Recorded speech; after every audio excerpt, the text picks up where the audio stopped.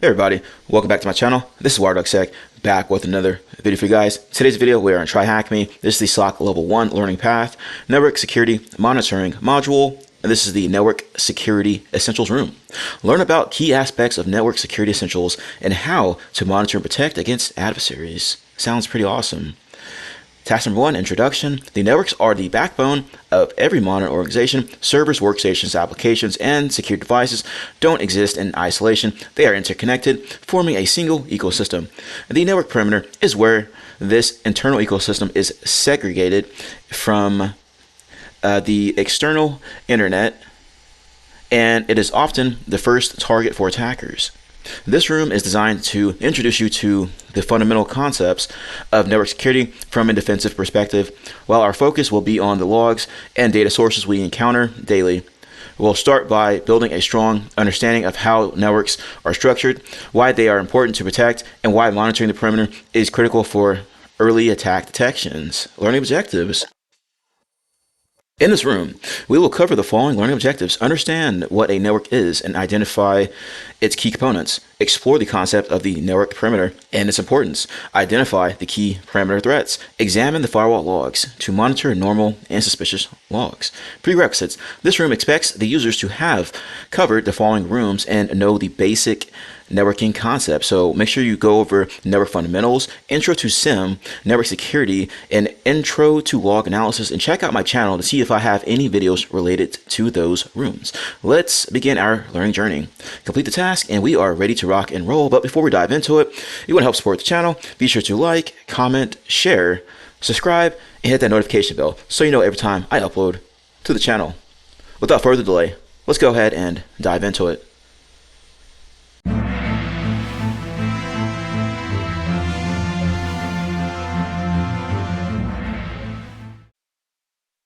Task 2, lab connection. Before moving forward, start the lab by clicking the Start Machine button. It will take 3 minutes to load properly.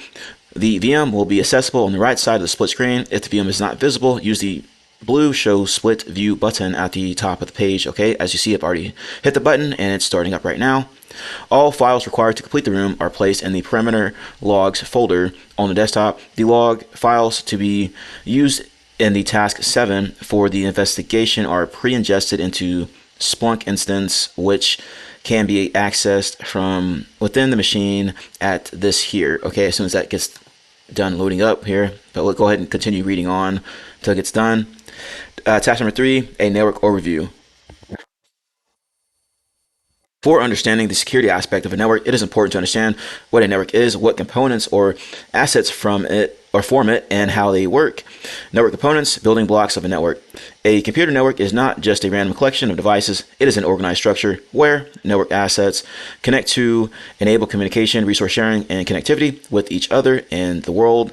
Small enterprise network. From a security perspective, knowing what these devices do and why they're important helps quickly identify suspicious activity. Let's take an example of a small enterprise network and understand its key components, usage, and their importance from a security perspective here. And we can see this little fancy image there. User workstations, endpoints. Employees do their daily work at workstations, PCs, laptops. However, they are also the most common entry point for attackers, often via phishing emails or malicious downloads. Example, a phishing email drops malware on a finance user's PC.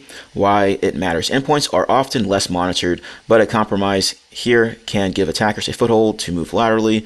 Importance. Enterprise logs can reveal malicious processes, but network logs may first show C2, which is command and control, connections. File and database servers. These servers store the business's most important asset, its data. File servers provide centralized access to shared documents, while database servers manage structured data like customer records, HR information, or financial data. Importance. Attackers usually target these servers because compromising them means access to valuable or sensitive data. Ransomware operators in particular target file servers to maximize their impact. Data exfiltration campaigns often involve stealthily moving data from these servers out of the network, and that's absolutely true. Like I said up here, they can traverse from an endpoint, right, or user workstation into a database server or a server that has sensitive information stored on there, and then start doing some nasty things. Application servers, web, email, VPN, etc. These servers provide services that employees and customers rely on daily. Web servers host company websites and web applications. Email servers handle corporate communications. VPN gateways allow secure remote access to internal resources. Importance: because they are externally facing application servers are high value targets. Attackers scan them constantly for software vulnerabilities or weak configurations. Exploiting one often provides a foothold into the internal network. That's absolutely true. From a security perspective, we need to monitor application logs, firewall alerts, and IDS signatures to identify exploit attempts. Examples: SQL injection on a web app, brute force login attempts on email or VPN services, suspicious external IPs interacting with sensitive applications, Active Directory, or AD for short, authentication servers. Active Directory is the identity backbone of most enterprise networks. It manages users, groups, computers, and their access rights. Employees use their AD credentials to log into their computers, access email, file servers, and internal applications. Importance: AD is the main component that controls all user accounts and systems within the network. Attackers commonly target AD for privilege escalation, persistence, and lateral movement. A single compromised domain admin account can bring down the entire enterprise. That's right. Domain admin is basically like God mode. You can do like whatever you want. From a security perspective, we need to monitor authentication logs for suspicious behavior, such as the following: multiple failed login attempts, password spraying, unusual logins from external IPs or at odd hours, accounts accessing systems they normally shouldn't. True, right? So if there's like, you should take a look at the user's role, right, the job function, or if it's a service account, look at the business function of that service account. Should it be accessing X, Y, and Z application or system or machine, what have you, okay? Routers and switches, network infrastructure. Routers connect different networks, most importantly, linking the enterprise LAN to the internet. Switches connect devices within the same network, ensuring employees' PCs, printers, and servers communicate seamlessly.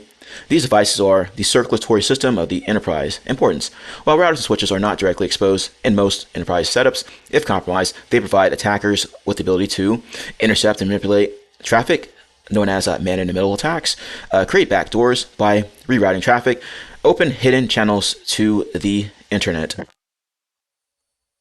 Firewalls / perimeter devices. A firewall is the primary security gateway that controls traffic between the trusted internal network and the untrusted internet.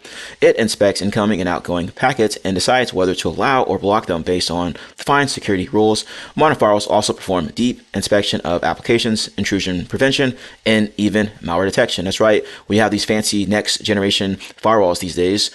Importance: protects the enterprise from direct exposure to the internet, prevents unauthorized access to internal services, examples database or RDP, logs every connection attempt, successful or blocked. These logs are often the earliest indicators of attacks, such as port scans, brute force attempts, or exploitation attempts.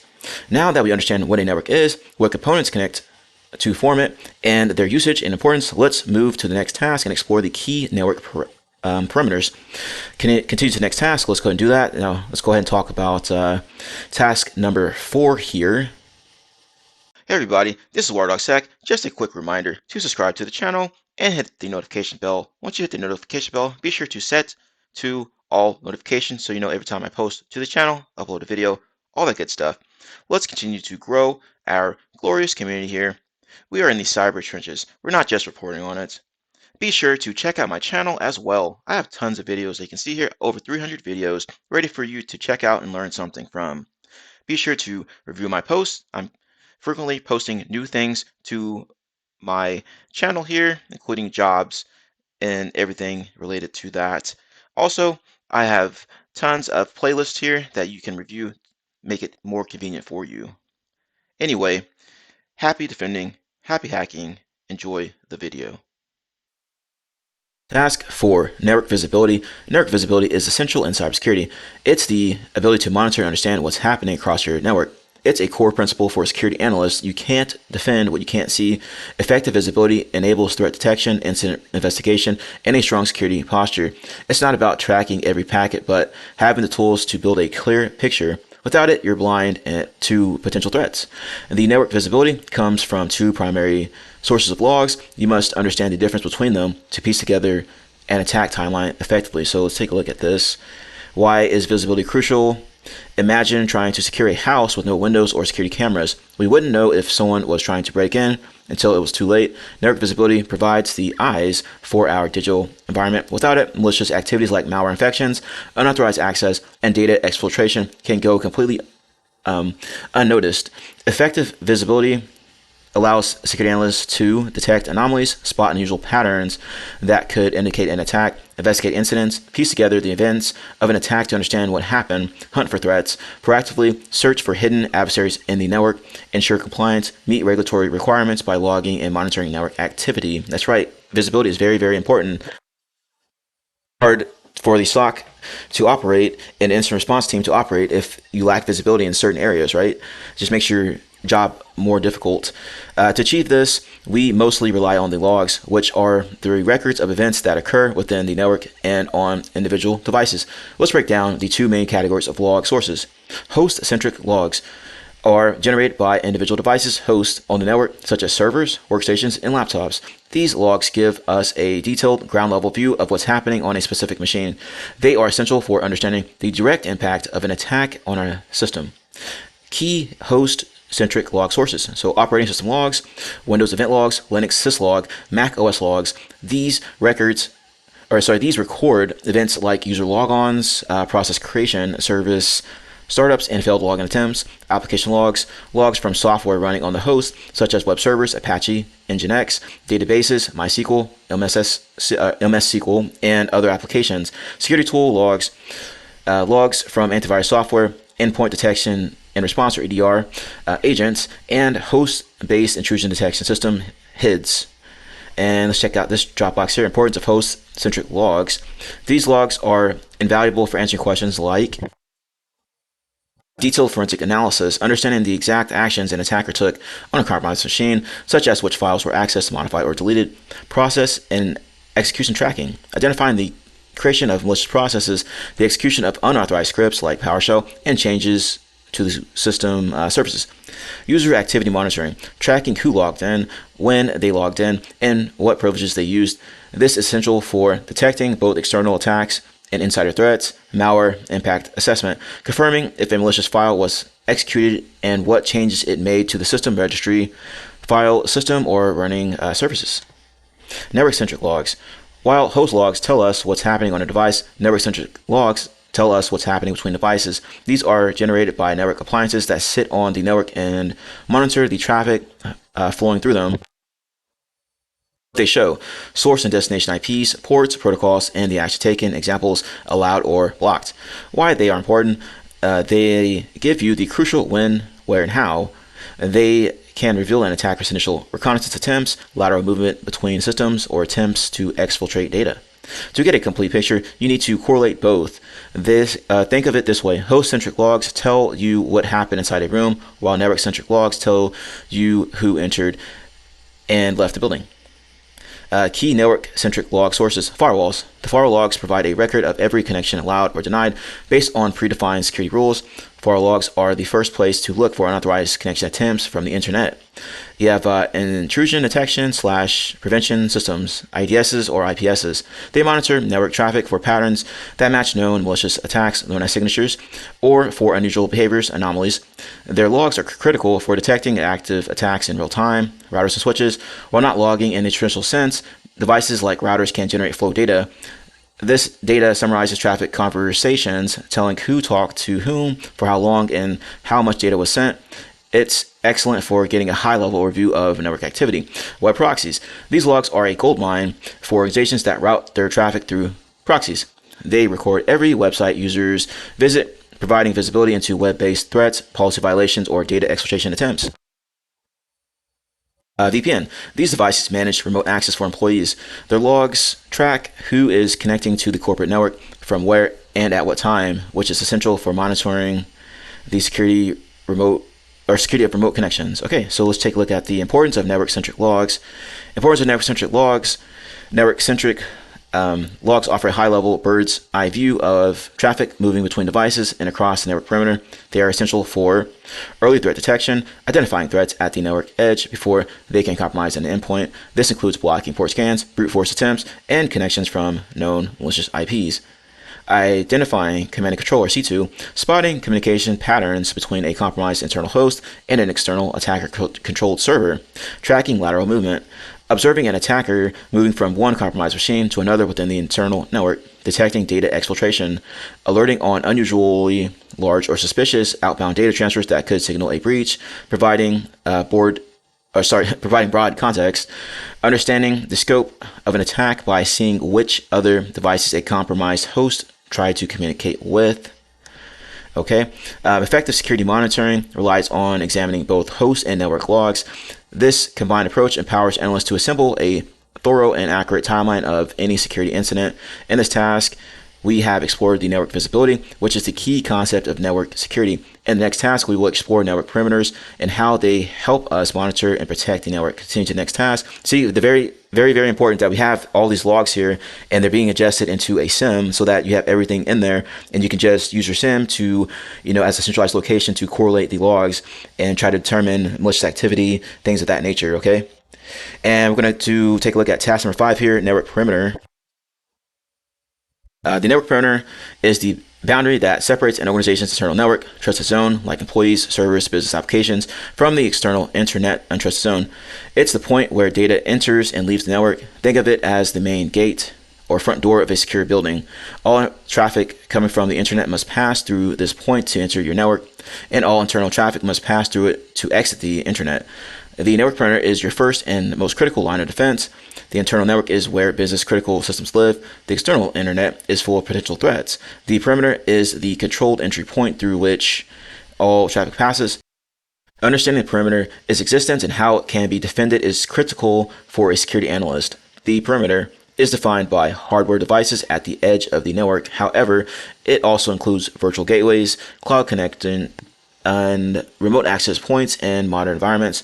Common components of a network perimeter include firewalls, gatekeepers that filter traffic between internal and external networks, routers/gateways, devices that route traffic and enforce access rules, demilitarized zone, DMZ, a buffer network segment where public-facing servers, web, mail, VPN are placed, remote access gateways, VPNs, secure entry points for employees working outside the office. Importance of network perimeter. The network perimeter acts as a gatekeeper, controlling what goes in and out of the network.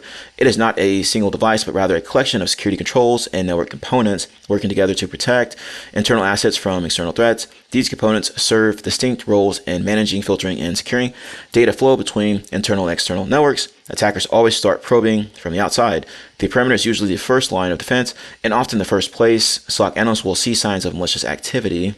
If the perimeter is weak or misconfigured, attackers can exploit services. Examples would be RDP, MySQL, SMB to gain access, perform scanning and reconnaissance to map the network, launch brute force attacks against the login services, use data exfiltration channels to send stolen data out. Network perimeter in a small enterprise. Imagine a small business network. A firewall sits between the internet and the internal LAN. A web server is placed in a DMZ so customers can access the website. Internal servers, AD, file, and database live behind the firewall and are accessible only to employees. Employees outside the office connect through a VPN gateway. This setup ensures that only controlled traffic reaches the internal network, while public services remain isolated in a safer zone. Commonality includes routers, direct network traffic, firewalls, inspect and filter traffic, DMZ, host, public-facing services, VPN gateways, secure remote access. Why does it matter? The perimeter is the first line of defense against external threats. Attackers can scan IPs looking for open ports and vulnerabilities. Misconfigured or weakly protected perimeters often lead to unauthorized access. Examples: exposed RDP/SSH, data breaches, malware, infiltration. Role of a security analyst. As a security analyst, monitoring the perimeter means reviewing firewall logs for blocked or loud connections, identifying scanning attempts or brute force login attempts, flagging unusual outbound traffic that may indicate malware, beaconing, or exfiltration, understanding what should or should not be exposed at the perimeter. Yes, absolutely important here. All right, so task number 6, network perimeters, monitoring and protecting. In the previous task, we discussed the network perimeter, its importance, and how it functions as the boundary between trusted internal systems and external internet. Attackers constantly probe this boundary, looking for weak spots. Let's explore various scenarios and how to monitor different network perimeters to identify threats and protect against them. Monitoring the perimeter. Monitoring the perimeter means using firewalls, intrusion detection or prevention systems, IDSs or IPSs, and access control to examine and limit exposure and enforce security rules. This allows these security analysts to spot early stage attacks like port scans or brute force attempts, detect misconfigurations that leave sensitive services exposed, identify outbound traffic anomalies that may indicate malware or data exfiltration. The perimeter logs used in the following scenarios can be found at Perimeter Logs Task 6 folder on the desktop. Okay, cool. Good thing to know there. And that's absolutely true. If you ever look at firewall logs, they will be extremely noisy because your stuff's getting hit all the time, all day, every day. They're getting hit with network scans, port scans, MAP scans, web app scans. So they're very, very noisy, but they're good to have in case something gets through. And there's also services out there that you can use as well. And you should be using like a vulnerability scanner to scan your external, facing assets or your external perimeter so that you can hopefully find out the issues before a threat actor takes advantage of it. Let's continue on. Monitoring the perimeter in action. Below are some scenarios to demonstrate the importance of monitoring perimeters. Scenario 1, probing for ports, port scanning. An attacker is testing your network to see which ports are open or closed while the firewall is doing its job and blocking them. Firewall log, so here's an example of that. You got the timestamp here, so you have the date, time, and you have the action, if it was allowed or blocked. You have the, if it's TCP, UDP, right, the protocol. Let's see here. And you have the IP address, and also looks like the port, right? So the source port, and IP for the attacker going to the target here, which would be you. Okay, so you have that information there. So there's a lot of allow and block connections there. So log breakdown. Same external IP 203.0.113.10 is trying to connect to multiple ports on the same internal machine quickly. Analyst verdict. This is a classic port scan. The attacker is looking for an open service to target. Nice. Scenario 2, attacking the web server SQL injection. The company website is being attacked. An intrusion detection system, IDS, provides more details than a firewall, identifying the type of attack. So you have a WAF, which is a web application firewall. And so is an example of a WAF log. Okay, so we have, once again, there's a timestamp, you got the source IP, action, then there's the request here. Okay, so if you ever get familiarized with web application security, things of that nature, then you'll see things like this. Okay, you'll see attacks in here, right? This script here, cross-site scripting, XSS, right? And you have looks like some kind of a traversal attack there, trying to get to Etsy password on the target machine here. And you can see some more information down here. Okay, so cross-site scripting, attack type, and then directory traversal, as I said, or path traversal, whichever you want to use there. All right, some good stuff here. And you should have a WAF in front of like all your web applications. Okay, if you don't have that there, then attackers can just sit there all day and just hit it with web application scans and all kinds of nasty payloads and stuff like that. Log breakdown. This log shows a mix of allow and block actions. An analyst can filter for action equal block to immediately find threats. The WAF does the hard work by blocking the request and telling us why. The attack type equals SQL injection. Alert shows the attacker trying to dump the database information. The attack type cross-site scripting or XSS alert is attempt to inject malicious scripts. The attack type equals directory traversal. Alerts shows an attempt to read sensitive server files. Analyst's verdict. The WAF successfully identifies and blocks multiple web attack types from suspicious IP. This is a high confidence alert that an attacker is actively targeting the website. Scenario 3, guessing the password, VPN brute force. An attacker is trying to guess a user's password to gain remote access to the network. This creates a lot of noise in the authentication logs. So VPN gateway log. Once again, there's a timestamp, failed auth, failed auth, failed auth. You have a successful one in there, right? And you have the, once again, the threat actor's IP port, and then you have the target there, or the victim, which would be you, right? And then you have the user name information that they're trying to use to log into your systems. Log breakdown. The log is flooded with failed auth and successful auth events.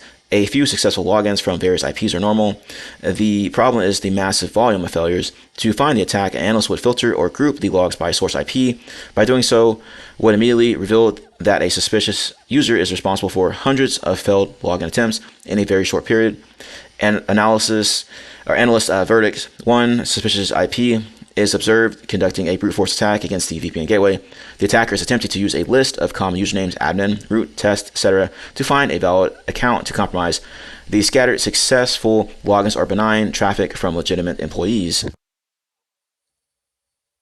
This is really true. They're using like some word list, okay, like a user word list or password word list. So you'll see a lot of like commonly used names out there, generic names like admin, root, things like that. Okay.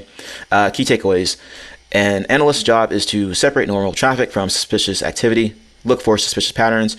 Repetition from one source to many destinations equals scanning. Repetition from one source to one destination equals brute forcing. Traffic at perfect regular intervals equal malware beaconing. Context is key. An IDS alert telling you why something was flagged is more valuable than a simple firewall block. Monitoring the network perimeter is the first step in detecting attacks. Sweet. So now that we read through all that stuff here, we have some questions here. And go ahead and pause the video, try to answer the question yourself, come back to the video, and then we will step through them together. All right, welcome back. Hopefully you were able to find the answers. If not, that's fine. We're going to step through this together, and I'll even show you some interesting tips that you can use with the command line. So first one up is examine the firewall logs. Which IP address is performing the port scan? So we are in the task 6 directory here. So there's a firewall log. So if you want to take a look at the logs, you can just cat the file. There's probably going to be a ton of information in here to sift through, right? So you can do it this way, or you can just open this up in like a text editor, you know, but sometimes you won't have that privilege of doing that because there'll be a ton of entries in this log. So we need to figure out the IP address performing the port scan. So if we go back and reference what they're talking about here, it says port scanning here, repetition from one source to many destinations. Okay, so you can see there's a few IPs in there to look at here, and one in particular of interest is going to be this 203. Okay, and you can see that it's targeting different ports and all that right here. Okay, different ports, and let's say that we want to filter out on that information there. Okay, so we will go ahead and take that particular IP address. If I could find it again, let me just see. There we go. Go ahead and grab it here. Okay, and then let's go ahead and clear all this stuff out of here. So we have that. We're going to pipe this into grep. Okay, and inside these quotes here, we're going to paste that IP, so that way we can just see what's in there for this one. Okay, and you can see it's targeting all these different ports here, so it definitely looks like port scanning activity, right? And it's blocked, so that's the answer. IP I went with here, okay, for port scan. Next one up is in the WAF logs, which single source IP is responsible for all the blocked web attacks? So let's go ahead and take a look at those logs there. So let's go ahead and clear this out again. And ls. So we have the WAF logs there. So once again, take a look at the WAF logs to see what we can pivot off of inside of here, what we can, you know, filter off of inside of here. As you can see, there's a ton of data inside of here, and the question is asking for blocked web attacks. Okay, so we're gonna look for action equals like blocked, block, or something like that. And as you're scrolling through here, you can see action equal block. Okay, so this is something we can filter off of once again using our old handy dandy grep. I love grep. It's awesome. Saves a lot of time and effort on a lot of things. So once again, grep inside of here, we're gonna type in block. Okay, and then hit enter. There we go. Now we have that IP right there.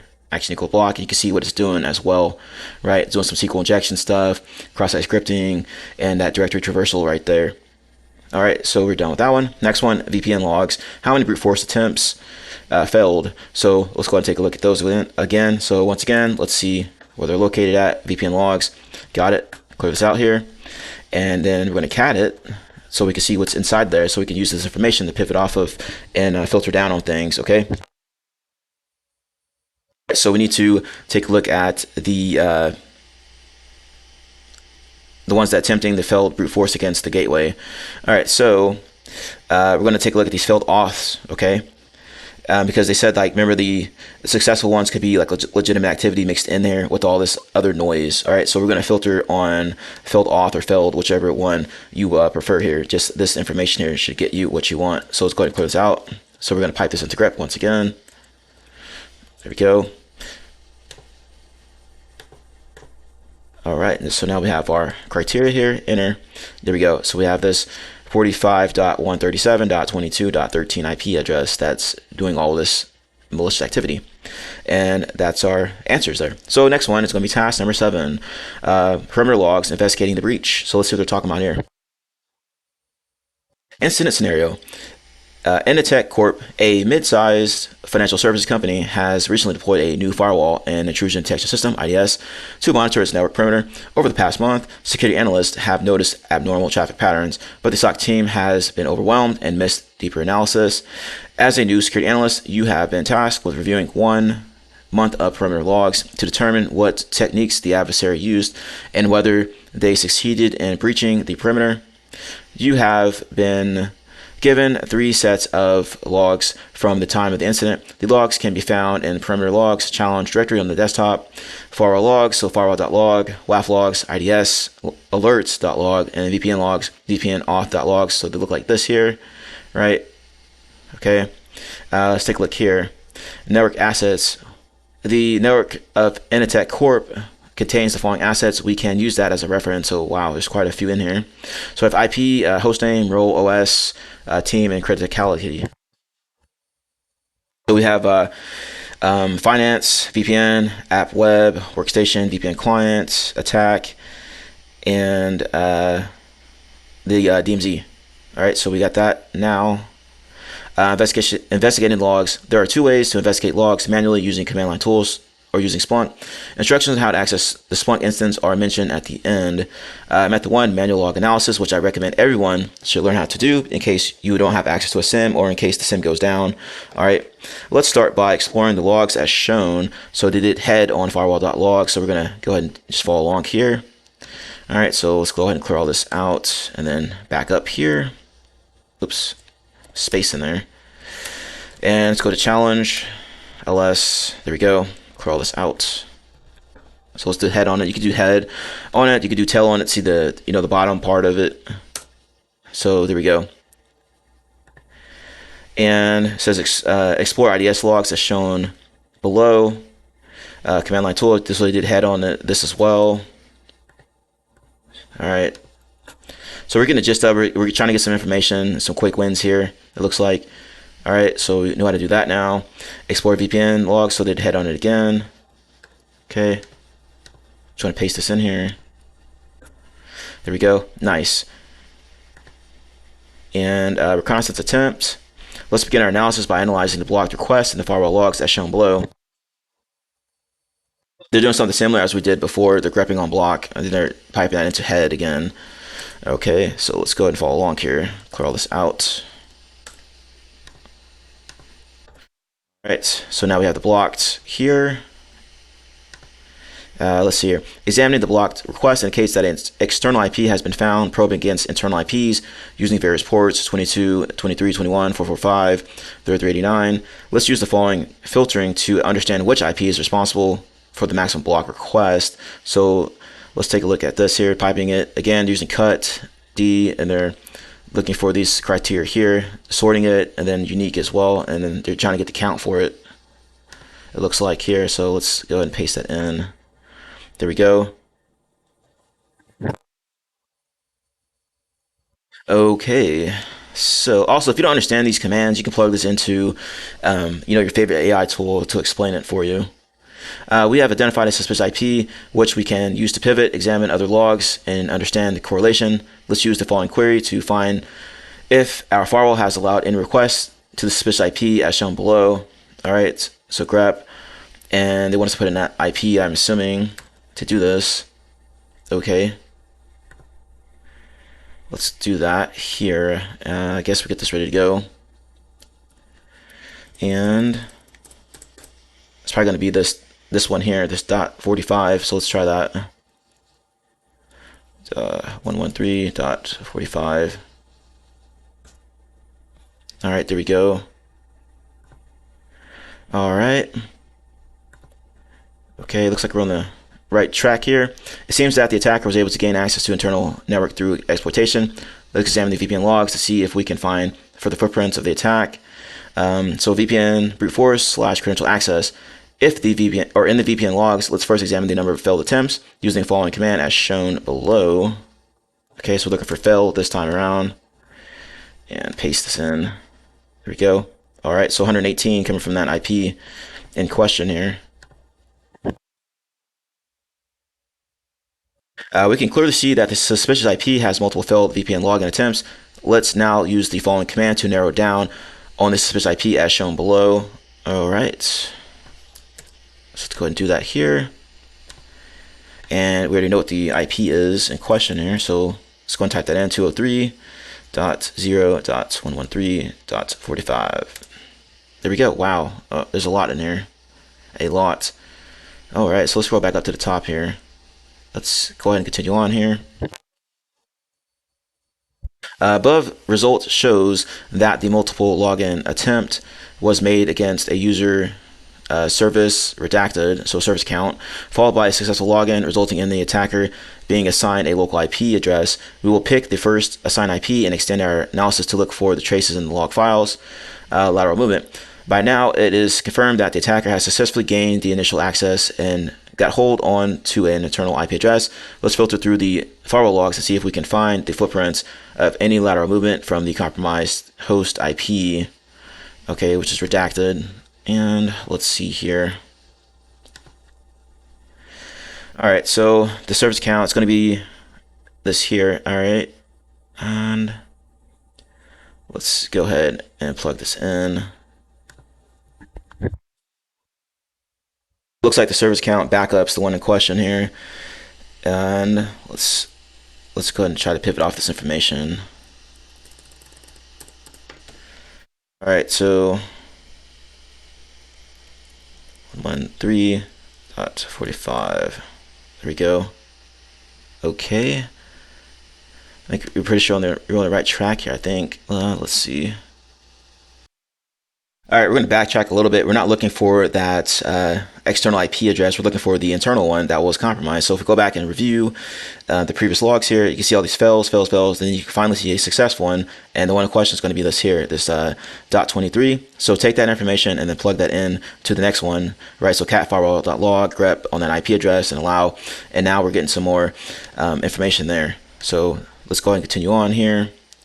It is observed that the compromised IP is probing internal machines .20.51.60 on various ports, SMB, RDP, SSH, so 4445, 3389, and 22. So we can see the same information there. All right. Let's now pivot to IDS alerts logs and filter through the compromised IP and see if we can find intrusion rules that were triggered. So we're going to take that same IP, plug it in here. Okay, and I'm sure we're supposed to be answering questions on the way through this, but we'll get there whenever we get there, because I mean we're going through the whole process anyway. .23. Let's do that here. All right, there we go. SSH scan, SMB stuff here, RDP stuff here, brute force, so all kinds of nasty things going on here. It seems the compromised host is trying to exploit various vulnerabilities against these services mentioned above on those hosts. One of the IDS alerts indicates SMB exploit, which looks interesting. Let's narrow down our search by using the following query here. Okay. All right. So let's see here. And let's go and plug this in here. And we got to change this redacted SMB. I'm assuming, I guess we're going to use that same IP here, 0.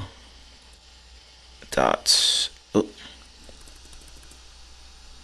I already forgot what it was. Let me scroll back up here. There it is. 10.8.0.23. Okay. There we go. Exploit possible lateral movement. All right. Above results confirm that the compromised host was able to exploit SMB service and was able to achieve lateral movement. C2 beaconing. All right. Wow, there's a lot to go through here. All right. So let's go back up here and take a look. Now that we have an evidence of the lateral movement of the attacker, let's hunt for any indicator of C2 communication. If we look at the IDS alerts, we can find a specific alert related to C2 beaconing indicating possible C2 communication. Let's use the following search query to see the results. So let's go and do that here. Okay, a lot of stuff here. And also, I probably should have said this at the beginning, but you can send this output into results. So let's say IDS alerts and then results.txt. Okay, so you can save everything in this file to review later in case you don't want to run this stuff again. So let me show you the example here. So we have everything in there. All right. Let's take a look here. Clearly confirms our suspicion against one of the internal compromised hosts. Okay. Let's slice and dice through the results to filter against the compromised IP responsible for C2 beaconing as shown below. All right. And the compromised IP, let's go plug this in here. And okay, let's go change all this stuff out of here. Redacted. All right, so the compromised IP is going to be this here, this 10.0.0.60. So 10.0.0.60. All right, there we go. And we can see all kinds of stuff here. Policy suspicious HTTP, SQL injection, policy suspicious HTTP, benign scan, SQL injection stuff there. Okay, let's read through that here, and let's see. This further affirms that the infected host is further performing suspicious activities. We can use the following command to show the stats of the alerts triggered against the infected host. Okay. And all right, so once again, we're going to change out redacted with that same IP, I believe. So let's go ahead and do that right now. 10.0.0.60. All right, there we go. 32, Trojan possible C2 beaconing. All right, and it's going to this C2 server, looks like here on 4444, right? So it's probably like Metasploit or something. Above analysis clearly indicates that our internal network is fully compromised, and we now have the external IP address acting as a C2 server, receiving C2 beacons from our compromised host. Okay. And let's go ahead and do this again. Okay. So we should get something like this. And let's go ahead and paste this in. And once again, change out the redacted with that infected machine.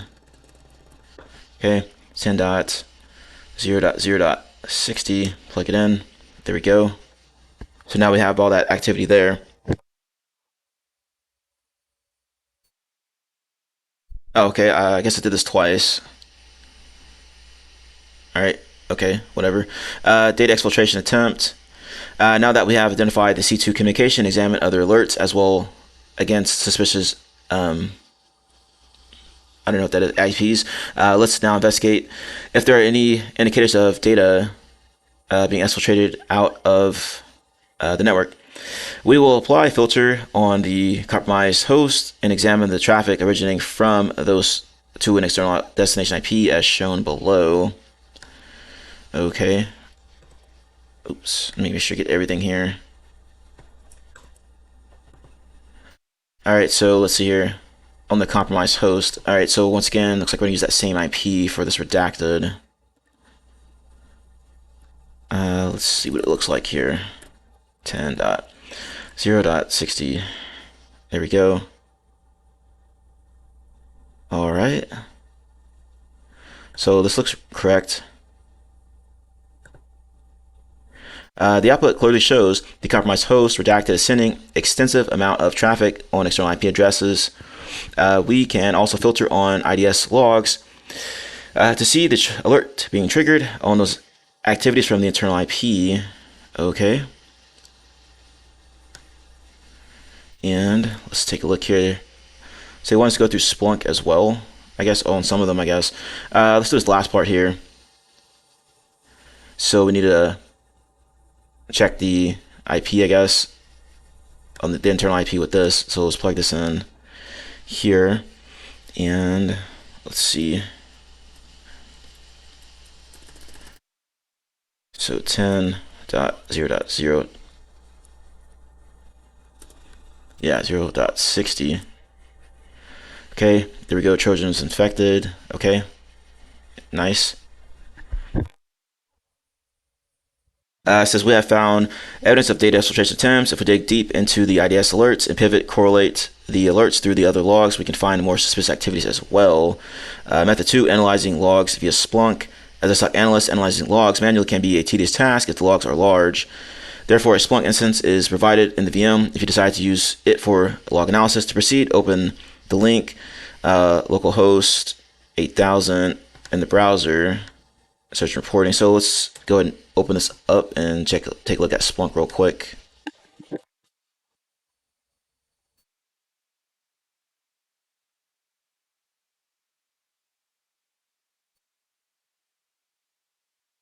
Hopefully it doesn't take forever to load up. And we also have questions here, which we pretty much answered all of them, I'm pretty sure. So let's see if this loads up. It's really slow. I definitely take some time learning that manual log review, okay? Because, like I said, sometimes you may not have access to a SIEM, or maybe the SIEM's down, or maybe the logs aren't in the SIEM for some reason. You may come across that in your career, and then using that manual log analysis, well, while you wait for those logs to be ingested into the SIEM, you can already start performing your analysis and get after it in your investigation, so you're not wasting any time. Time is of the essence in regards to incident response. This is going really slow. All right, let's see here. Once we get in here, search and reporting, tab and left bar, and start analyzing logs. Logs are pre-ingested and index equals network logs. So let's get this bad boy up and running. So we should look something like this. Nice. Okay, so there we go, search and reporting. Let's get this out of the way here. Nice. Plug this in. And we'll change this to all time.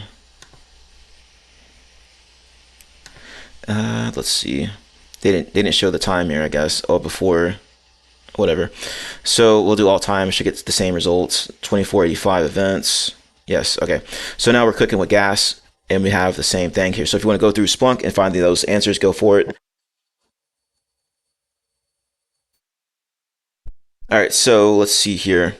There's some questions here. So once again, go ahead and pause the video, answer these questions yourself. Like I said, we already went through it, so we probably already know it. But come up to the video once you're done, and then we'll step through it together, or just review it because we already did this pretty much. Welcome back. Now let's go ahead and take a look at these questions and then the answers. Now we should have already been able to answer all of these questions correctly, except for this last one here. I don't think I was able to find this one through the steps we did earlier, unless I made a mistake somewhere. Maybe y'all were able to find it on the first try. But anyway, I'll show y'all how I found that one. And let's take a look here. Examine the firewall logs. What external IP performed the most reconnaissance? So if we go back and take a look here, remember we did this cat initially on the firewall.log looking for blocks, and you have a couple different IPs here. And if you take a look at the different ports being scanned here, right, so the .20 is coming up a lot here, and you can correlate that with this .45 here. So that should be our answer for that one. And let me minimize this here. And you can also look for the unique accounts and such, so you can pivot off that block here to build out a better query.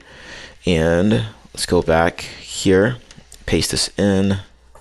So it's a lot cleaner, and you can see the one that's obvious is going to be this 203.0.113.45 for answer there. Next one, in the firewall log, which internal host was targeted by scans? So once again, let's go back and take a look here, and I believe this was it here, this VPN one. So let's see, let's clear all this stuff out, paste.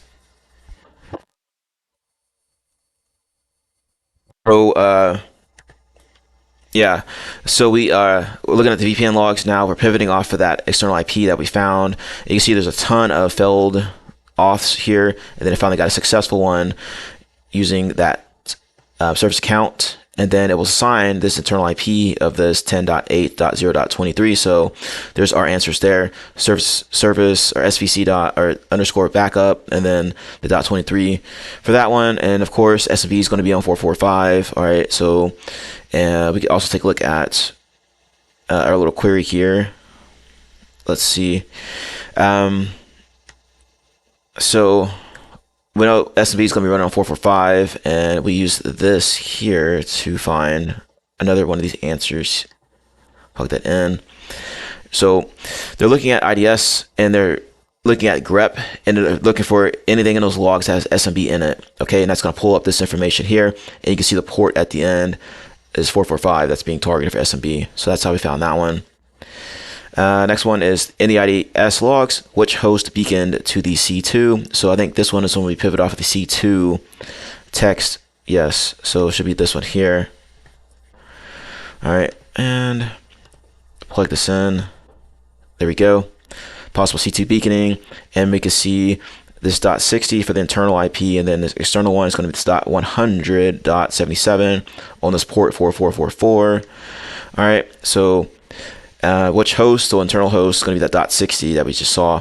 During the investigation, which IP was observed to be associated with the C2? Well, we just saw that again, this .77, okay, going on a port 4444 for that one. This last one here was a bit tricky. All right, and to get this one, I had to look at the those logs and just looked for upload.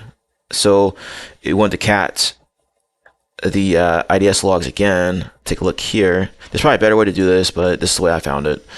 So paste this in. Anything that had this upload in it. So HTTP post, large upload classification, and this is going to be here. All right, so that IP comes up. Like I said, you can do a generic search through the logs or a generic look at the logs, so you can cat it and take a look here, and then just pivot off the information inside of here. So that's pretty much what we did. We just slimmed down or limited the results based on specific commands and things of that nature using grep and things like that. There's also this here, this potential data exfiltration. Okay. So we could use that information as well, right? So that's like a dead giveaway. So let's go and plug that in. If we don't want to use upload, we can do this here, paste. There we go. So now we have that IP, the internal IP going to that external C2 server on port 8080, 8080. All right. So I assume that's what they were getting at here, and I think that's where I got lost. But we were able to find this particular answer for the last one there.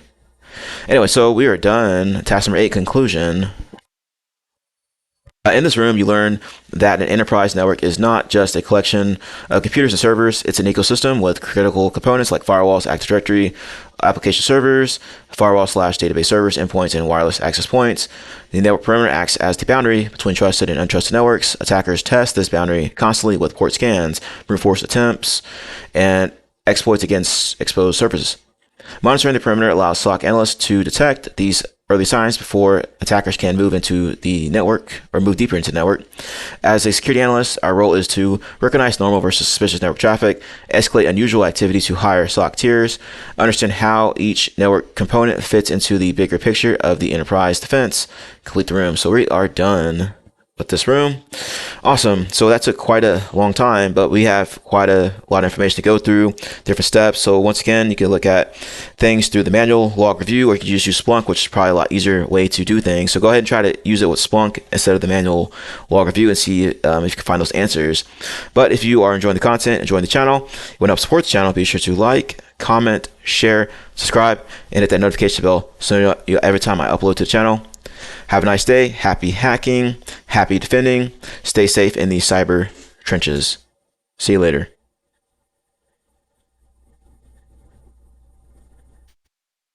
Hey everybody, this is WireDogSec. Just a quick reminder to subscribe to the channel and hit the notification bell. Once you hit the notification bell, be sure to set to all notifications so you know every time I post to the channel, upload a video, all that good stuff. Let's continue to grow our glorious community here. We are in the cyber trenches. We're not just reporting on it. Be sure to check out my channel as well. I have tons of videos that you can see here, over 300 videos ready for you to check out and learn something from. Be sure to review my posts. I'm frequently posting new things to my channel here, including jobs and everything related to that.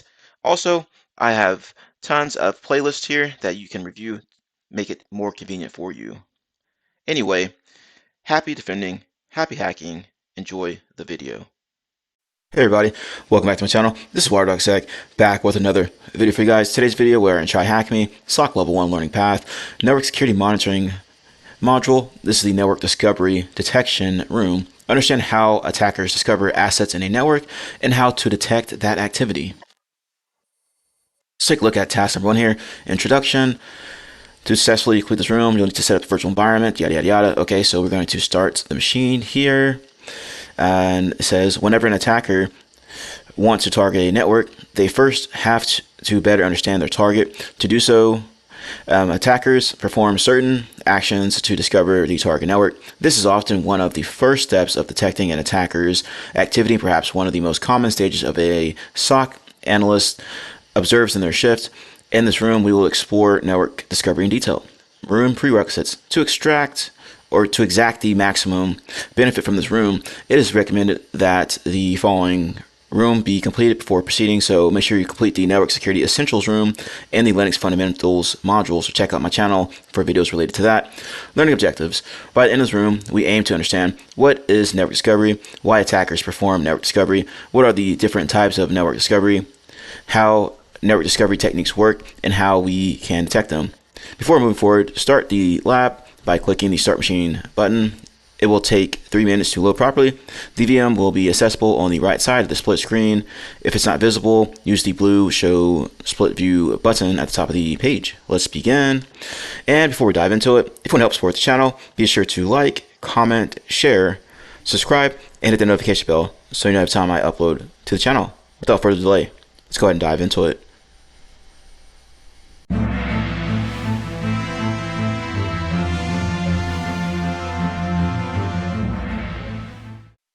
Task 2, Network Discovery. Attackers and Network Discovery. As discussed in the previous task, attackers start their attacks by trying to discover an organization's assets that are open to the publicly accessible internet, called the attack surface. During this discovery phase, the attacker attempts to ascertain some of the following information. What assets can be accessed by the attacker? What are the IP addresses, ports, operating systems, and services running on these assets? What versions of services are running? Does any service have a vulnerability that can be exploited? That's right. They're going to be doing this network discovery, this enumeration of the services, protocols, and what have you that's running behind that target IP address, host name, what have you, right?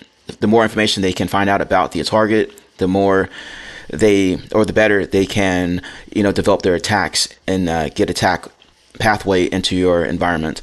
In short, the attacker is trying to find an opening that will allow them to exploit the network, right? As I just said, attacker, internet perimeter, you get the firewall. Okay, behind there is it says scanning for vulnerabilities, and there's the defender. Defenders and network discovery. On the other hand, defenders also sometimes run software that performs network discovery or activity. During this activity, defenders want to achieve the following goals: inventory the organization's assets and ensure all assets are documented, ensure no unnecessary IP, port, or service is open, and whatever is running is necessary, ensure vulnerabilities are patched, or at least the exploitable vulnerabilities are patched. That's right. They often run, vulnerability management systems, vulnerability scanners like Nessus, Open Boss. Maybe if you want a free open source one, there's also Qualys is a huge one out there. There's Tenable. There's a variety of different vulnerability scanners out there. And also just for network inventory, right? You have other tools and services out there, such as, your inventory system, maybe like ServiceNow or something. So it can do like a discovery that goes out there and tries to collect information in your network and bring that back into the inventory system. In short, defenders attempt to reduce the attack surface as much as possible. The challenge in detecting network discovery, as you might have noticed, both attackers and defenders perform discovery actions. Multiple research organizations, web crawlers, search engines, etc. also perform similar discovery actions to map the resources present on the internet, right, like Shodan. SOC teams must differentiate between good and bad discovery. To mitigate this challenge, SOC teams often use the following techniques: allow list, known internal, and benign external scanners, ensuring no alerts are triggered on those resources or sources, integrate threat intelligence with detection, use cases, and flag scanning activity only from known malicious or suspicious sources, like Tor nodes, right? Since the previous point has a chance of missing some malicious scanning activity, some teams use the threat intelligence to raise the severity of the alerts instead of only triggering alerts on them. In addition, they add some generic use cases to alert on scanning behavior, which we will learn about in the next task suite. What do attackers scan other than IP addresses, ports, and OS version in order to identify vulnerabilities on a network. So if we go back up here and see what they were talking about that, and let's see here. So it was up here in this first section here, and it should be services. All right, so we're gonna copy and paste that down as our answer. Okay, and Nmap's a well-known scanner tool out there. So if you don't know what Nmap is, just do some Googling and do some research on that. Task number 3, external versus internal scanning. When discussing network discovery behavior, a SOC team might come across activity aimed at napping host on the target network. This can be of the following types. External scanning activity. A SOC analyst might encounter scanning activity from outside the organization's network and scan the machines inside the network, mainly the public-facing assets on the perimeter. The SOC analyst will observe that the source IP in this type of attack is an external IP, and the destination is an IP address belonging to the organization. This type of scan indicates that the attack is still in reconnaissance phase of the MITRE attack lifecycle. The attacker does not have a foothold inside the network and is doing initial reconnaissance to identify opportunities to gain initial access in the network. So here's a workflow of what that looks like. So we got reconnaissance, resource development, initial access, execution, persistence, privilege escalation, defense evasion, credential access, discovery, lateral movement collection, exfiltration, command and control, or C2, and impact. This type of scanning is in the initial phases of the attack, and the attacker hasn't yet achieved any foothold in the network. So it is a low severity type of scanning. In response to an external scanning activity, a SOC analyst can block the offending IP addresses on the perimeter firewall of the organization's network. However, we must note that the attacker might come back again by masking their IP address. Yes, that's correct. As soon as you block it, they can just switch to a different one. They can use these VPSs, VPN services, anonymizing services, things like that to move around, hop around at different IP addresses. Internal scanning activity. The other type of scanning that a SOC analyst might observe is an internal to internal scanning activity. The SOC analyst will observe the source and destination IP addresses or private IP addresses inside the organization's network. This type of scan initiates inside the organization's network and scans assets from the same network. This type of scan indicates that the attack has progressed to the discovery phase of the MITRE attack lifecycle. In some of their frameworks, it might also be called internal reconnaissance, indicating that the attacker has a foothold in the network and is now gearing up for lateral movement. So let's take a look at this one. Reconnaissance, resource development, initial access, execution, persistence, privilege escalation, defense evasion, credential access, and now they're at this discovery right here.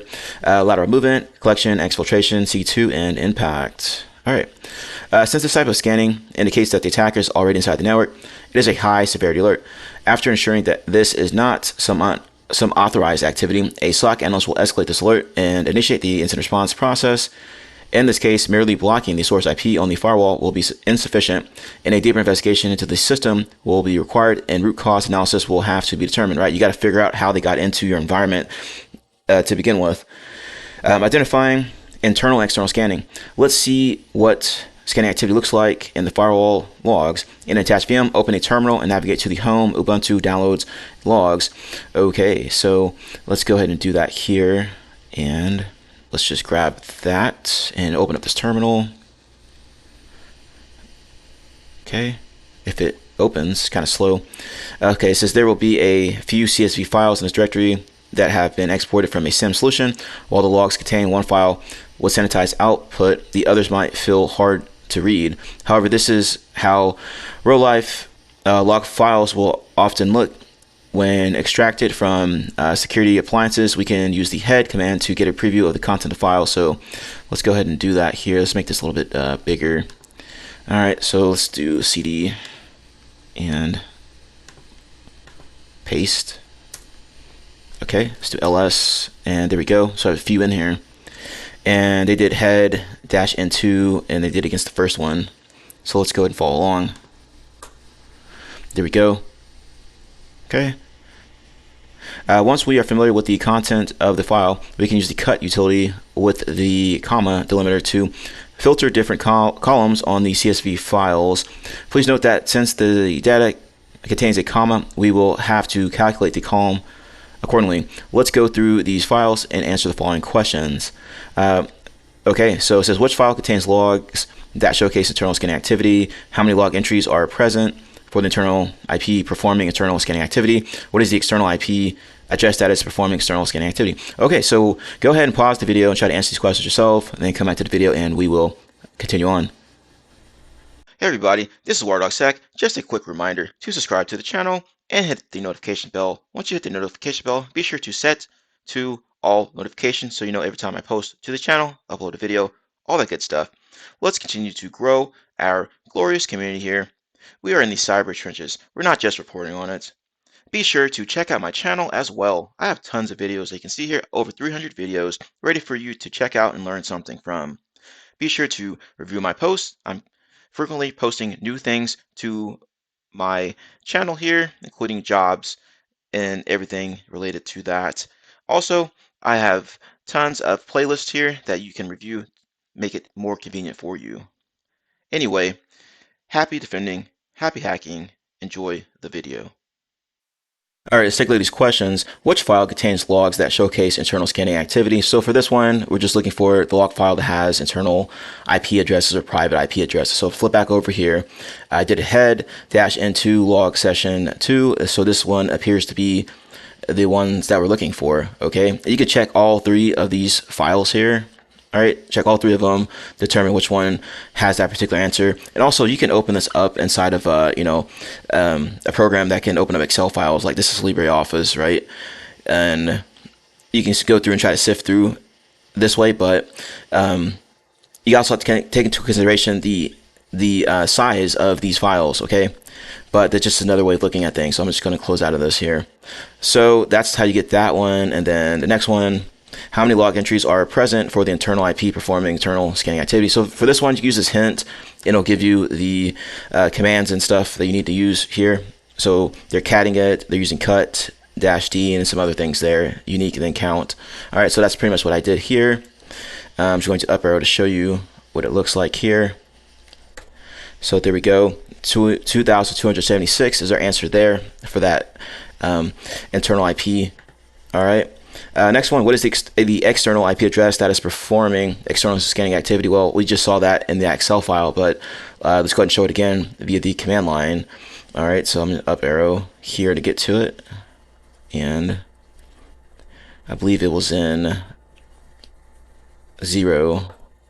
Yes, and it's also in that other one too, 0 and 1. So you can see it in both of these here. So there's our answer there for that one, 203.0.113.25. So let's go ahead and continue on. Task number 4, horizontal versus vertical scanning. Once the attackers know what hosts are present on a network, they often want to identify what ports are open on these hosts. This is called a port scan and can be one of the following types: horizontal scanning. Sometimes an attacker will scan for the same port across multiple destination IP addresses. This type of scanning is called horizontal scan. Horizontal scans are performed to identify which host exposes a particular port. An attacker might perform the scan if they intend to exploit that specific port, like 445, which is SMB. An example can be the WannaCry ransomware, which spread through the network using an SMB version 1 vulnerability and scanned for machines with port 445, which is used for SMB open, right? So here's another infographic of that attacker, and it's targeting these machines here. Okay, we can detect a horizontal scan in the logs if we see the same source IP, a single destination port, but multiple destination IP addresses across multiple events. Vertical scanning. Vertical scanning occurs when a single host IP address is scanned across multiple ports. Attackers can perform vertical scanning to footprint a host and identify exposed services. This activity might be performed when attackers focus on identifying a vulnerability on a single machine because they consider it a valuable target based on their objectives. For example, if an organization exposes only a single server to the internet, an attacker who wants to breach that organization would first perform a vertical scan on that server to identify open ports and understand the services running on the machine. That's right. This in like a CTF environment where you have that target machine, right?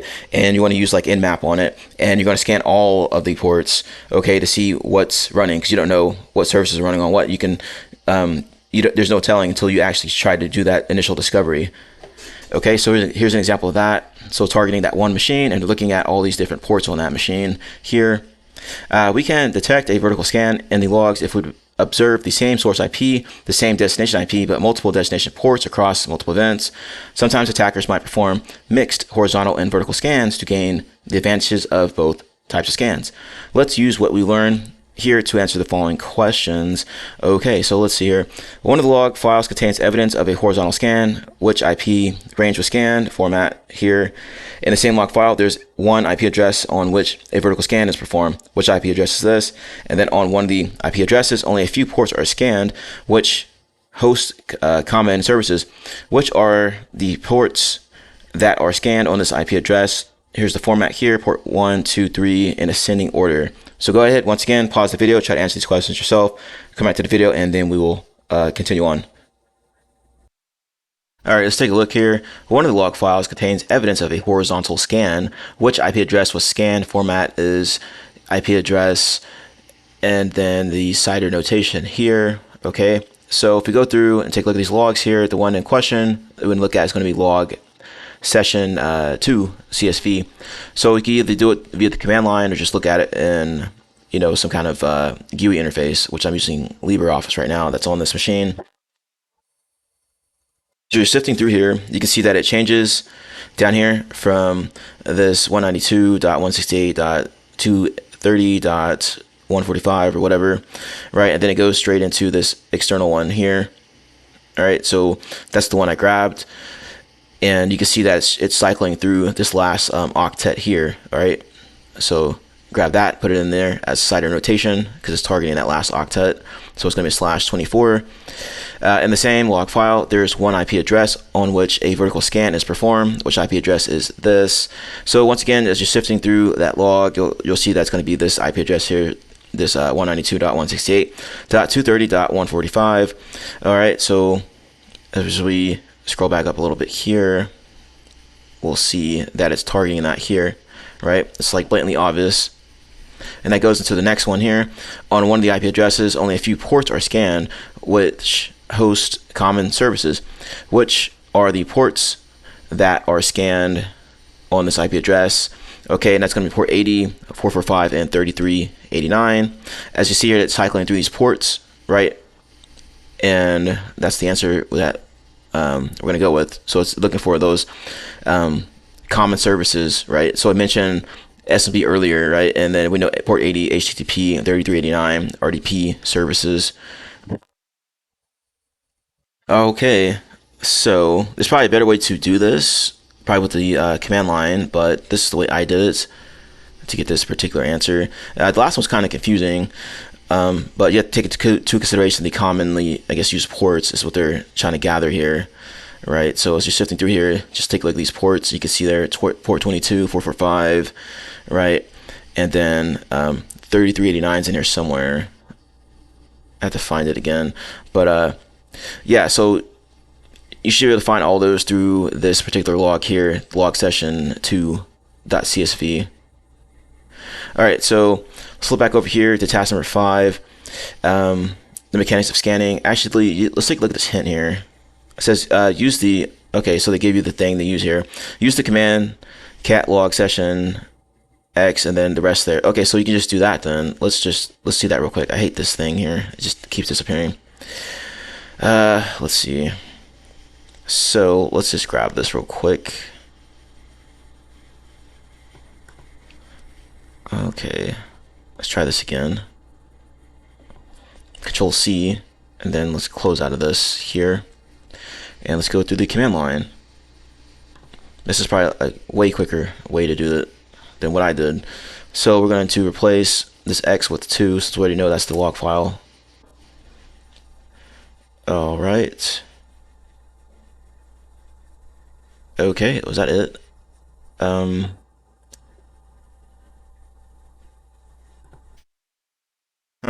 Okay. Let's see this again real quick.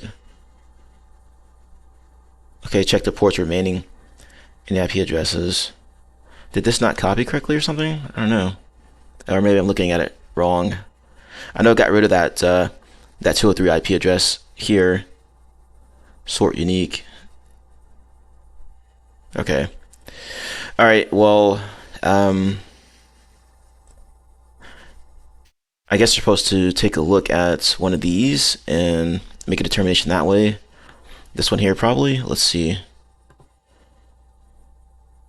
Or maybe it's not the correct. Let's check these other log files, because I found it in this one here, but let's see. Okay. I'm not sure if y'all got this working properly. Note it in the comments here. I'm probably missing something blatantly obvious, but whatever. We found the answer for this one. Test number 5, the mechanics of scanning. Now that we understand the different types of network discovery scans that can be run, let's dive into the mechanics of how these scans work. Ping sweep. This is one of the most basic network scanning techniques. Ping sweeps are generally used to identify hosts present and online on a network. This scan is run by sending an internet control message protocol, ICMP, or a ping, right, packet to the host. If the host is online, it will reply with an ICMP packet of its own. However, it is often blocked by security controls and in some organizations nowadays, making it easier to defeat this type of scanning activity, right? That's usually blocked by like the firewalls. TCP send scans. A TCP connection is initiated by a three-way handshake. Following the steps, send, SYNAC, and ACK to establish the connection. Network scanners can sometimes use this functionality of the TCP handshake to identify online hosts and their open ports. The scanner sends a SYN request to the recipient. If a SYNAC response is received, it means that the host is online and the port on which the SYN connection was sent is also open. This is a stealthy scan that often blends in with the rest of the network traffic and is harder to detect. UDP scan. Another way to identify online hosts and open ports is by sending a usually empty UDP packet. If the port is closed, the host sends back an ICMP port unreachable reply. This signifies that the port is closed, but the host is online. In some cases, the scanner will not receive any response until a set timer is reached. If no response is reached, or received, the scanner will mark the port as open, but this is not a clear evidence of the port being open. In rare cases, the scanner might receive a UDP packet in response, which is evidence of the port being open. As we can infer, a UDP scan is unreliable and slow as it relies on waiting until it does not receive any response until a timeout is reached. Most organizations often perform internal scans to check for vulnerabilities, keep an eye on rogue assets, and identify any opportunities for attack surface reduction. It is pertinent for a SOC analyst to know the details of these scans, such as the IP address from where they run, the type of scanning being performed, and any scanning schedules. Ideally, these scans should be excluded from any detection use cases of the SOC team to reduce noise. Absolutely true. You got to get rid of those so that you're not getting blasted and bombarded every time these scans run or the scheduled scans run, since you already know that that's legitimate activity coming from your vulnerability management team or who have you. Identifying scan types. Let's see if we can identify the types of scans using firewall logs. We will do that using Kibana. In a browser, use the following details to access Kibana dashboard. Log in using the credentials below. Open a browser inside the attached VM and use the following credentials. Okay, so let's go ahead and copy that and open this bad boy up in Firefox and see what's going to happen here. So while that's loading, let's take a look over here. Elastic, change me, etc. So navigate to the hamburger menu on the top left side and click on Discover over here. Okay. It's kind of slow. So once you get there, it says on the top left, select all logs in the data field or data view field and select search entire time range to view logs on the entire time range. Okay. Okay, let's go ahead and log into this real quick. So I'm gonna be lazy and just copy and paste everything. Hopefully this isn't as slow as it is for me, for y'all.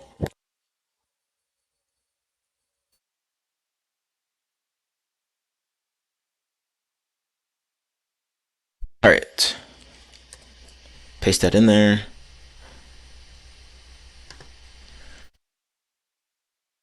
Okay, and change me. Got it. Sure. Let's see here. Now, obviously, in the real world, you probably don't want to save these passwords in the browser, but we're in a lab environment, so. All right, so it looks like it's loading up here. It's spinning. Looks like it's done. So hamburger icon, discover. and then we need to change it to all time.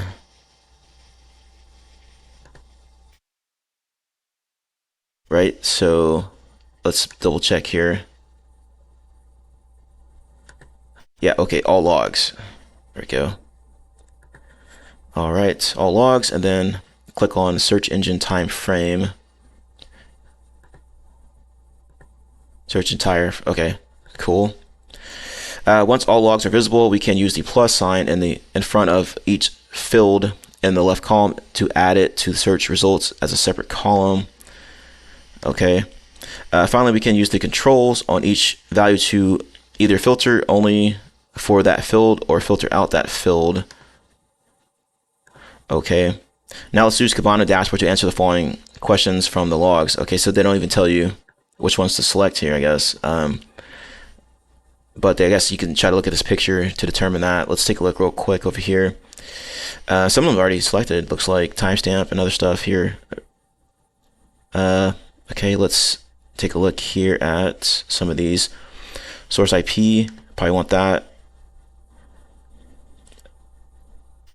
All right, so we have that in here. And source port probably. Let's see here. And we'll get destination stuff here in a second. There it is, destination IP. Destination port. Okay. And probably some other stuff here that we'll have to select as we go through these questions here. But let's go ahead and scroll down. All right, questions. Which source IP performs a ping sweep attack across a whole subnet? The Zeek.con.con underscore state value shows the connection state. Using that information provided by this value, identify the type of scan being performed by 203.0.113.25 against 192.168.230.145. Is there any UDP scanning attempt in the logs, yes or no? So once again, pause the video, go through Kibana and try to answer these yourself, then come back to the video and we will continue on. All right, so let's take a look here at this first one. Which source IP performs a ping sweep attack across a whole subnet? All right, you can also click these hints here if you get stuck anywhere. And as we learned about earlier about ping sweeps, you're going to look for that ping protocol or ICMP protocol. Okay, so once you have your columns or your fields selected here, this is the ones I have selected here. Source IP, source port, destination IP, destination port, and network protocol. All right, so if you want to get rid of this chart here, go to this little icon here, hide it. So now you can see things a lot better, right? And we need to find that protocol. So what you can do is you can go to network protocol here, right? And you can select it this way. So ICMP, just put that plus sign there. Okay. And now we have filtered on ICMP traffic. And now we can see this IP here is in question, 192.168.230.127. And it's hitting all kinds of IPs there, right? Doing that discovery, seeing who's online. Next one, the Zeek.con.con state value shows the connection state. Using the information provided by this value, identify the type of scan being performed by 203.0.113.25 against 192.168.230.145. So let's go ahead and take a look at that here. If you want to get rid of this here, just click this X, get it out of the way. And now we need to filter on some things here. So this .25 IP address here. So we will go here and click this plus sign next to it, add that as our source. And then our destination is going to be this .145, okay, which we already see that here. So looks like we're good to go for that. And you can see the network protocol here is going to be TCP. So we know that earlier we learned about the TCP three-way handshake, and as you're sifting through here, you'll see that is what's happening here. That TCP scan is going to be what we're looking for here. And you can also look at the, like I said, look at the con state here. So let's see. Okay, I didn't add it as a field, but let's go down here, scroll down, and take a look at that here. There goes con state. If you click on that, you'll see that it's this right there. You can also add it as a field if you want. So let's just go ahead and add it.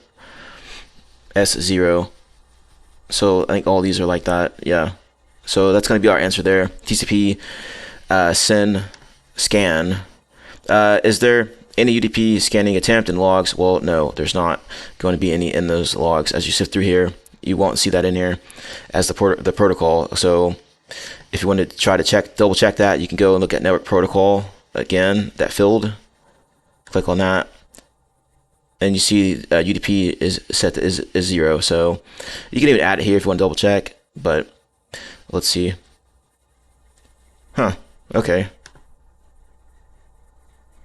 That's weird. The answer is no, but we can see something here for that. Interesting. I'm not sure why they have that in there like that, but whatever. Let's go ahead and continue on to task number 6, conclusion. And that's all for this room. In this room, we learned what is network discovery, the difference between external and internal scanning, and the severity of each, port scanning and host scanning, and why each of these is performed, how different types of scans are performed at a more granular room. Further study, you can head on to the man in the middle detection room. How did you find this room? Let us know in our Discord channel or X account. See you around. Okay, this one got me thinking. I guess it did say UDP scanning, so I guess that's not enough activity to determine that, since there's only like 2 items here or 2 events here. So I guess that would make sense that there's no DP scanning per that definition, right? Anyway, so we are done here. Hit check. You can also see what this is. That Zeek was S0. So I wonder if this has, let's see here. What is Zeek S0? I'm just curious what this says. All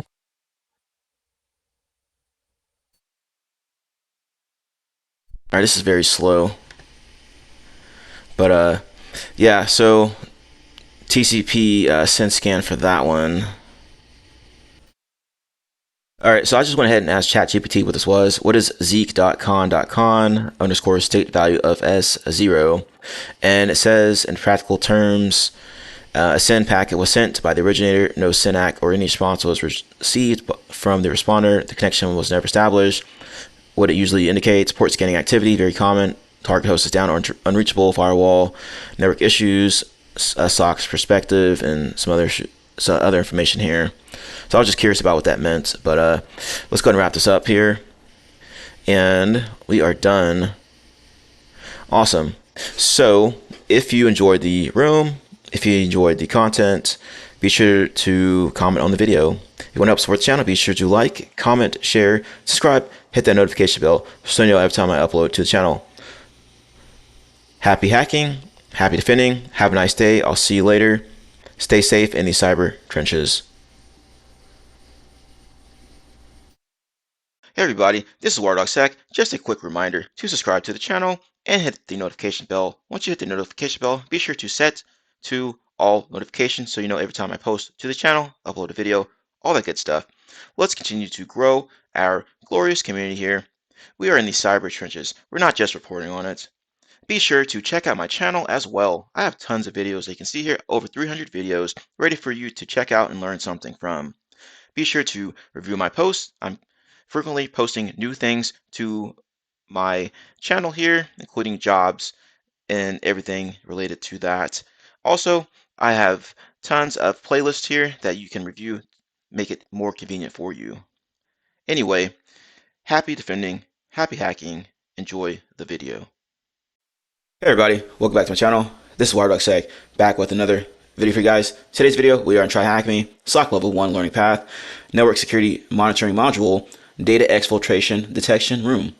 Learn how to detect data exfiltration attempts and various network channels. Task number 1, Introduction. Data exfiltration is the unauthorized transfer of sensitive data from a computer or other device. Its primary objective for attackers who have breached a network. As a SOC analyst, our job is to detect and stop this before sensitive information walks out the door. This room will cover the common techniques attackers use to steal data and, more importantly, how we can catch them in the act. Learning objectives. In this room, we will cover the following learning objectives. Understand the common methods used for data exfiltration. Learn how to detect data exfiltration attempts using network traffic analysis. Identify signs of exfiltration on endpoint devices. Correlate logs in a SIEM to uncover hidden exfiltration channels.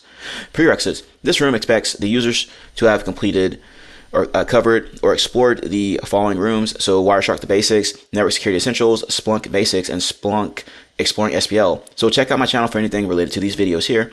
Let's begin our learning journey. Okay, and if you want to help support the channel, be sure to like, comment, share, subscribe, hit that notification bell so every time I upload to the channel.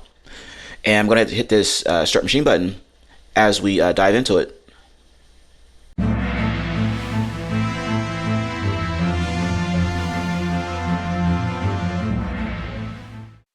Task 2, lab connection.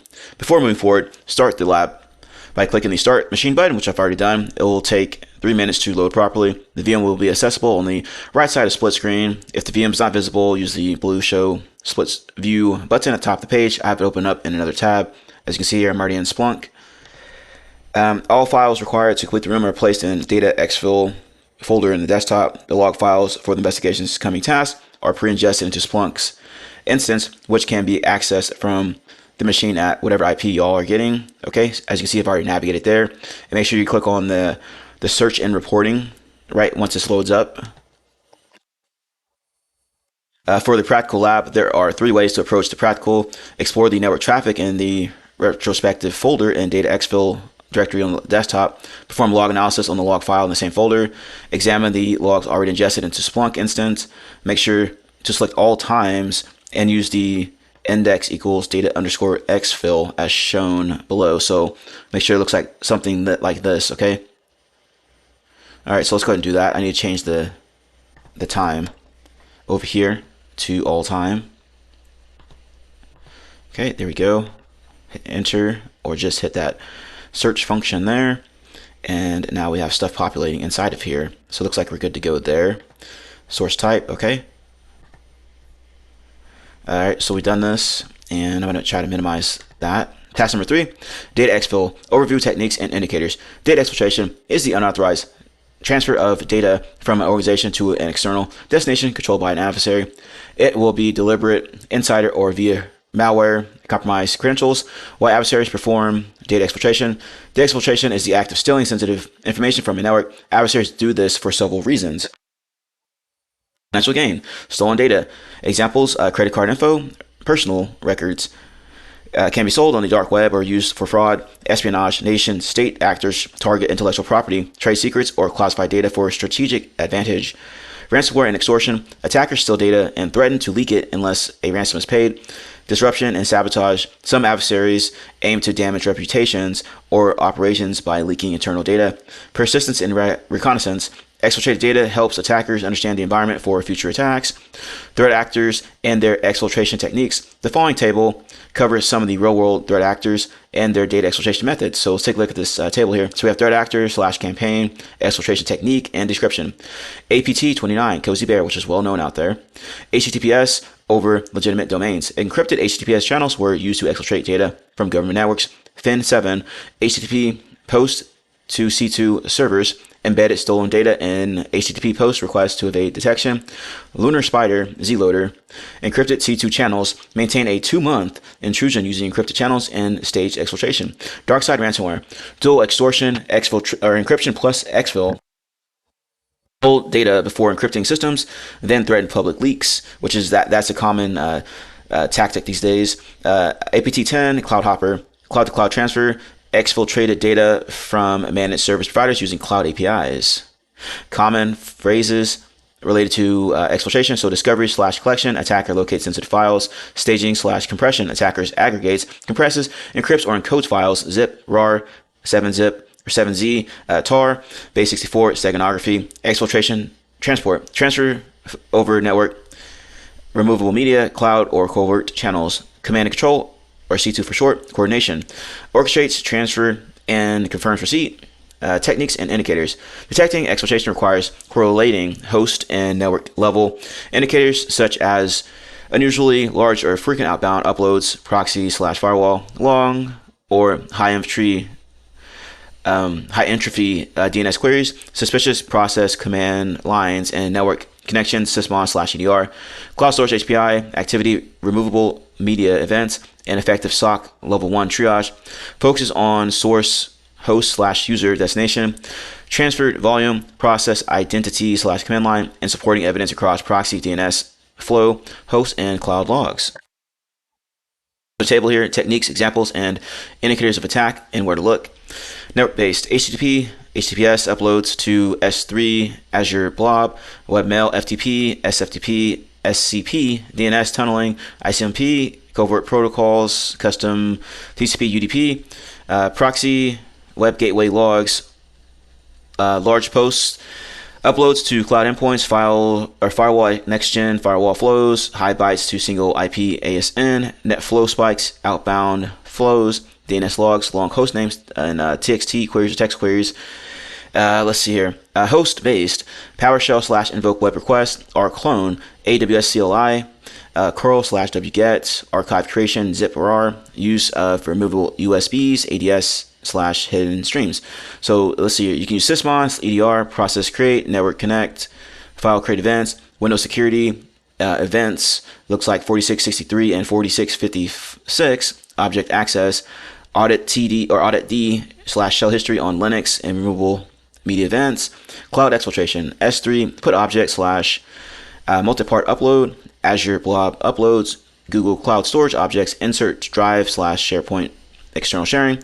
So you can look at CloudTrail / Azure activity, GCP audit, cloud storage, access logs, unusual service, account or IP activity, covert and encoding, DNS tunneling, base64 or chunked encoding, steganography into images / audio, splitting files into many small requests, low and slow, DNS logs, proxy logs with many small posts, correlation of intermittent uploads plus suspicious process activity, insider and collaboration tools, Slack, Teams, Dropbox, Google Drive, Box, uploads or sharing to external users, compromised employee accounts.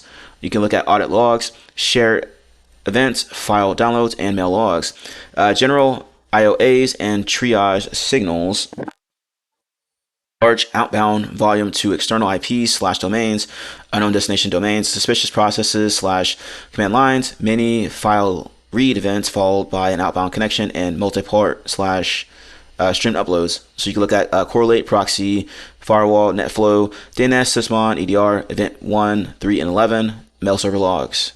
Data exfiltration is a high-impact threat that combines opportunistic methods, legitimate tools, and creative covert channels to move sensitive assets outside of an organization. And effective detection depends less on single-point alerts and more on rapid correlation across host, network, and cloud telemetry, identifying who accessed the data, what was transferred, how it was staged, and where it was sent. In the coming tasks, we will explore various techniques employed by adversaries to perform data exfiltration and what indicators can help us trace the footprints of the attack. All right, so we have a question here. Exfiltrating the data through HTTP comes under which technique? Okay, and if we go back up there where they were talking about that, it should be network-based for that one. All right, so I'm going to plug that in.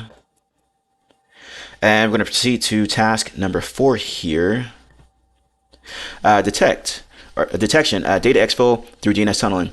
DNS exfiltration abuses the domain name system, a protocol normally allowed through networks to smuggle bytes encoded into DNS queries / responses, so firewalls and web proxies don't notice. Because DNS is typically allowed and often unfiltered or forwarded to public resolvers, it's attractive for covert channels. DNS tunneling. DNS, which is domain name system, translates human-friendly domain names, examples, example.com, into IP addresses and provides other record types. You have A, quad A, TXT or text, LMX, which is mail, CNAME, etc. Key points. DNS queries are ubiquitous. Almost every host performs DNS lookups. DNS is normally allowed through firewalls and gateways, making it an attractive covert channel. DNS uses UDP mostly on port 53 for queries and responses. TCP is used for zone transfers or large responses. Why attackers use DNS for exfiltration? Always on service, DNS lookups are routine and often allowed outbound. High cover queries look like normal requests unless inspected closely. Flexible payload data can be encoded into the subdomain labels or TXT responses. Indicators of attack. When analyzing DNS traffic for possible indicators of data exfiltration, we should look for the following. Many DNS queries are sent to a single external domain, especially with very high counts compared to the baseline. Long subdomain labels or unusually long full query names. So it looks like greater than 60 to 100 characters. High entropy or base 32 / base 64 like patterns in the query name. Lots of mixed case letters, digits. You got the minus sign, equal sign, and signs for basics for where records, types, txt, null, or many large txt responses. Unusual response behavior, frequent index domain. If attacker uses exfil by query without answering, or TCP, large UDP fragments for DNS. Queries at regular intervals, beaconing behavior. Let's use this knowledge and examine the network traffic DNS exfil.pcap placed at Data Exfil DNS exfil on the desktop, detecting through Wireshark. Below are Wireshark display filters, T-shark commands, and what to look for when analyzing DNS exfil pcap. Let's first start by applying the DNS or the filter on DNS traffic using the following filter as shown below. So the filter is just going to be DNS. All right, so I'm just going to copy that and just take a look at this real quick. This little image here. All right, Wireshark, and then put DNS here in the filter, and then take a look at the results here. So let's go ahead and do that. Flip over to here, and we don't need this right now. So let's go to, I thought I had already opened this, but let's double click it and open it up. Okay, and it should be under here. There we go. So I'm gonna right click that and open with Wireshark. So hopefully it doesn't take too long to open up here. But T-Shark's basically like the command line version of Wireshark, but it can do a lot more. As with typical command line tools, it's more flexible than like a GUI interface and such. But let's take a look at this and see once this fires up. All right, there we go. So DNS, enter. All right, so we're cooking with bacon grease now. Let's see what they're talking about here. Let's filter on the DNS queries with no response using the following filter. Okay, so DNS flags, response equals to 0. It should look like this. All right, so let's plug that in. All right, so looks like we're good to go here. This looks weird already. There's another one down there too. Okay, so let's go back up here. So we just took a look at this already. We can see some DNS queries with a large query length. Find long queries, suspicious subdomain lengths. Let's apply a filter on the query length and see if we can narrow down our results. So DNS and frame.len is greater than 70. So we should look something like this here. I guess this must be one of the answers because it's linked out. Let's plug this in. Okay, there we go. All right. I mean, we already saw it up here anyway. So let's see. The above query or the above result identifies one particular suspicious domain, which is receiving the suspicious looking DNS request. Let's filter on the suspicious domain using the following filter. So we're going to filter on that domain. It looks like here. So it has the redacted in there. All right. So let's plug this in. And then the domain is tunnelcorp.net. Hit enter. There we go. You see all kinds of funky stuff in here. All right, so let me go down to these answers real quick. See if we're supposed to be answering stuff.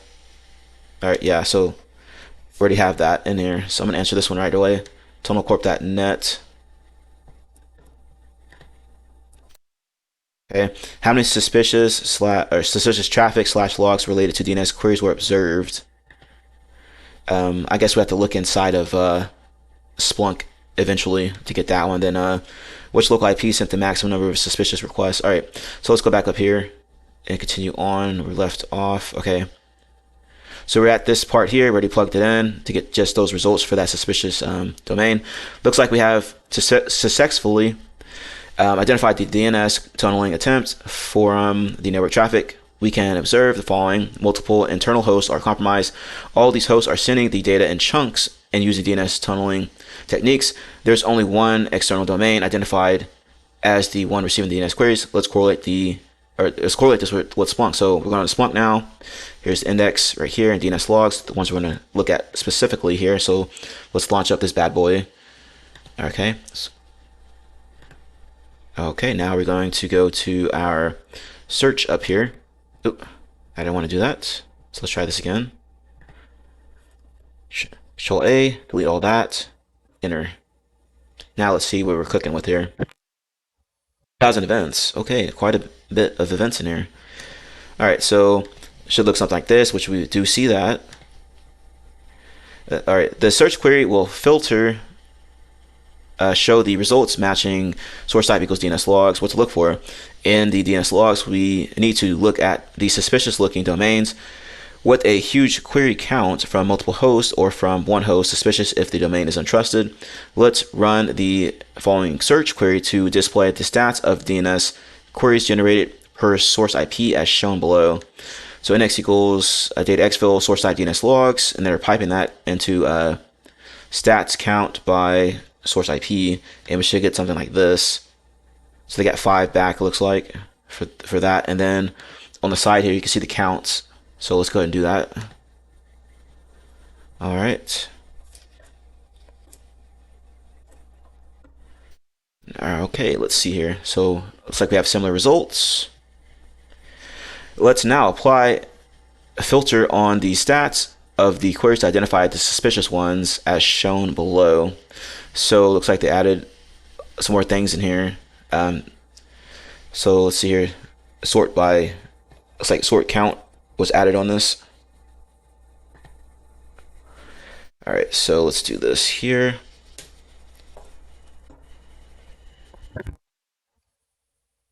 There we go. Now we see it. All right, same thing as here. The above results clearly display some odd-looking DNS queries with the large size of the query.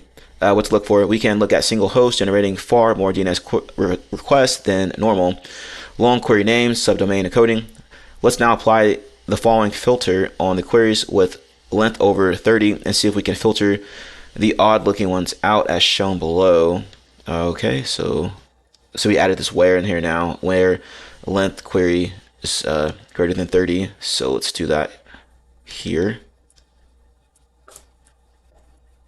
Okay. There we go. So we have similar results here, and they clicked on query right there. All right, perfect.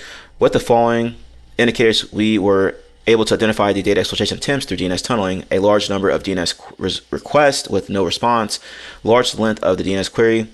Let's move on to the next task, learn how to detect data exfiltration attack via FTP protocol. Sweet. All right, so let's check these questions out here.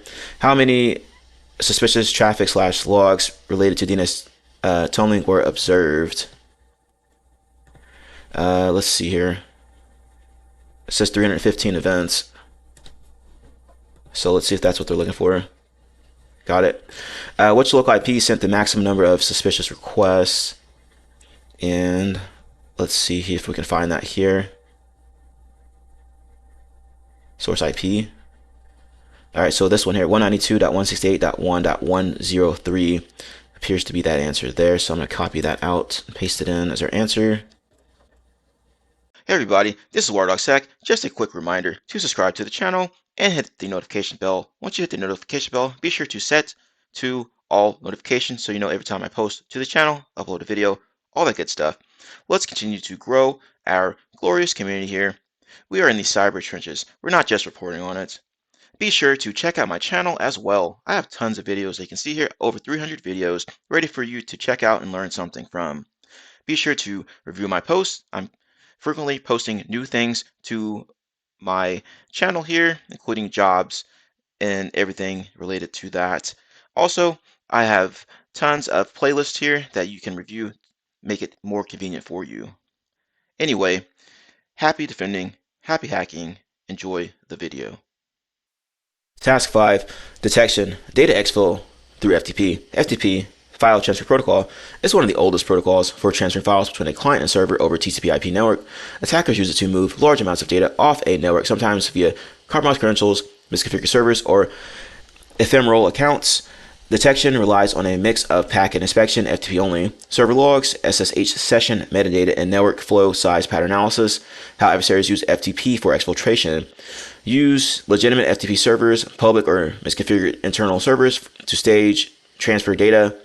Use compromised credentials, service accounts, user creds. Use non-standard ports or tunneling to blend with other traffic. Indicators of attack, what to look for. User and pass commands, clear text credentials, store, upload, and retur download. I guess that's supposed to be retrieve.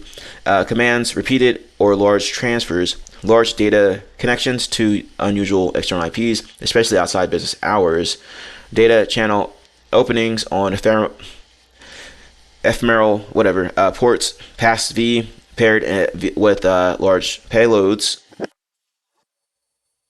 Let's examine the FTP lab.pcap file placed in the Data Exfil FTP exfil on the desktop.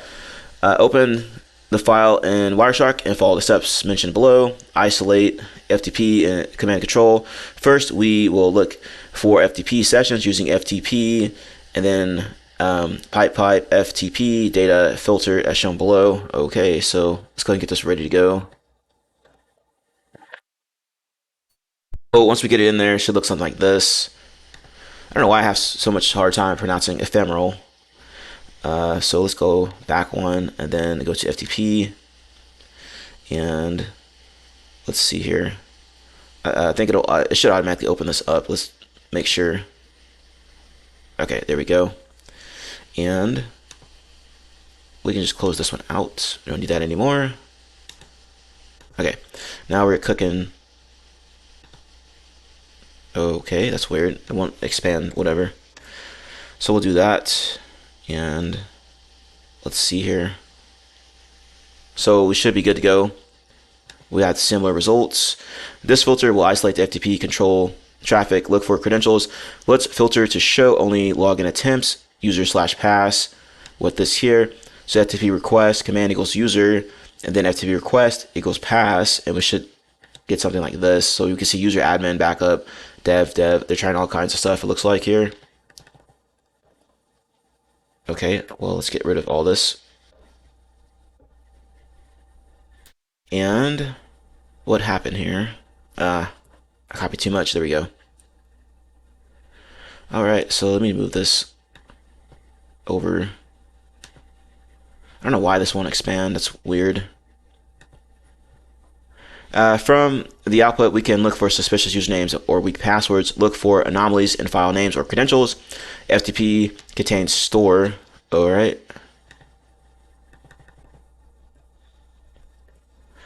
First off, let's go check these questions real quick, make sure we're not missing anything from the guest account. Okay, so maybe we'll just have to go back and look at this as we go through the questions. So let's get rid of all this here and make sure I copied this. All right. You can always go and click this down arrow here and go back and look at what you already did. So it should be easy enough to answer the questions. All right, so now we have those results. Right click a packet, follow TCP stream as shown below. All right, so right click a packet inside of here, follow TCP stream, and then there we go. So we can see additional information there since it's in clear text. All right, so let's go ahead and do that here. I guess we can select a random one, I guess. Follow. There we go. We can look at suspicious files by filtering on the file extension like PDF, CSV, text, etc. Let's apply a filter on FTP packets containing the term CSV in it as shown below. So FTP contains CSV in double quotes, and it should look something like this here, and it pulled up that guest count, so we're getting there, and then I guess the answer is going to appear down there. So let's go ahead and do that here. All right, so we're done with this part. Let's plug this in. Okay. And there we go. So let's go ahead and right click that and follow TCP stream, and there's the flag for one of them. So let's go ahead and grab that bad boy out of there.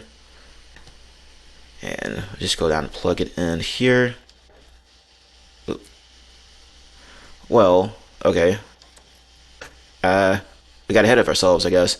How many connections were observed from the guest account? And we saw that in here. So let me hit that X here, and then let's go back to that here. I'm guessing 2 right here. Let's see if that's what they're looking for. No. All right. So maybe we'll have to search on the guest count and see. Apply a filter. What is the name of the customer related field file that was exfiltrated from the root account? All right, anyway, so we'll probably get to it eventually. No, I don't need any help. The above results show a suspicious IP connected as guest account has transferred some sensitive CSV files to a suspicious external IP. Identifying the traffic with a large file size, look at the traffic with a large length using the filter FTP and frame, so greater than 90, and check out the content in TCP stream as shown below. So we have additional stuff here.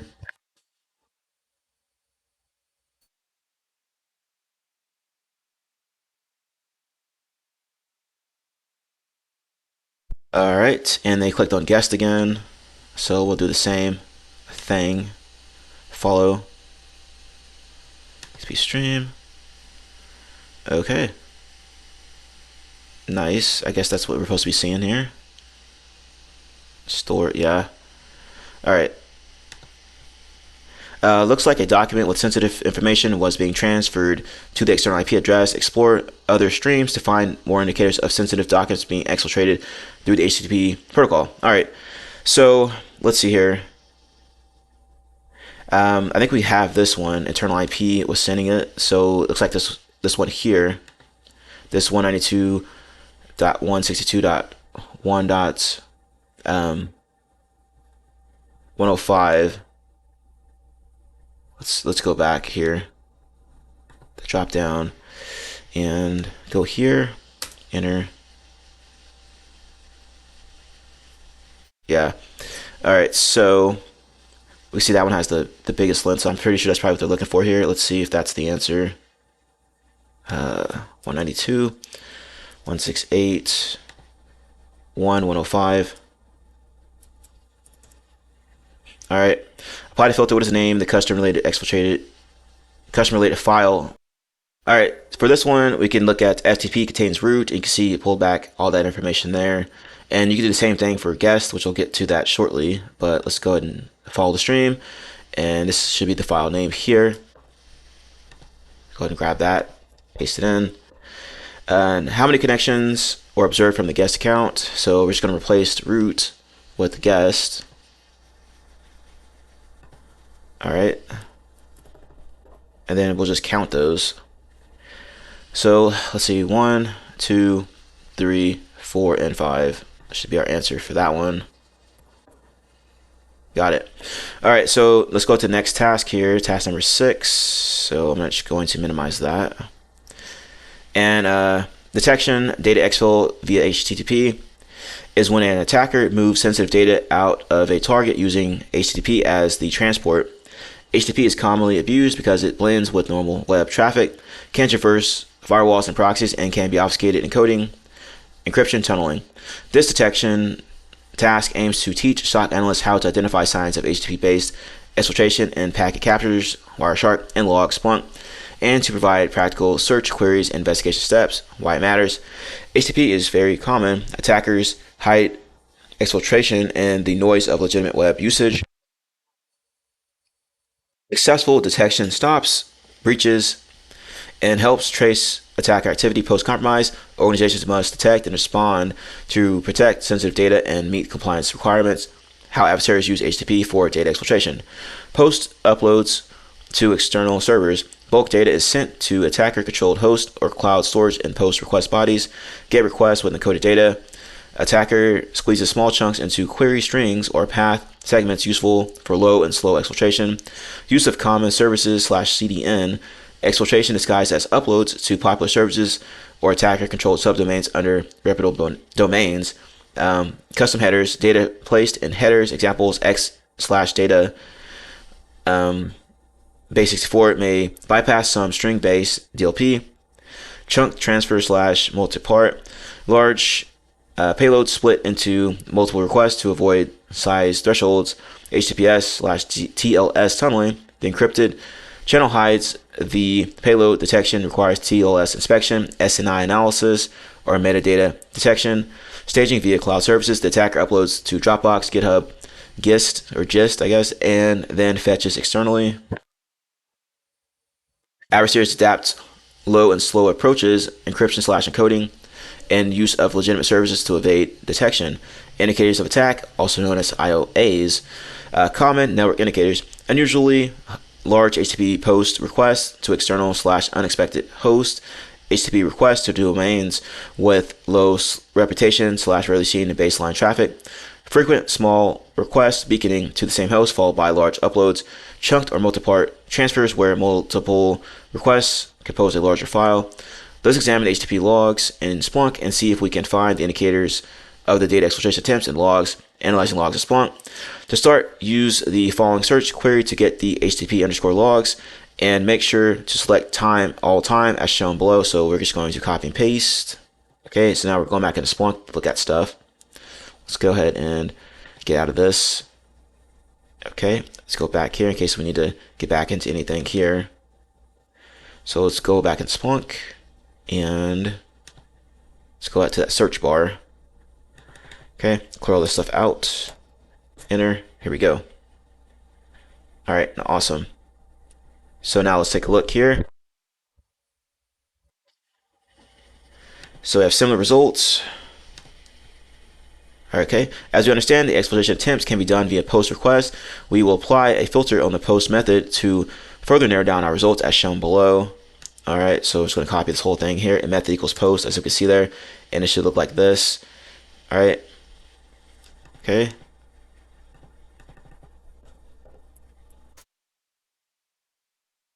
Here we go. All right, so let's see here. Let's now look at the average amount of bytes sent out to various domains as shown below. Okay, so now they're having to use the stats and count stuff in here, and then they're sorting it. Looks like here.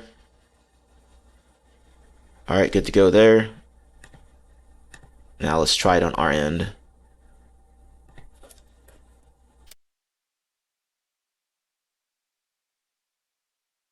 All right, let's see here. Nice. All right, so right off the bat, we can see Dropbox in here. Some other stuff that could be of interest to GitHub. Let's filter out benign traffic and isolate posts with large payloads. All right, so it's like bytes sent is greater than 600, and they added some more stuff here, putting it into a table, and we should get something like this here. Looks like one of our answers as well. So let's go ahead and delete all this here, plug this in, enter. Okay, there we go there. So with the same thing, cloudsync / services.com, it's in question there. Our analysis so far points to one suspicious entry with a large chunk of data uploaded to an external source. Let's correlate this with the PCAP to extend our analysis further. So let's go back to our PCAP stuff here, and then right click, open with Wireshark. When that's loading up here, let's go ahead and check out these questions. Which internal compromised host was used to exfiltrate this sensitive data? So we already see that, I think, here, which is this 103 IP. So we got that answer right off the bat. And then I'm assuming the next one's going to be inside of Wireshark somewhere. Okay, so let's see here. Network traffic analysis. Open the HTTP_lab.pcap placed here. Filter on the HTTP traffic. Okay, just HTTP, but we're going to be lazy and just copy and paste it here. Enter. Now we should just be seeing that traffic, right? There we go. All right, so let's continue on. We can see HTTP traffic with both get and post request. Filter on post request as shown below. So method equals post, and we should get something like this. Okay. Let's go ahead and do that here. All right, there we go. Nice. Filter on traffic with the frame length of more than 500 as shown below. So that frame.length and then greater than 500 to this. Okay, there we go. So now we're getting closer and closer, looks like. Should look like this here, which we've already grabbed that IP out of here, right? Huh. Okay. Theirs looks different than ours here. Let me hit enter again. Yeah. So I'm not sure. Maybe I'm not sure what they did there, but let's go ahead and continue on. We still have a lot of noise. Let's increase the size to 750 and see if we can further filter down the results. So let's do that here. And it should look something like this.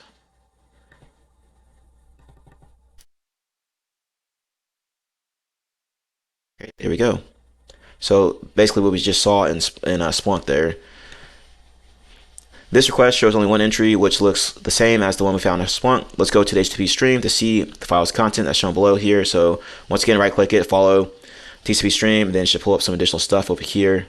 All right, so let's go ahead and do that here. Right click, follow TCP stream. There we go. There we go. So username, password, all that stuff.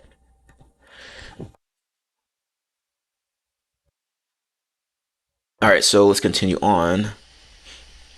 Great, we have looked at the indicators of data exfiltration attempts and the logs and network traffic, and we're able to correlate and identify the secret document being exfiltrated to the external IP. Oh, okay, what's the flag hidden inside the exfiltrated data?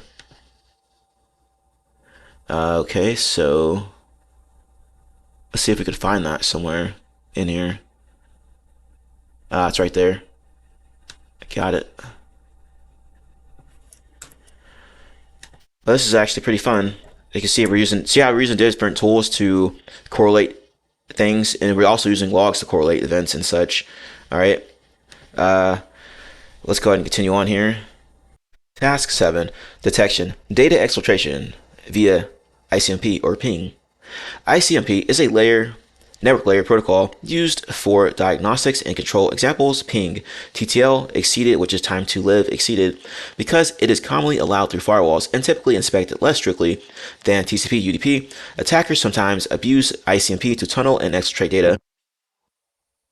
Malicious actors encode data into ICMP packets, echo request, reply, timestamp info, and send it to a remote listener under their control.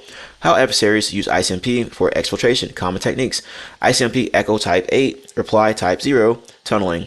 Attackers place encoded base64 hex chunks of files inside ICMP payloads. The remote server collects and decodes them.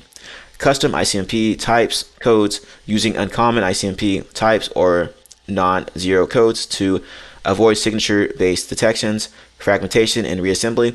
Large payloads are split across multiple packets. Encryption/obfuscation, encrypting or encrypting payloads. Base64 is common to look like random data. I guess they meant encoding. Indicators that that something may be malicious. Persistent ICMP sessions to an external host, not used for legitimate monitoring. Unusually large ICMP payloads or frequent ICMP with payloads greater than typical ping size. ICMP payloads that contain high entropy data or patterns consistent with base64 hex. Bursts of ICMP are immediately followed by no other legitimate application traffic from the same host. Indicators of attack in Wireshark. Look for the following in a PCAP when inspecting in Wireshark: ICMP packet volumes, a single host sending many ICMP echo requests to an external IP, large frame.len or ICMP.payload, pings with payloads much larger than typical, example greater than 64 bytes, ICMP type/code, unusual values, example unusual use of timestamp 1314 or custom codes, regular timing, periodicity, evenly spaced ICMP packets carrying similar sized payloads, fragments with reassembly, multiple ICMP fragments from the same source destination pair. Traffic analysis. For this task, open the ICMP _lab.pcap placed in Data Exfil ICMP exfil folder on the desktop. Filter all ICMP traffic. So similar to what we just did with the HTTP stuff here. So I already have it open here. I'm just going to plug it in, and then bam, we should have just this ICMP stuff. All right, so it looks something like this. Okay. Isolate echo request. Let's apply the filter to isolate ICMP echo request packets as shown below. So it looks like we're looking at type equals 8, like this. Okay, so let's plug that in here. There we go. So let's see what the next step is. Examine large ICMP packets. Let's now apply the filter on the ICMP request and focus on the frame length over 100 as shown below. Okay, so let's go and do that here. Frame.length looks greater than 100. Should look like that. All right. Let's go ahead and clear all this out. Plug this in. There we go. It's bad. We can see some stuff in here, like this password, some other stuff inside of there. Flags, packets with unusually large payloads. Normal ping sizes are approximately 74 bytes total. Anything over 100 is suspicious. Okay, which we just saw there, right? Looks like a flag there as well. Okay, that's it. ICMP is simple, and any anomaly can be detected easily by examining the frame size and investigating the larger payload size than usual. What is the flag found in the exfiltrated data through ICMP? So let's check it out here. And let's just go to, let's see if we can follow this. Okay, guess not. Let's click around in here. There we go. So we have the flag right there. And so I'm trying to see if we can open this up here. There we go. So, and trying to see if there's an easy way to grab this flag out of here. I'm sure there is somewhere. Let's check this other section here.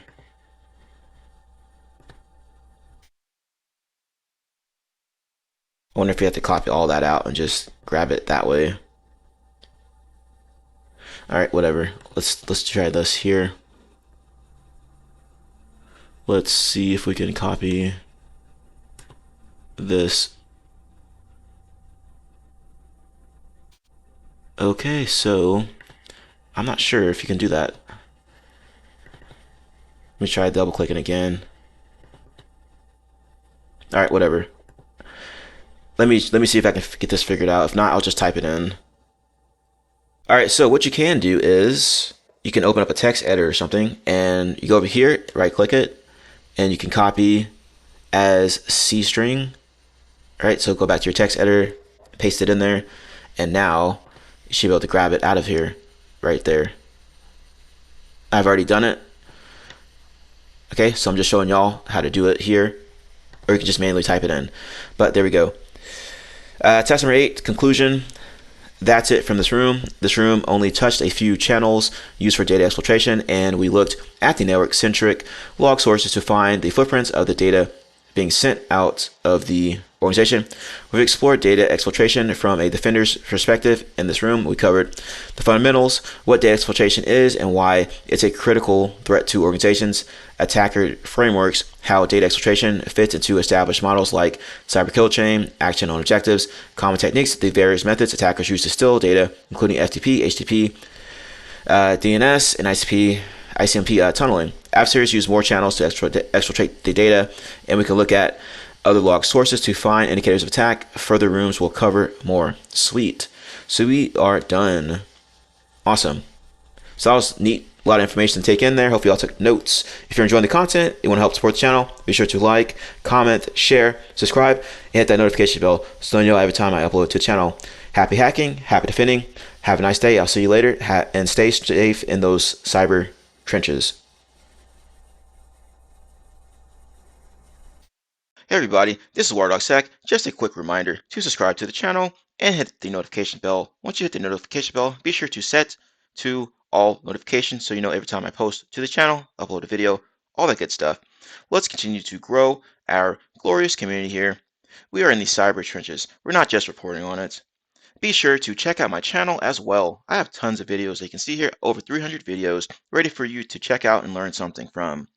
Be sure to review my posts. I'm frequently posting new things to my channel here, including jobs and everything related to that. Also, I have tons of playlists here that you can review, make it more convenient for you. Anyway, happy defending, happy hacking, enjoy the video. Hey everybody, welcome back to my channel. This is WireDogSec, back with another video for you guys. Today's video, we are in TryHackMe. This is the SOC Level 1 learning path, network security monitoring module, man in the middle detection room. Learn what MITM attack is and how to identify the footprints of this attack in the network traffic. Task number 1, introduction. MITM attacks represent one of the most insidious threats in network security. In these attacks, attackers position themselves between legitimate communication endpoints to intercept, modify, redirect traffic. From a blue team perspective, detecting these attacks requires a multi-layered approach, combining network monitoring, certificate validation, and behavioral analysis. In this room, we'll learn the fundamentals of man-in-the-middle attacks and how to spot the signs in network traffic. Learning objectives. This room focuses on the following learning objectives: understand common MITM attack vectors and techniques, learn to identify indicators of compromise related to MITM attacks, master network monitoring tools for detecting suspicious traffic patterns, practice incident response procedures for MITM scenarios. Prerequisites. This room expects users to have explored or covered the following rooms: Wireshark the basics, network security essentials, networks discovery detection. So if you have not done those rooms, feel free to check out my channel for information related to that, videos related to those rooms. Continue to the next room. Awesome. And as usual, if you want to help support the channel, be sure to like, comment, share, subscribe, and hit that notification bell so you know every time I upload to the channel. Without further delay, let's go ahead and dive into it.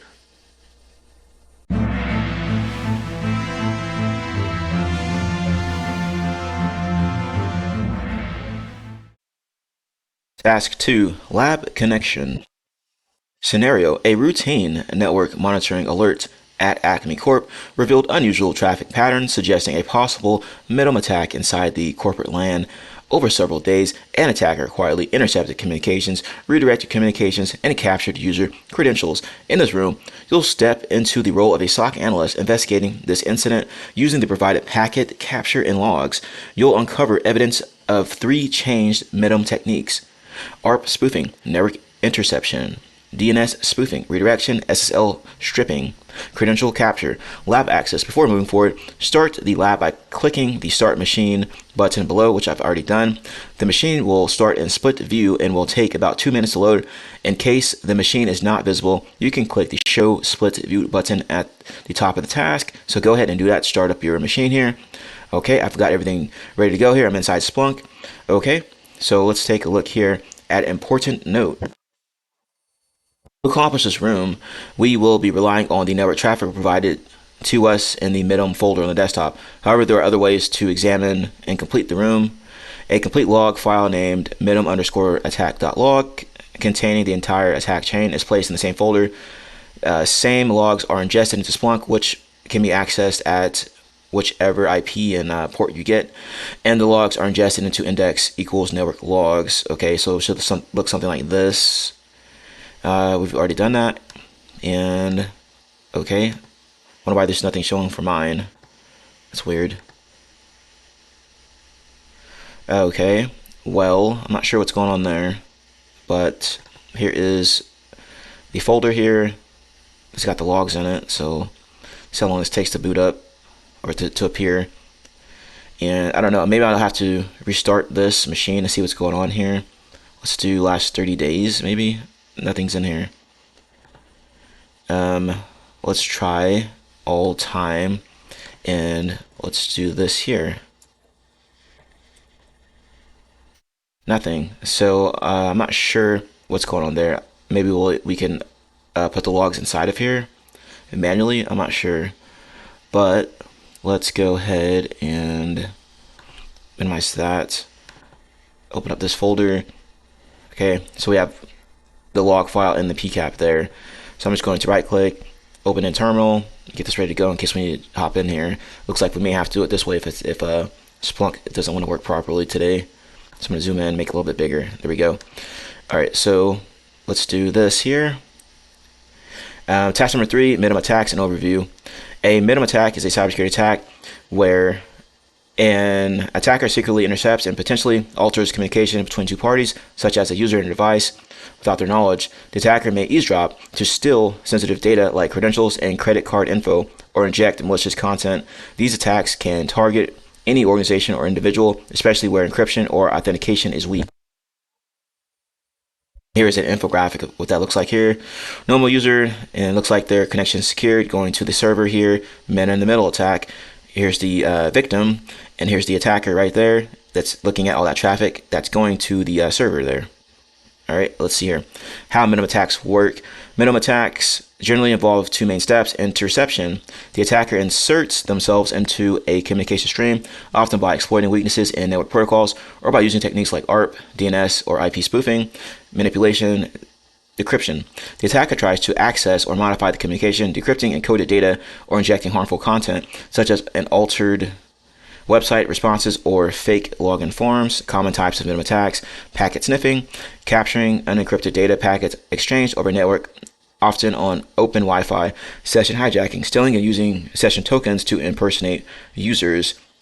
This is a very popular and very common attack method that attackers will use to basically log into the victim's account to try to bypass, MFA, things of that nature. If they can get a hold of that session, they can probably use that to bypass MFA mechanisms.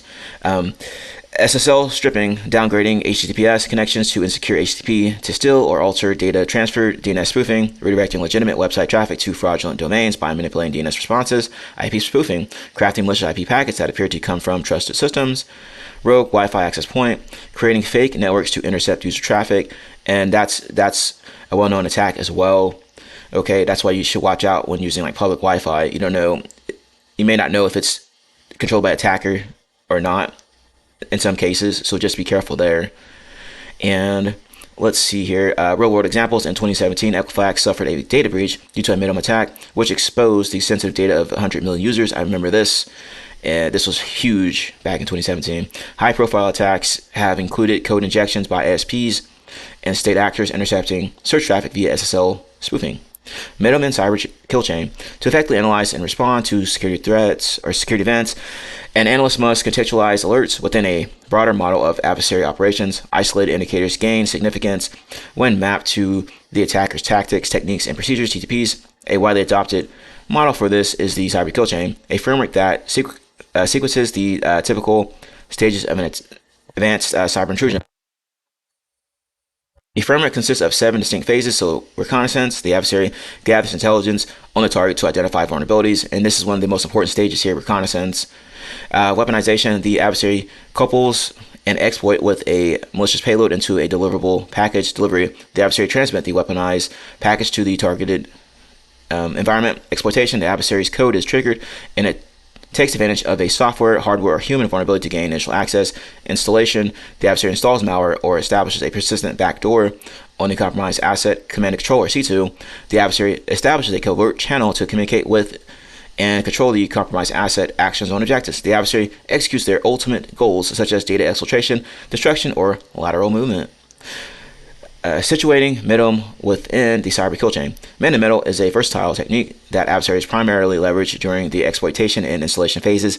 As an exploitation technique, a MITM attack exploits the inherent trust and design limitations of core network protocols like ARP and DNS. By manipulating these protocols, an attacker can intercept a communication channel.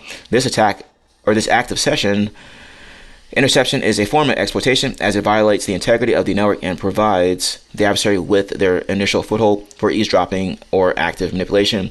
As an installation vector, once an attacker has successfully established a MITM position, they control the data stream and can use it as a delivery mechanism for malicious payloads. For example, an attacker can inject a browser exploit, a malware dropper, or a remote access Trojan, known as a RAT, into legitimate unencrypted downloads. This action corresponds to the installation phase, and where the adversary establishes persistence or deploys additional malicious tools onto the victim's system. Detecting a MITM attack is a critical finding. It signifies that an adversary is actively engaged in the middle stages of an intrusion, presenting a crucial opportunity for the SOC to intervene and disrupt the attack chain before the final objectives are achieved. Continue to the next task. So a lot of things there. We're going to go on to task number 4 here. So we're going to scroll down real quick. So it looks like we're going to get into some Wireshark stuff here, right? And then answer some questions down there. Hey everybody, this is WireDogSec. Just a quick reminder to subscribe to the channel and hit the notification bell. Once you hit the notification bell, be sure to set to all notifications so you know every time I post to the channel, upload a video, all that good stuff. Let's continue to grow our glorious community here. We are in the cyber trenches. We're not just reporting on it. Be sure to check out my channel as well. I have tons of videos that you can see here, over 300 videos ready for you to check out and learn something from. Be sure to review my posts. I'm frequently posting new things to my channel here, including jobs and everything related to that. Also, I have tons of playlists here that you can review, make it more convenient for you.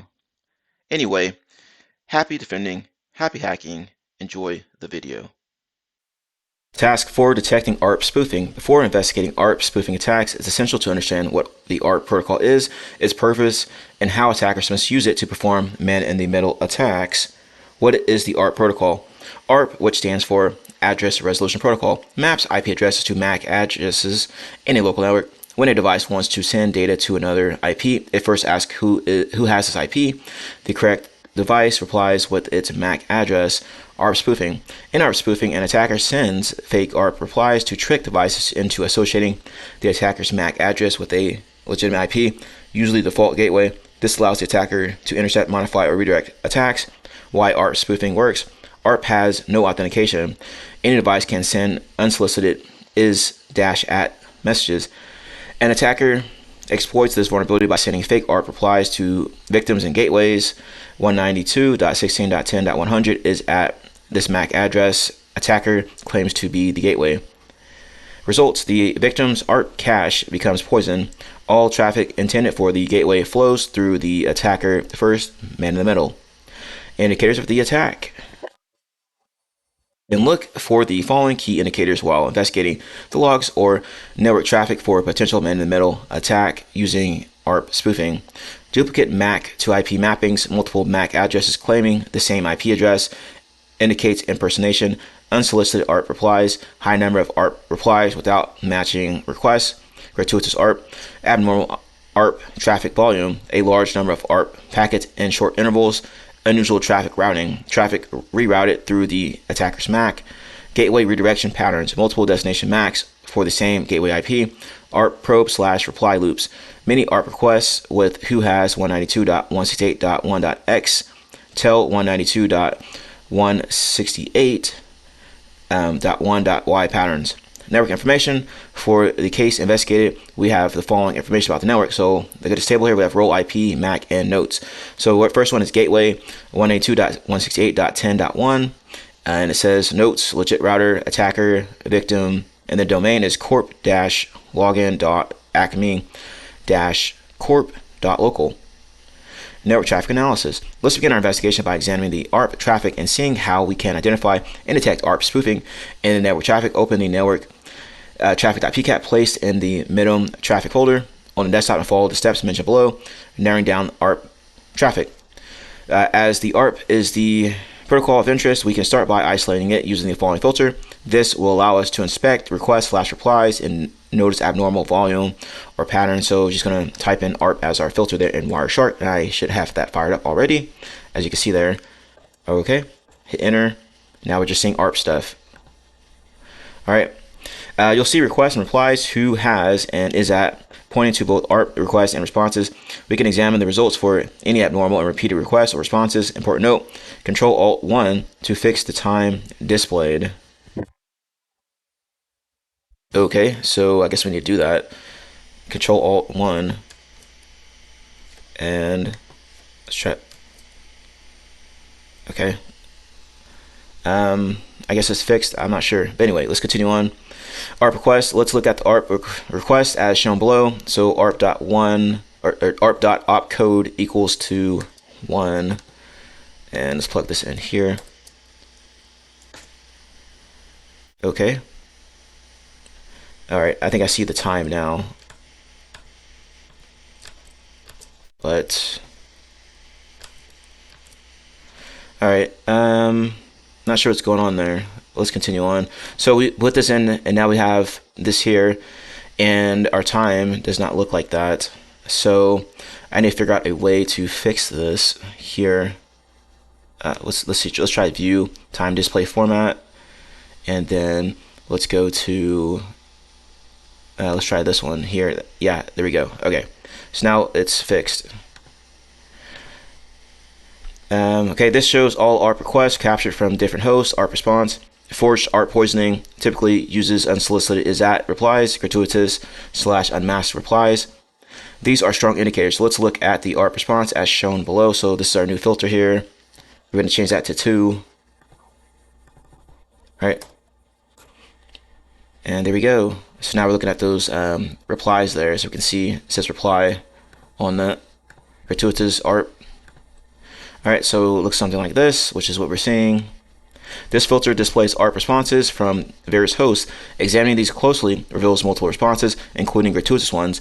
Legitimate replies typically correspond to recent who has requests. Suspicious activity is indicated by numerous replies with no visible requests or repeated advertisements of the same IP address from a suspicious MAC address.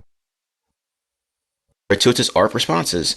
A suspicious host sends many unsolicited gratuitous ARP replies, especially to multiple destinations. Repeated gratuitous ARPs can indicate an attacker maintaining their poison state.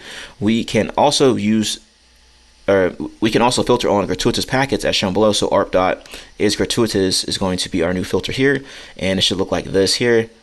So let's go ahead and plug this in and see if we get the same results. Okay, looks like we're good to go there. ARP traffic associated with the gateway. We have information about the IP and the MAC address associated with the gateway. Let's apply the following filter to examine the ARP traffic associated with the gateway as shown below. So we're going to put this long filter in here, ARP and ARP source protocol IPv4 equals that gateway IP, and then Ethernet source, the MAC right there. So it looks something like this here. So let's see if we get the same results. So let's delete all this out of here, enter. Okay, looks like we're good to go here. Looking at the output, we can see only ARP responses. Let's now narrow down on the gateway IP to further probe about the MAC addresses associated with the IP using the following filter as shown below. Okay, so we're going to change this to 2, and then we're going to use that same IP address here, and we should get something like this. This looks like a solution to some of the questions below, so take note of that as we go through here. I'll probably have to circle back around to plug those answers in. But let's enter here. So we see similar information as shown in the screenshot, it looks like. Okay. This output looks interesting. Looking closely, we can see ARP replies pointing to the gateway's IP, or pointing the gateway's IP to the suspicious MAC address. The frequency of these ARP replies indicates that this is indeed an ARP spoofing. Let's confirm by applying another filter as shown below. So this time we're going to throw in some other stuff here. Looks like we're going to use this underscore ws.call.info contains 192.168.10.1 and then is at or at. So let's do that right now and see if we get some results. And there we go. Is at that MAC address here. Okay. So some results as a screenshot. So we're cooking with bacon grease. This filter has 2 parts. The first part focuses on the ARP responses, and the second part, which is the one I just said, filters on the content shown in the information column. This filters out the ARP responses, which are pointing the gateway's IP, the 10.1 to the MAC address. But if we look closely, we can see the attacker uses ARP spoofing to tell the IP to its MAC address. We can also use the filter ARP.opcode equals to 2 and that same IP address, the 10.1, which shows the same result. Okay, so there's 2 different ways of doing this apparently. Examining the suspicious MAC address. Now that we have identified ARP spoofing in action, let's narrow down on the attacker's MAC address that has associated itself with the gateway's IP address using the following filter.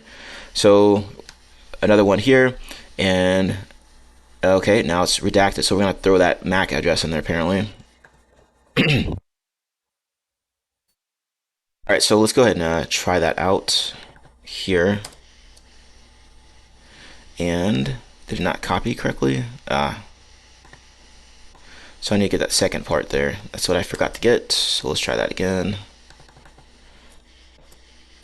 Okay, so it's going to be this one here, it looks like. And let's see if I can just copy it out of here. What if I just copy this part here? Let's see. Copy value maybe? Let's see if that works. Alright, whatever.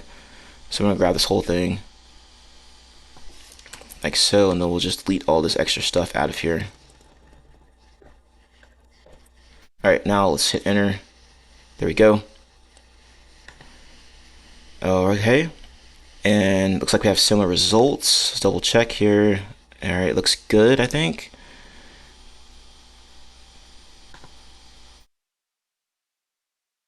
Okay.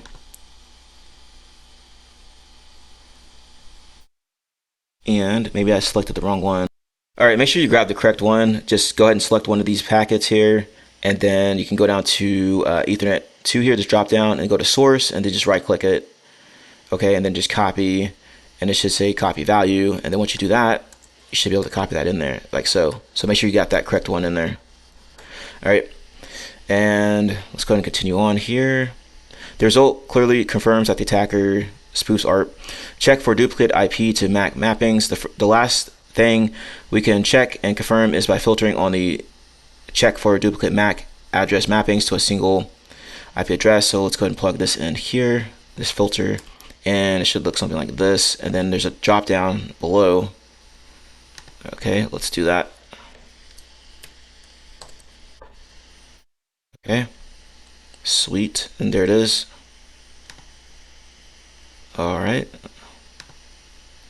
says the result indicates that the attacker successfully performed ARP spoofing and positioned himself between the victim and the gateway. Let's move on to the next task and examine how the attacker could perform a DNS spoofing attack to get the redirection.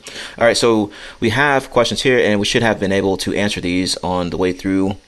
Okay, so go ahead and pause the video and try to go back, retrace your steps, and answer these questions and come back to the video, and then we will proceed forward. Okay, let's take a look at these questions. How many ARP packets from the gateway MAC address were observed? So you should have 10 for that one. And that was one of the first filters we ran here. So you just click this little down arrow and just go back and click on it. So ARP and then IP address, the gateway, and then I have that MAC in there. Okay, so make sure you select that one and then run it. And then at the bottom right here, where it says packets, and then you'll see displayed here, there's going to be 10 for our answer. The next one here, what MAC address was used by the attacker to impersonate the gateway? So, and let me see if I can remember which one that one was. Okay, I believe it was this one here, because the next one is when we actually selected it. Yes, so we can, if we scroll down a little bit here, we can determine that that's the attacker MAC address here, and then you can grab it over here, this bottom left side under like source, and just hit right click that, and then copy, and then copy the value, and should be able to plug that in as our answer. Next one, how many gratuitous ARP replies were observed for 192.168.10.1? All right, so there's a question about the ARP replies here. Yeah, how many gratuitous ARP replies were observed for 192.168.10.1? So let's take a look at our notes, and this should be the filter right here to get that answer. So let's plug it in real quick. I wish it would tell you to check the questions as you're going through there, so you don't have to backtrack stuff. Okay, so there's one reply here, and scroll back down, and there we go. So there's two of them right there. The first one's right here, and then there's the second one.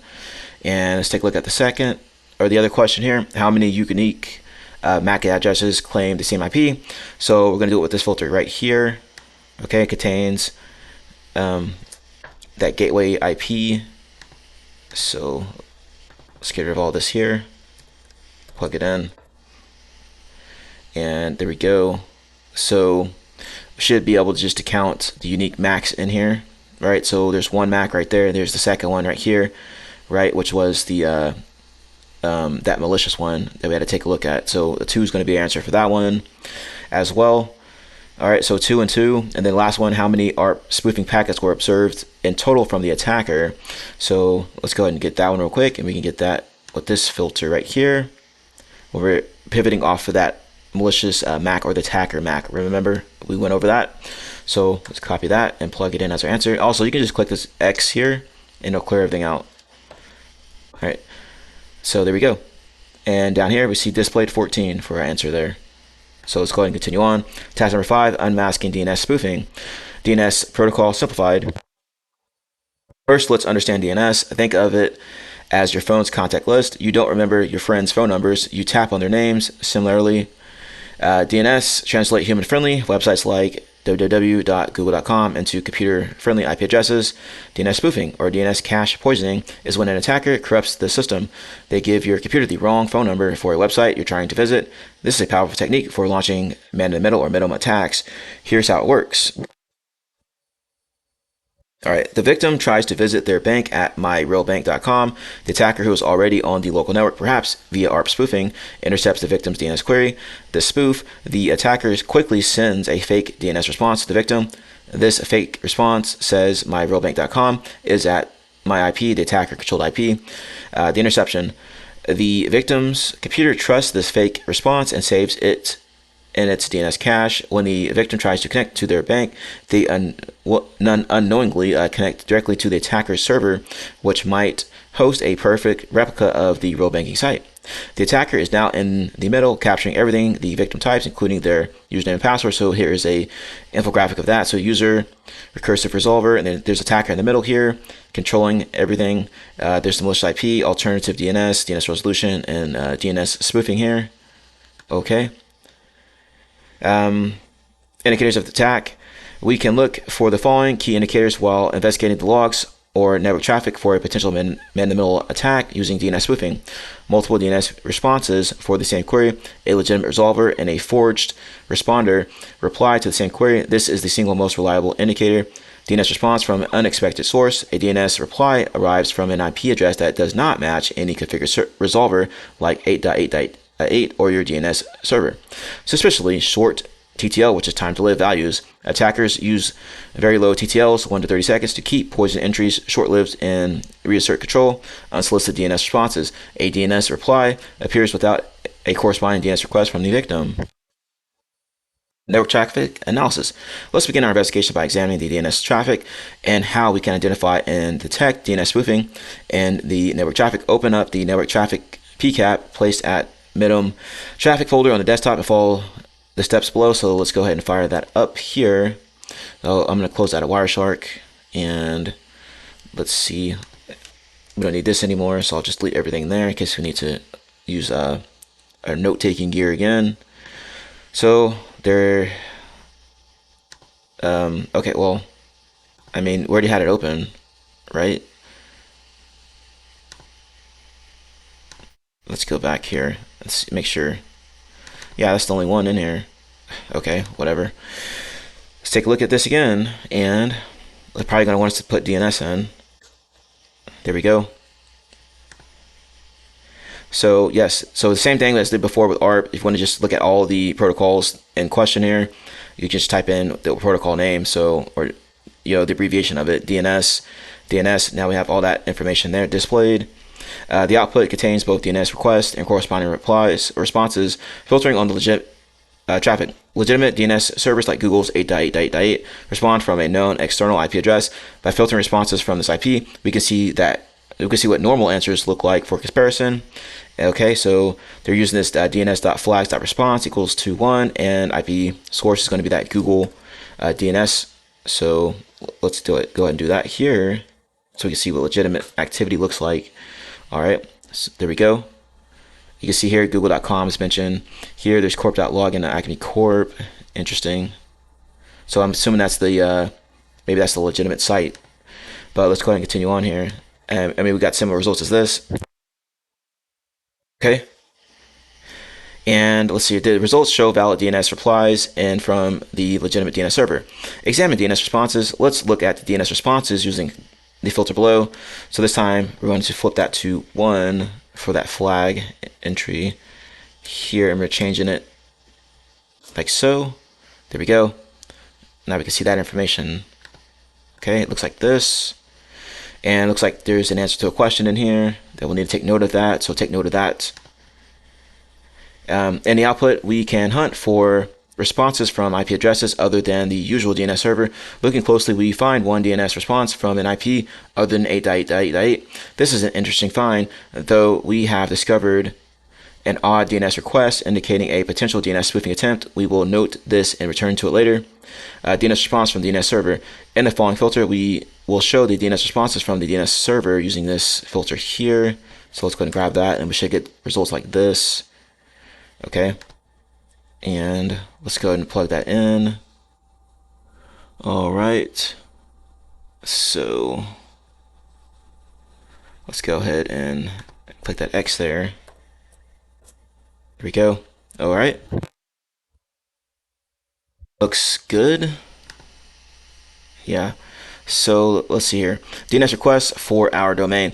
Let's now take a curious look at the DNS traffic for our domain of interest, which is the corp-login.acme-corp.local, using the following filter. So this time we're going to use the actual name here with this filter, as we can see right there.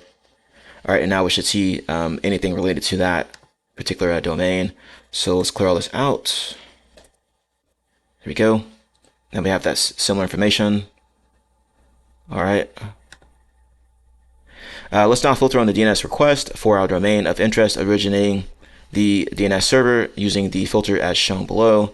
So let's grab this long filter here and do that, and we should get results like this. Okay, so let's go ahead and do that. Plug it in. Here we go. All right, looks good. All right, so now that we have that information, the output also looks very much normal as expected.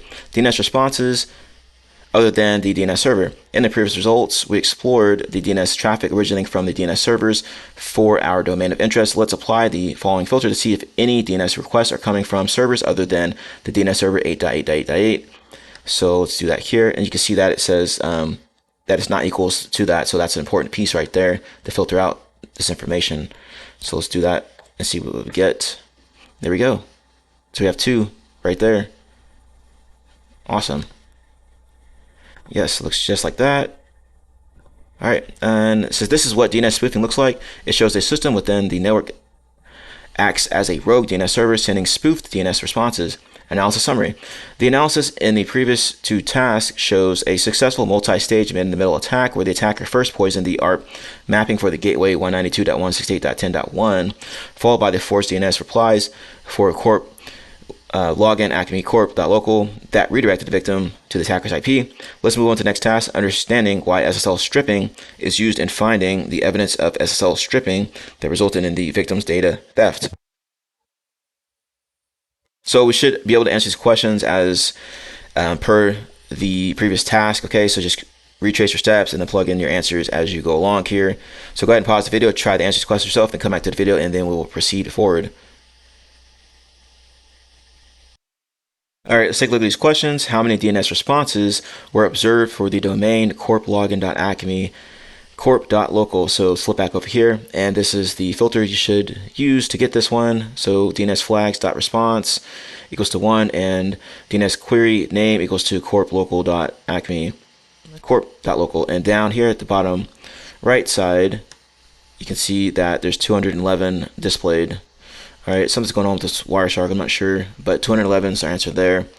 Next one, how many DNS requests were observed from the IPs other than 8.8.8.8? So to get this one, let's just go click this download this box here, and let's see here. That should be 2. So remember that last one we did, right? So it's going to be 2 for that one. And inside here, you can also get the attacker IP, which is going to be this 10.55. So plug that in as the last answer here, and we're done.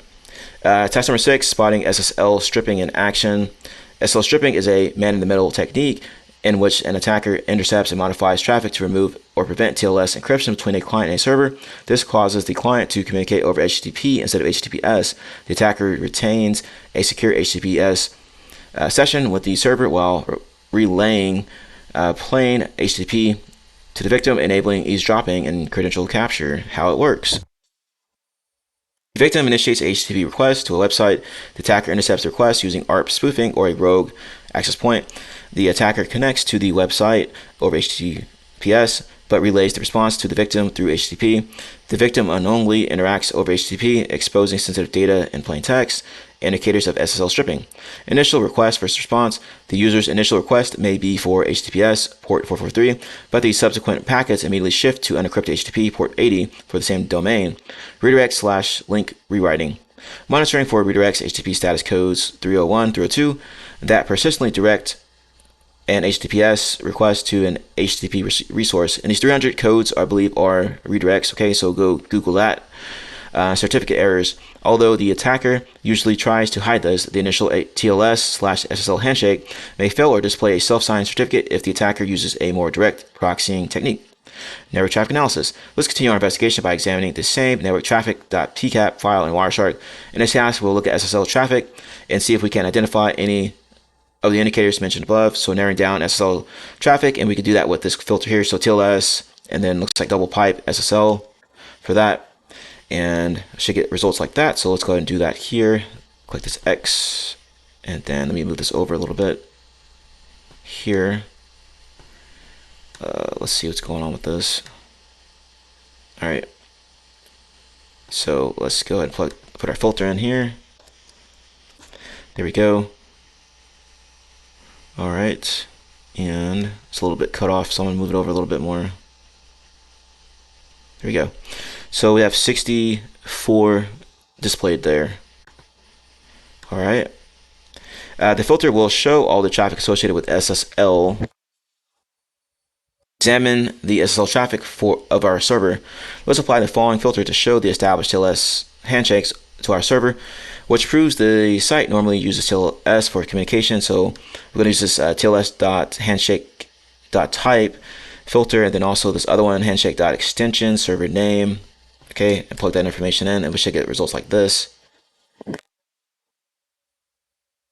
Okay, so let's take a look.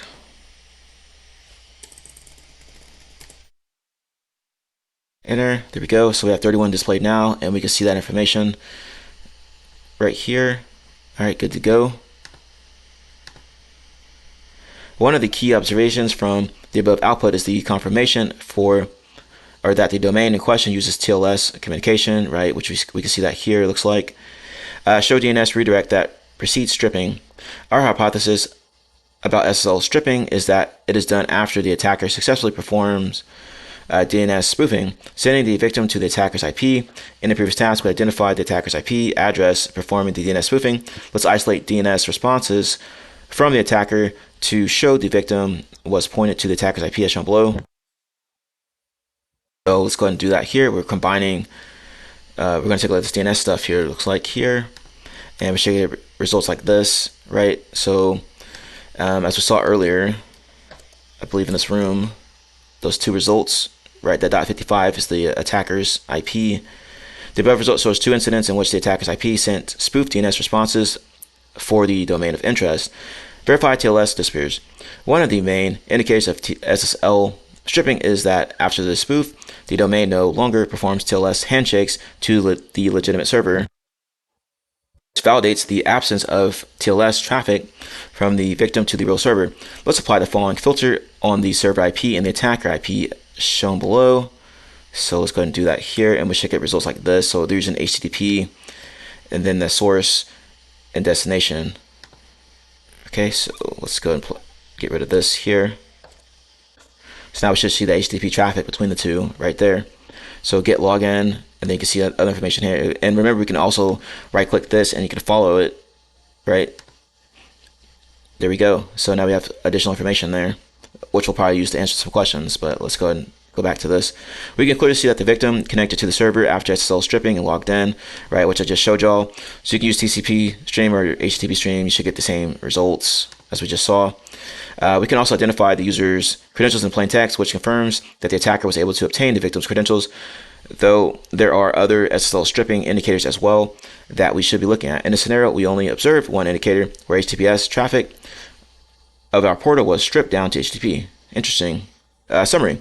Let's look at the investigation summary, including the attack timeline. ARP spoofing, cache poisoning. ARP spoof begins, attacker sends unsolicited ARP is at claiming gateway IP. DNS spoofing, forged DNS responses. DNS queries for corplogin.acmecorp.local, which is the legitimate banking site, right? Force DNS response from attacker answers with their own IP address, right? So they can redirect that traffic to them. SSL stripping, TLS downgrade / credential capture. The victim initiates connection to the resolved IP, HTTP, to attacker. SSL stripping effect, credential post, observe, clear text, right? So the post, the victim sent those creds off, and the attacker was able to obtain them. All right, so once again, we have questions here, which we can probably answer this real quickly. How many post requests were sent or were observed from the domain corplocal.acmecorp.local? All right, so let's go ahead and check. Well, let's just grab this real quick here and see what that password was for the next question. Save us some time. So this time we'll click on HTTP string and yeah. So what's the password of the victim found in the plaintext after successful SSL stripping attack? So we'll just grab it here. Secret 123 exclamation point there. Got that. So now let's get these post requests, and it should be one of these drop down arrows, I believe, here. So let's see. This one, I think. Yeah. So looks like there's just one. There we go. Test number 7, conclusion and room wrap up. In this room, we explored some common man-in-the-middle attacks chained together in a scenario and how to identify the footprints in network traffic. Please note that similar logs are placed in the MITM networks folder and pre-ingested into Splunk for you to try. Now, we had issues with Splunk, okay? You can try to run it in Splunk and see if it works on your end, but I tried it 2 times here. I restarted the machine, and it does not work. As you can see there, it doesn't even fire up that time. Anyway, some of the key concepts covered in this room are detected by finding duplicate MAC addresses for different IPs in the ARP cache, ARP-A, or by spotting and Wireshark. DNS spoofing, unmasked by finding multiple conflicting DNS responses. SSL stripping, exposed by finding sensitive data like passwords being sent in plain text over HTTP to websites that should be secure. If you like this room, check out the Data Exfiltration Detection room, which examines and identifies filtration attempts through multiple network channels. Okay, so let me go back to this real quick and look at the logs here, and let's take a look real quick. We already had it there, so we'll do this .log and see what it looks like here. There we go. So yeah, you can just, I guess, use the command line if you want to try to sift through stuff here, or you can just open it up in like a text editor. You can even try maybe ingesting it back into Splunk somehow, but we just tried to get into Splunk 2 times and did not work. So I'm gonna right click this, open with Pluma, see what it looks like here. Right.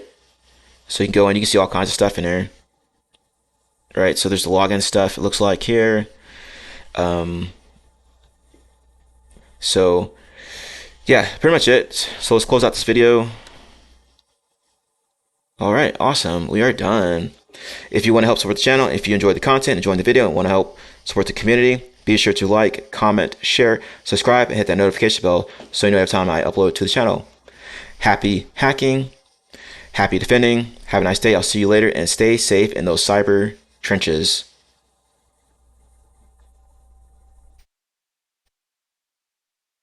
Hey everybody, this is WireDogSec. Just a quick reminder to subscribe to the channel and hit the notification bell. Once you hit the notification bell, be sure to set to all notifications so you know every time I post to the channel, upload a video, all that good stuff.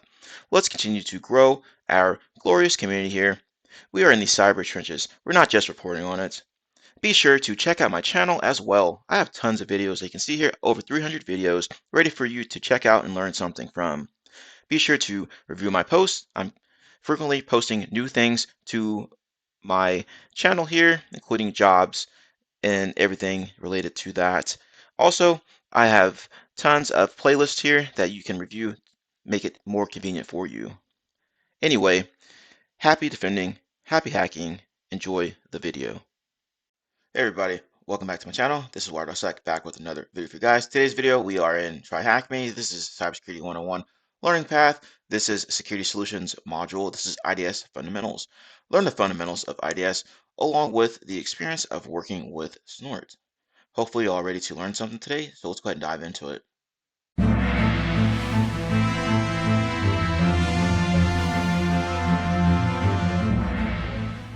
Task 1. What is an IDS? In the previous room, Intro to Firewalls, we studied the role of a firewall, a security solution usually deployed on the boundary of a network to protect its own incoming and outgoing traffic. The firewall checks the traffic when a connection is going to take place and denies it if it violates the firewall rules. However, there should be some security to detect the activities of the connection that passed through the firewall and have already taken place. So if an attacker successfully bypasses the firewall via a legitimate looking connection, and then performs any malicious activities inside the network, there should be something to detect it timely. For this purpose, we have a security solution inside the network. The security solution is known as a intrusion detection system, or IDS for short. Think of an example of a building security. A firewall acts as the gatekeeper, checking the people coming in and out. There is always a chance that some bad actor will successfully sneak inside and start performing malicious activities. He was missed at the gate, but what if we catch him even after he gets in? This can be done with surveillance cameras present throughout the building. The IDS plays the role of surveillance cameras. It sits in a corner, monitors the network traffic based on its signature and anomaly-based detections, and detects any abnormal traffic going outside or inside the network. Upon every detection, an alert is generated for the security administrators. IDS does not act on those detections. It only notifies the security administrators about the malicious activity. And here's an example in this graphic here. All right, let's see here. This room will equip you with sound knowledge of IDS solutions. In the upcoming tasks, we will also explore the most popular open source IDS solution, learning objectives, types of IDS and their detection capabilities, working snort IDS, defaults and custom roles in snort IDS, making a custom role in snort IDS. Can an intrusion detection system IDS prevent the threat actor or the threat actor it detects it? Yes, it can. No, it does not, because remember, it's just detects on things. Yes, if it was an IPS, which is an intrusion prevention system, then yes, it would prevent it as well as detect it. Task number 2, types of IDSs. IDS can be categorized differently depending on certain factors, and IDS's main categorization depends on its deployment and detection modes. Deployment modes. IDS can be deployed in the following ways: host intrusion detection systems, known as HIDS or HIDS. Host-based IDS solutions are installed individually on the host and are responsible for only detecting potential security threats associated with the particular host. They provide detailed visibility of the host activities. However, host intrusion detection systems can be challenging to manage in large networks as they are resource intensive and require management on each host. Network intrusion detection systems, NIDS. Network-based IDS solutions are crucial in detecting potentially malicious activities within the whole network, regardless of any special or specific host. They monitor the network traffic of all the hosts involved to detect suspicious activities. It provides a centralized view of all detections inside the whole network, NIDS and HIDS. So there's examples of both there.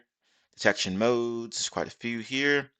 You have signature-based IDS. Many attacks occur every day. Each attack has its unique pattern, which is known as a signature. These signatures are preserved by the IDS in their databases so that if the same attack happens in the future, it gets detected by its signature and reported to the security administrators for action. Right, so be sure to read through the rest here.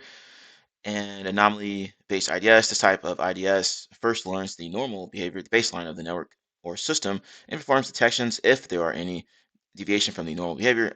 Anomaly-based IDS can also detect zero-day attacks because they don't rely on the available signatures for detections, but detect abnormalities inside the network or system by comparing the current state with the normal behavior baseline, etc., etc. So read the rest here. Hybrid IDS. Hybrid IDS combines the detection methods of signature-based IDS and anomaly-based IDS to leverage the strengths of each approach. Some known threats may already have some signatures in the IDS database. In this case, the hybrid IDS would use the detection technique of the signature-based IDS.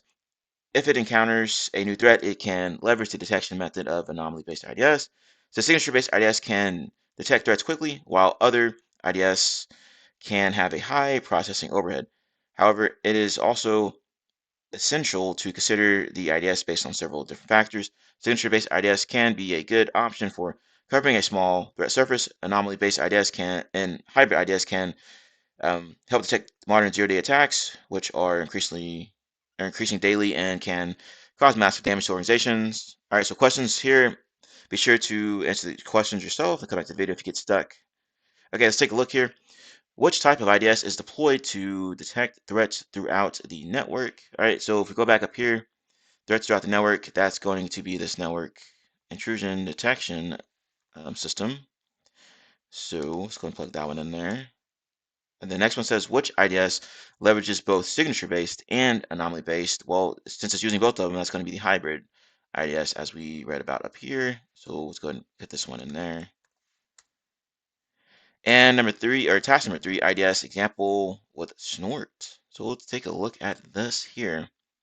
Snort is one of the most heavily or widely used open source IDS solutions developed in 1998. It uses signature-based and anomaly-based detection to identify known threats.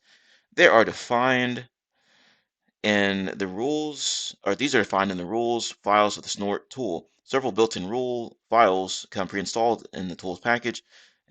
These built-in files contain a variety of known attack patterns. Snort's built-in rules can detect a lot of malicious traffic for you. However, you can configure Snort to detect specific types of network traffic that are not covered by default rule files. You can create custom rules based on your requirements to detect specific traffic. You can also disable any built-in detection rules if they don't point to harmful traffic for your system or network and define some custom rules instead. In the upcoming task, we will explore the built-in rules and make custom rules to detect specific traffic. And you have the modes of Snort here, packet sniffer mode, packet logging mode, and NIDS mode. All right, so here's a table that describes everything here. Packet sniffer mode. This mode reads and displays network packets without performing any analysis on them. The packet sniffer mode of Snort does not directly relate to IDS capabilities, but it can be helpful in network monitoring and troubleshooting. Use case, the network team observes some network performance issues. To diagnose the issue, they need detailed insights into the network traffic.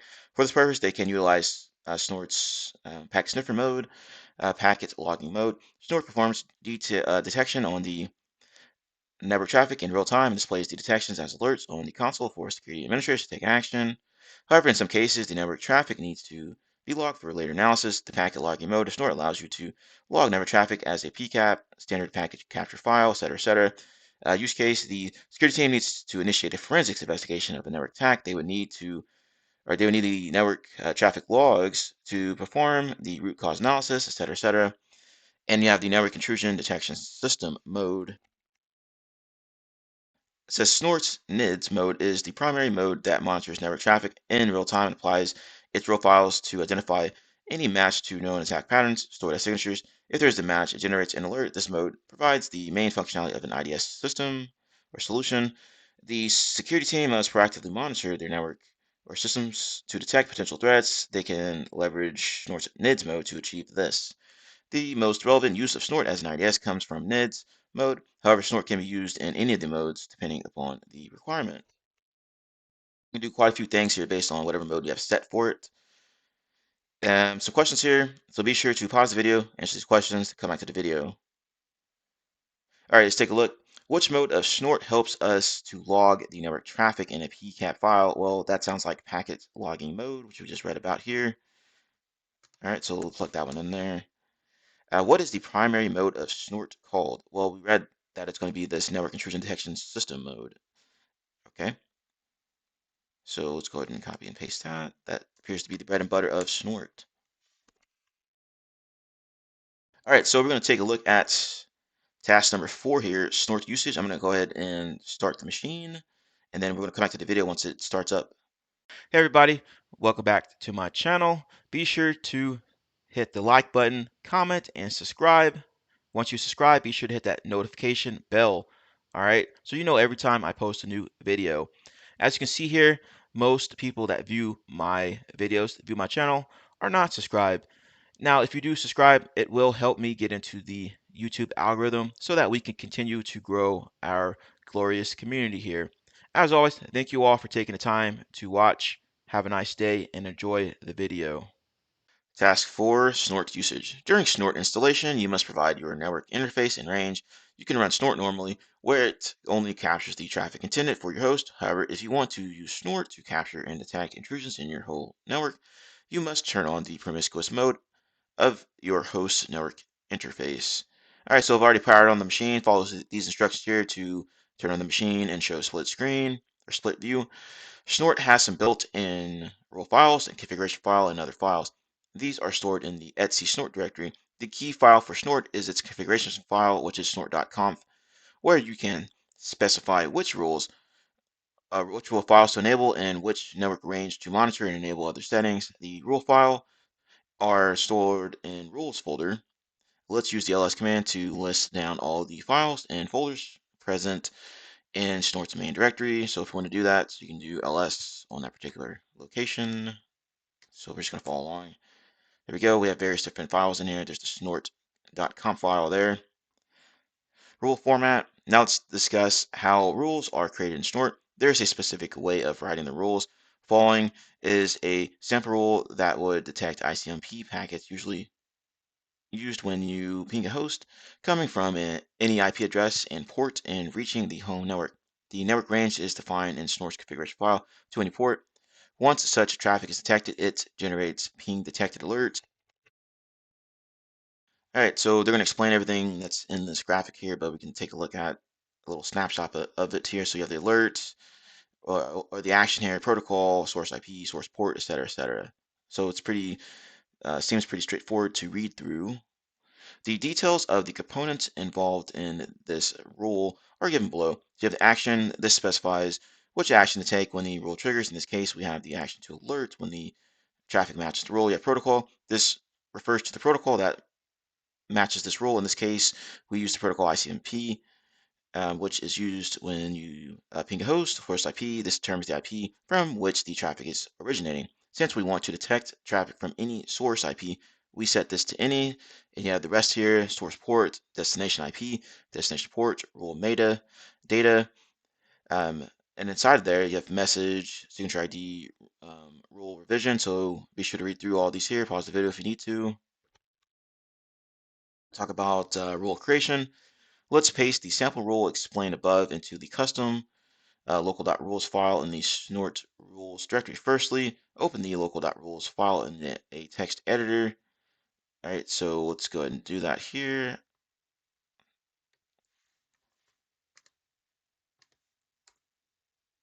Okay, awesome.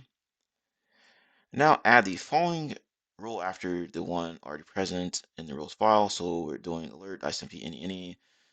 Coming back to the local box here, any, etc. Or sorry, the local, coming back to the local network here, it's 127.0.0.1. It appears to be. So let's go ahead and add this line in here. If I can paste. Okay, it looks good to go. All right. So rule testing. Oh, it's okay. Once you successfully edit the file, Control X and Y. Yes, save it. Done. Rule testing. Let's first start the snort tool to detect any intrusions defined in the rule file. For this, we have to execute the following command with sudo privileges, which I've already done here. In case your loopback interface is not called low, replace it with the correct interface. So make sure that's fixed in here. And this is the area they're talking about here where it says low. As this rule is designed to alert us on any ICMP packets to our loopback address, let's try to ping our loopback address to see if the rule works. So let's go ahead and do that here. We're just going to open up a new tab and make this a little bit bigger. Paste this over. Okay, there we go. And as you can see, there goes the alerts. So let me go ahead and stop this. Okay. The screenshot below shows the snort generated loopback ping detected alert when we ping the host loopback IP. This means that our rule is working fine. All right. And we have the same results, right? So we can see that loopback ping detected. Running snort on PCAP files. We saw how snort can be used for intrusion detection on real-time traffic. However, you may sometimes encounter a scenario where you have to use historical network traffic logged in a file, and you have to perform a forensic investigation to determine any signs of intrusions through that traffic. This traffic is usually logged in the standard packet capture format, PCAP. Snort is also equipped to perform detections on these PCAP files containing historical network traffic. The following command with sudo privilege can be used to perform this action. So if you want to run that, it says replace the task .pcap file with the path of the PCAP file for analysis. All right, so we're gonna use this. Make sure to follow the directions here. We have questions down here, so be sure to go through questions and then come back to the video and we'll go through them. All right. Okay, so let's take a look here. So where's the main directory of the Snort, um, directory of Snort that stores its files? And we saw that if we scroll back up here, we can see that it's in this etc snort directory. So that should be our answer. Go back down here. Which field in the snort rule indicates the revision number of that rule? And if we go back to where they're talking about the different areas here, we can see that's this rev, or rule revision area. This appears to be what they're looking for here. So we're going to type in rev. Which protocol is defined in the sample rule creating the task? Well, that was ICMP for ping. What is the file name that contains the custom rules for snort? And if we look up here, it should be this one here. It says let's paste the example rule explained above into the custom local.rules file. So this should be the answer for that one. Let's go and plug it in and see. There we go. Task number 5, practical lab. Exercise. Scenario. You are a third-party forensic investigator. A company contacts you to investigate a recent attack on their network. They handed over a PCAP file named intro to IDS.pcap, which contained the network traffic captured during the attack. Your task is to run snort on this PCAP file and answer the questions given in the task.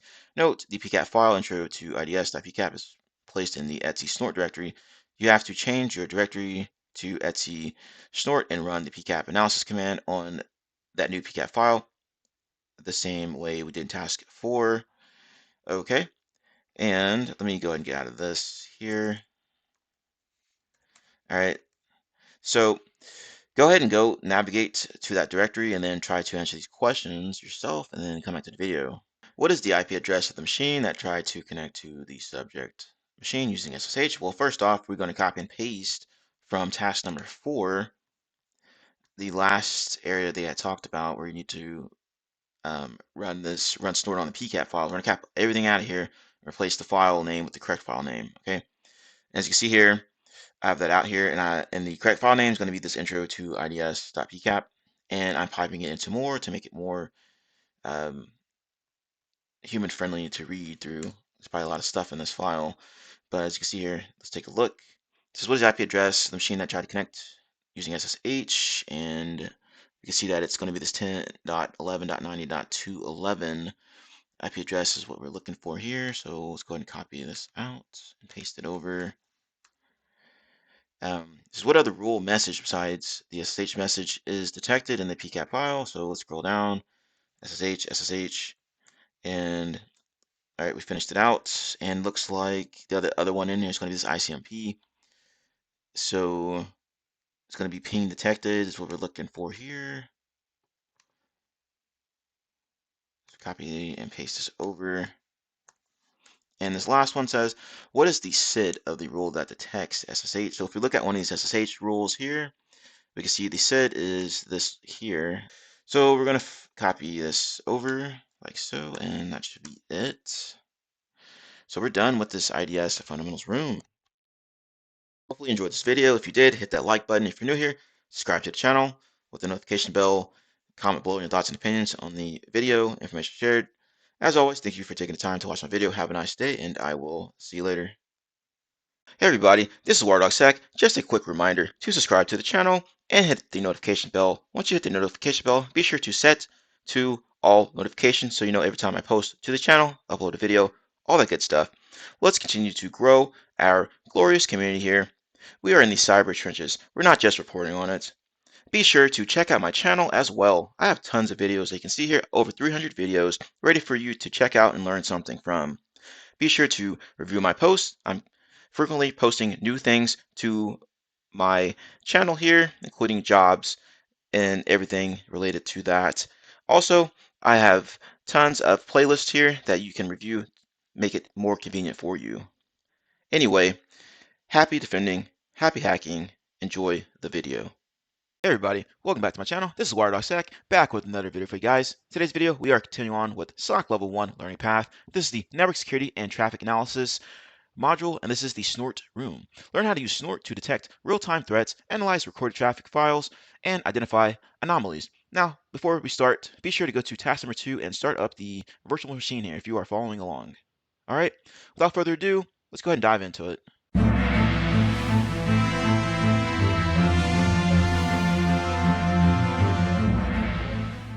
Task 1, Introduction. This room expects you to be familiar with basic Linux command line functionalities like general system navigation and network fundamentals, which are ports, protocols, and traffic data. The room aims to encourage you to start working with Snort to analyze live and captured traffic. Before joining this room, we suggest you complete the Network Fundamentals module. If you have general knowledge of network basics and Linux fundamentals, you will be ready to begin. If you feel you need assistance in the Linux command line, you can always refer to our Linux fundamentals rooms here, 1, 2, and 3, or you can just check out my channel and you can probably see videos of these already. Snort is an open source, rule-based network intrusion detection and prevention system, NIDS or NIPS. Here, it was developed and still maintained by Martin Roche, I'm not sure how you pronounce that, open source contributors, and the Cisco Talos team. The official description: Snort is the foremost open source intrusion prevention system (IPS) in the world. Snort IPS uses a series of rules that help define malicious network activity and use those rules to find packets that match against them and generate alerts for users. So we're going to complete that because we've already read it. Task number 2, interactive material and VM, which is virtual machine. Interactive material and exercise setup. Deploy the machine attached to this task. It will be visible in the split screen view once it is ready, which we can see here. If you don't see a virtual machine load, click the Show Split Screen button.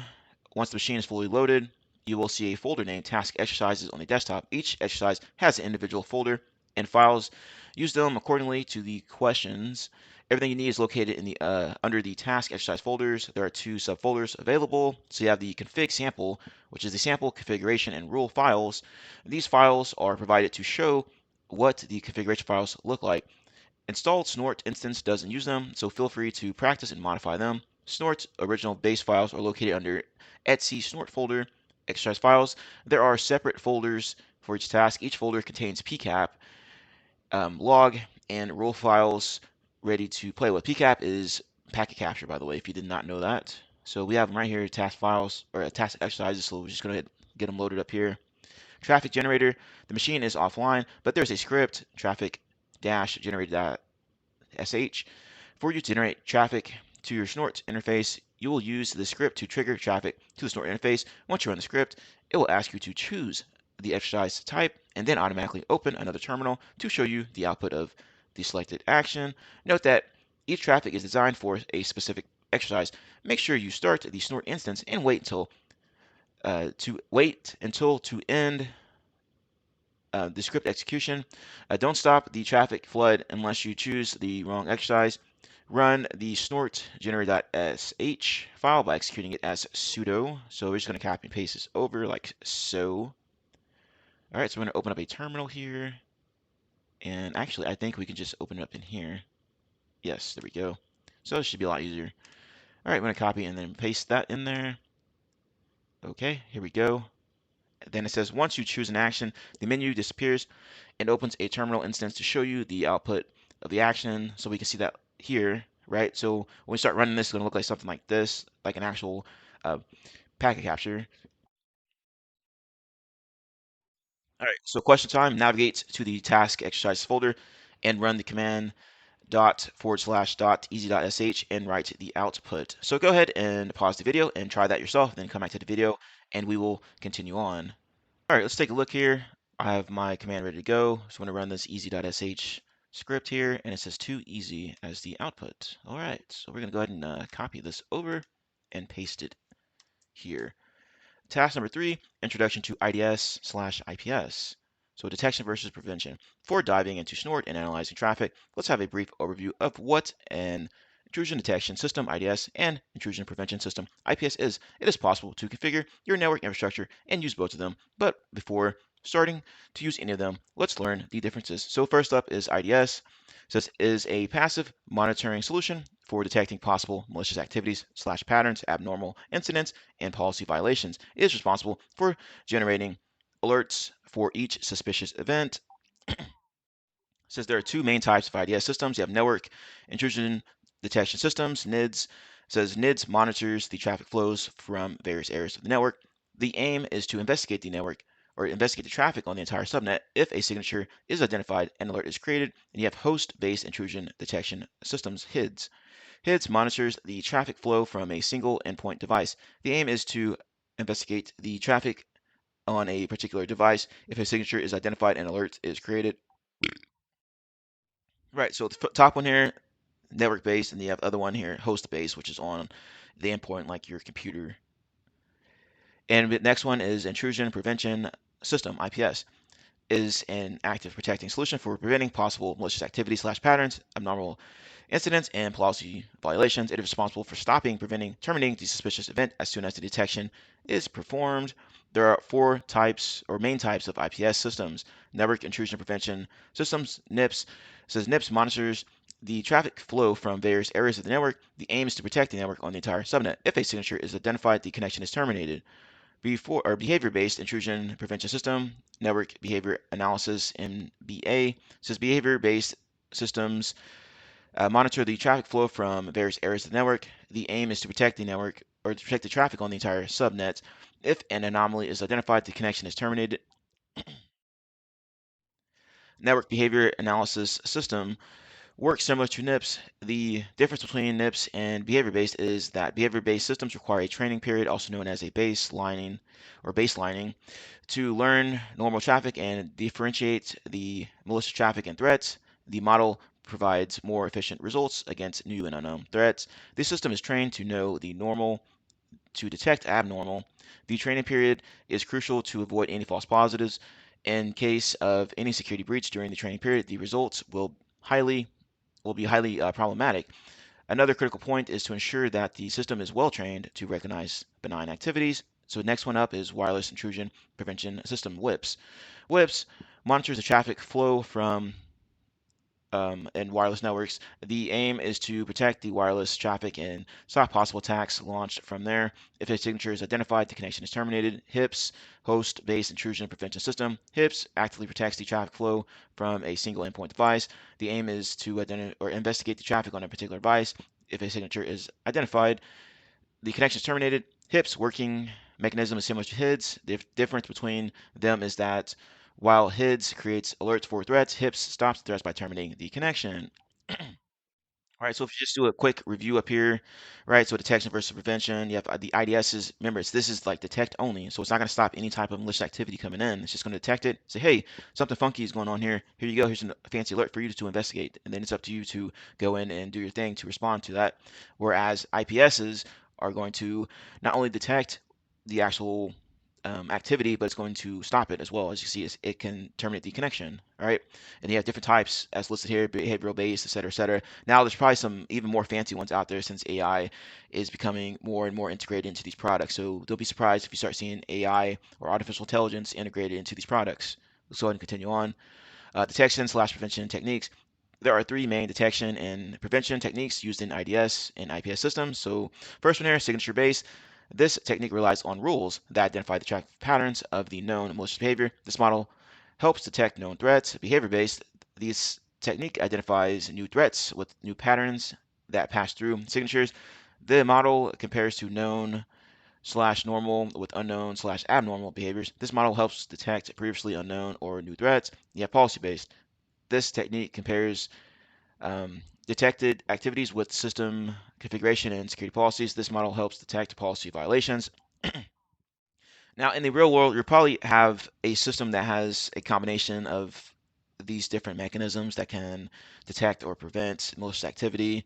Maybe you'll have some old system that just does one or the other, but it's going to be different per environment that you're in. So I would just recommend knowing the different definitions of these and different types of IDS and IPS systems and their use cases Summary.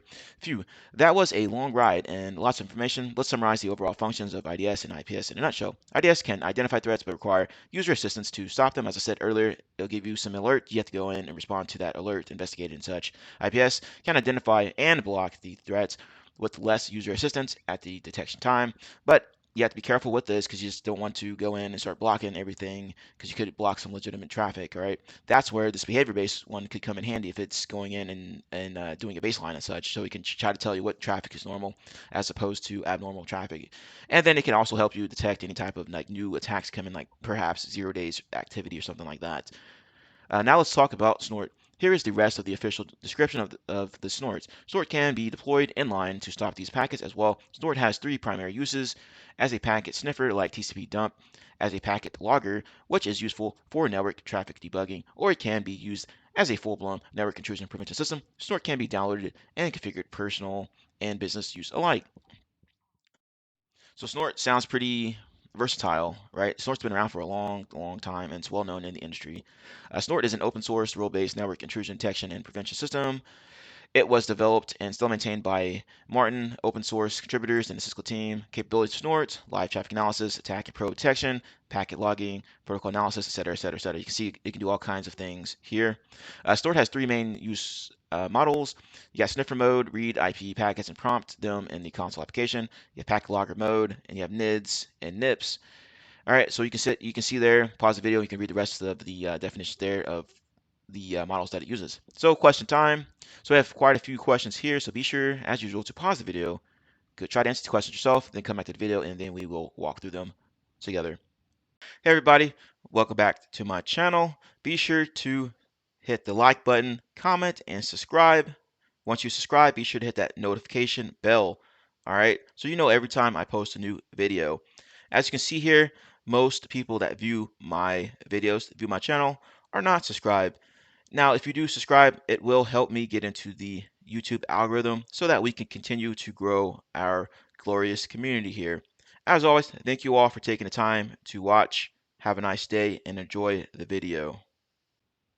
All right, let's take a look at these questions. Which IDS or IPS type can help you stop the threats on a local machine? Remember, they're talking about a local machine here. So that's the key word here, and that's going to be a host intrusion prevention system, or a HIPS for short. Right? So you want to stop the threats, not just detect them. So you want to stop the threats on a local machine. So remember that. Which IDS or IPS type can help you detect threats on a local network? Keywords here: detect threats, local network. All right, that's going to be a NIDS, or network intrusion detection system. Next one: which IDS or IPS type can help you detect the threats on a local machine? Once again, detect and local machine. That's going to be HIDS, host intrusion detection system. Which IDS or IPS type can help you stop the threats on a local network? Once again, you want to stop the threats on a local network, so that's going to be a NIPS, a network intrusion prevention system. Which described solution works by detecting anomalies in the network? Remember, that's going to be the NBA, which is the network behavior. What do they call it up here? That was the network behavior analysis one. Yeah, network behavior analysis. So let's go back down here. According to the official description of the Snort, what kind of NIPS is it? It's a full-blown one. Now this one may be a little bit troublesome to find, but it's in this paragraph here, right? Or in these this description here. It says used as a full-blown network intrusion prevention system. Next one is NBA training period is also known as baselining, as we saw above.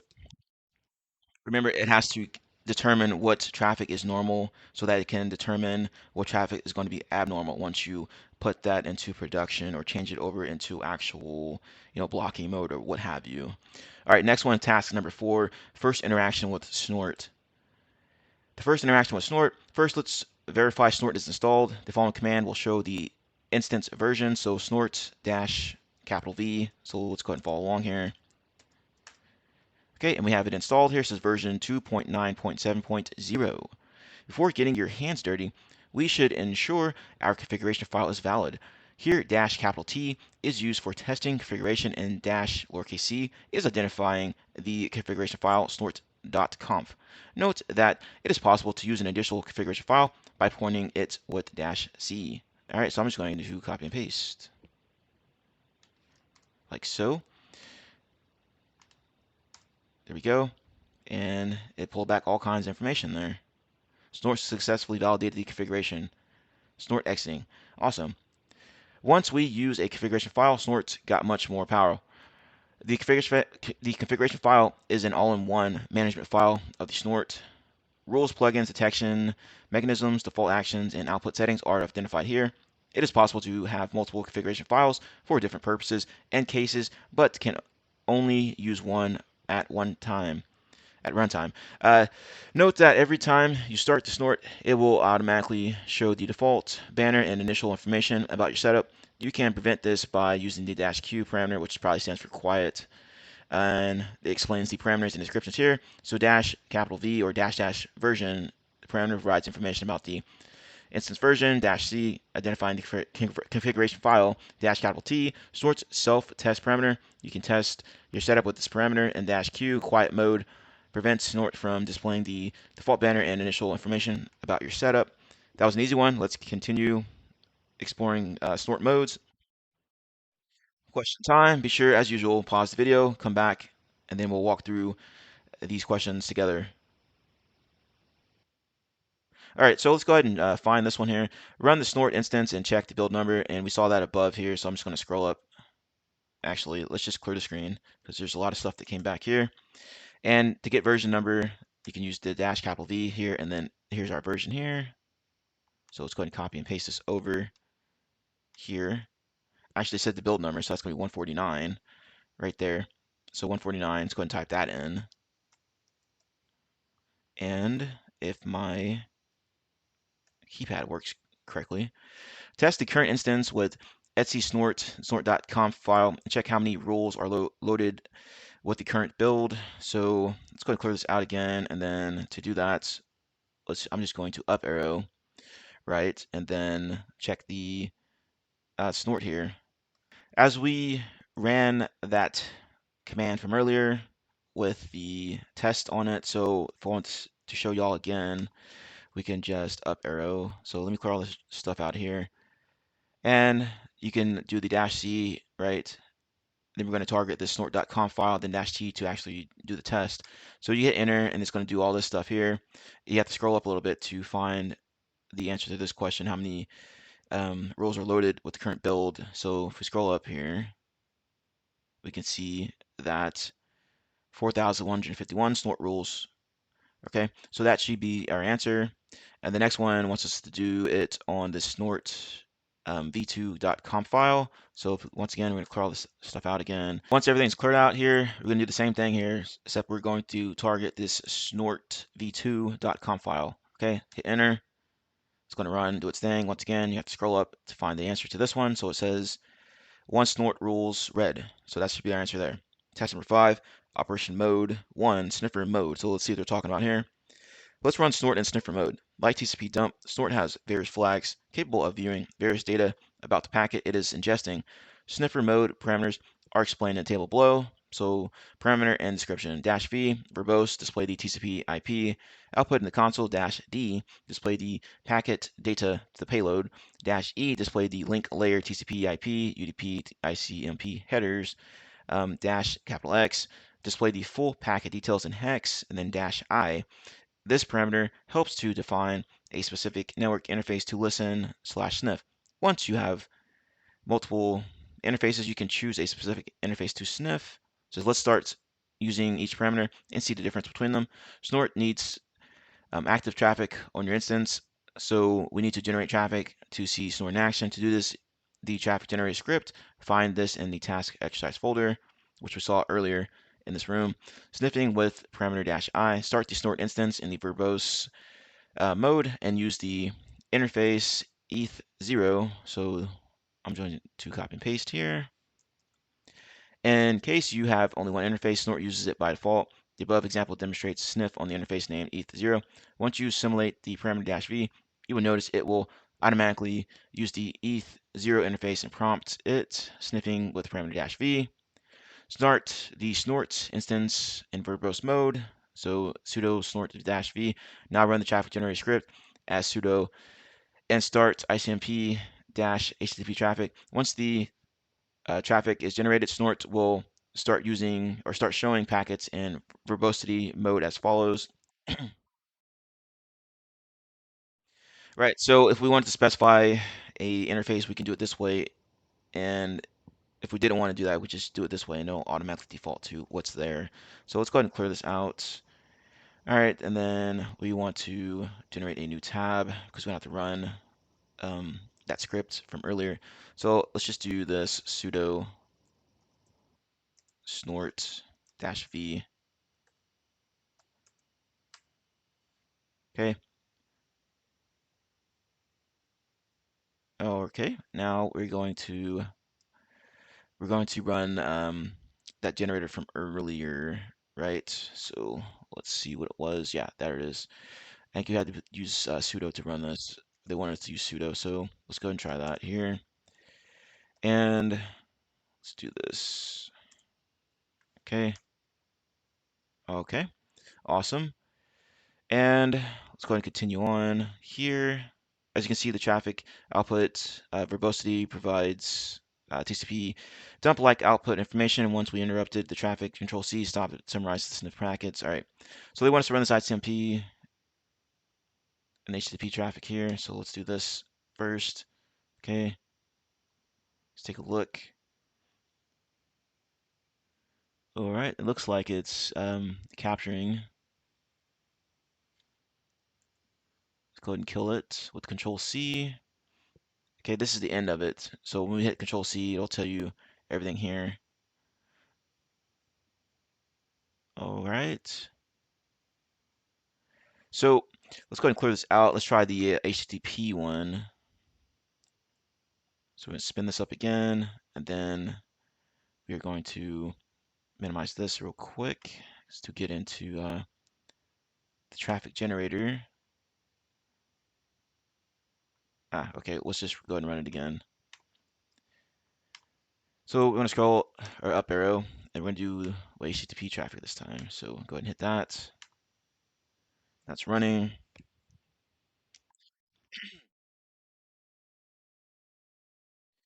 All right, so we should see all this being captured over here. So it's done now. So once you run it, you should be able to see what you saw when you generated that traffic, right?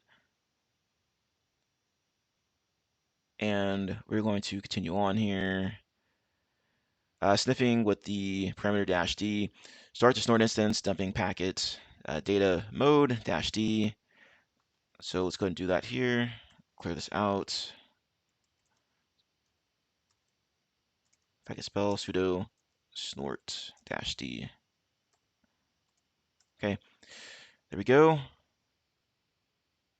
And we should see something like this running in packet dump mode. It says now run the traffic generator script as sudo and start the ICMP slash HTTP traffic. Once the traffic is generated, Snort will start showing the packets in verbosity as follows. So once again, we're going to repeat here, run this again, and then it's going to generate this traffic here. So do it that way. Okay. Once this finishes, I'll run the HTTP one as well. So we're just following along.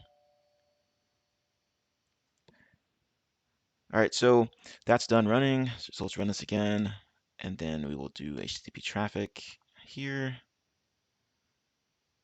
All right, once that's done, I went ahead and killed it. But as you can see that you can see more information using this -d than the original one up here with the -v parameter, and that's what they state down here. As you can see in the given output, packet data payload mode covers the verbose mode and provides more data. Okay, so we can start seeing some characters here as we scroll through here. All right, next one, we're going to use the -de. Okay, so start snort instance -d, and then the link layer header grabbing -e, and then we're going to run those scripts again, ICMP, HTTP traffic. Once generated, Snort will start showing the packets in verbosity mode, and it's going to look something like this here. And the next one's going to be with the -x, right, for full packet dump mode, and run that script again, and they're going to see different output. So it's going to be based on use case, right? Using these different parameters and such. Okay, and let's just go ahead and try to run a few more of these, but I think you guys get the gist of it. So you're just going to be basically testing out different parameters to see which ones is going to give you the information that you're needing, right? So let's go ahead and clear this one out, and let's just play around with a couple of these here.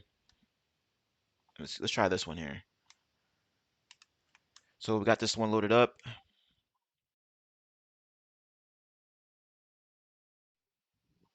Operation not permitted. Okay, well, that's because I didn't use sudo. So let's try this again. There we go. Now let's go ahead and run the script again. So let's clear this out. Up arrow, run ICMP, and then we're going to run HTTP next.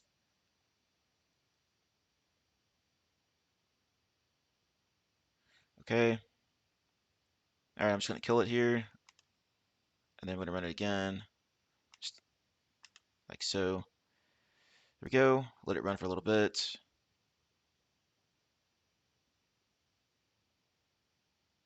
Okay. Oops. Let me not do that. Hit cancel. So if we go back here, I'm going to kill this. But once again, depending on which parameter you used is going to be which information you're going to get back. Okay. So you can go ahead and scroll through and then start reviewing the traffic that was generated and then determine which one may work for best or work best for you in whatever use case you're going to be using, right? So let's go ahead and continue on here. So make sure you understand and practice each parameter with different types of traffic and discover your favorite combination. You can practice parameter combinations by using traffic script, which we just did. So I recommend trying this on your own, playing around with these other ones as well. Task number 6, operation mode 2, packet logger mode. Let's run snort in logger mode. You can use snort as a sniffer and log the sniff packets via logger mode. You only need to use the packet logger mode parameters, and snort does the rest to accomplish this. Packet logger parameters are explained in the table below. So let's go ahead and check out these parameters.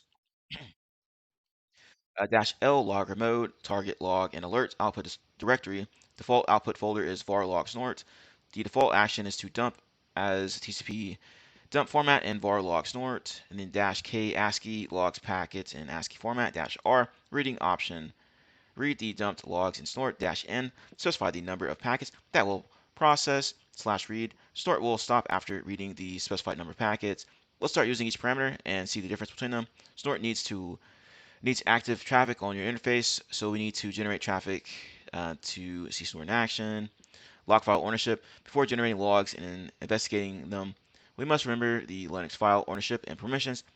No need to deep dive into user types and permissions. The fundamental file ownership rule. Whoever creates a file becomes the owner of the corresponding file. Snort needs super user root rights to sniff the traffic. So once you run the snort with the sudo command, the root account will own the generated log files. Therefore, you need root rights to investigate the log files. There are two different approaches to investigate the generated log files. So you have elevation of privileges. You can elevate your privileges to examine the files. You can use the sudo command to execute your command as a super user with the following command, sudo command, as we've been doing.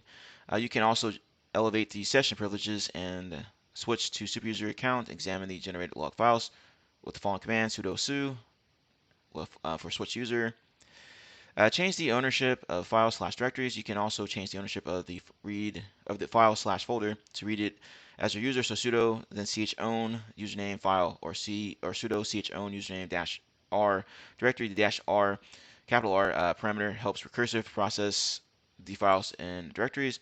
Logging with parameter -l. First, start the snort instance in packet logger mode using sudo snort l -dev then -l. So let's go ahead and do that. Clear all this out. Paste. There we go. Let's see here what happened. All right, I forgot to put that dot at the end. There we go. Now start the script again. So I'm gonna up arrow, fire it off. Okay, while that's running, once traffic is generated, snort will start showing the packets and log them in the target directory. You can configure the default output directory in snort.config file. However, you can use the -l parameter to set a target directory. Identifying the default log directory is useful for continuous monitoring operations. The -l parameter is much more useful for testing purposes. So let's go ahead and fire this off again using the HTTP traffic here. All right, the -l dot part of the command creates the logs in the current directory, you will need to use this option to have the logs for each exercise in their folder. Okay, so that's already done. Let's go ahead and stop this. Okay, and it's just showing us what we've already ran here. So if we had started this up, it'll tell you which directory it's pointing to. It's going to be this var log snort for that default one. Now let's check the generated log file. Note that the log file names will be different in your case, so you can use ls and then dot. So let's go ahead and try that out. So ls dot, there it is. So it should be this one here. Okay, as you can see, it is a single all-in-one log file. It is a binary / TCP dump format log. This is what it looks like. Folder view. Okay, log in with the parameter -k ASCII. All right, so we're gonna do the same thing basically, except we're gonna use this ASCII format. So if you want to do that, you can go ahead and run it yourself. I'm gonna copy and paste. So let's go ahead and clear all this out again. If I can spell clear, there we go. All right, so let's go ahead and paste this in there. All right, so it's running. Good to go there. Run the script again. All right, there's the first one. Now let's check the generated log file. Once again, we're gonna check and see that the log file is present on the machine. Folder view, and then the logs created. So let's go ahead and do the second one of this. Just HTTP traffic here. Okay. So this seems pretty straightforward, right? And let's see. It says the logs created with the -k ASCII parameter is entirely different. There are two folders with the IP address names. Let's look into them. So let's go ahead and stop this. Okay. And then you can do ls l, right? So you can see various different ones here, the IP addresses, since we use the ASCII one, right? And let's just try one here, I guess, and see what it says. Let's just try this first one. Copy this. Let me go ahead and clear this out. Okay, so ls. Okay. Permission denied, that's right. We have to use sudo. There we go. Once we have a closer look at the created folders, we can see that the logs are in ASCII and categorized format, so it is possible to read them without using a snort instance. This is what it looks like in folder view. And once again, we have it pulled up here if you want to check a look at the folder view, okay?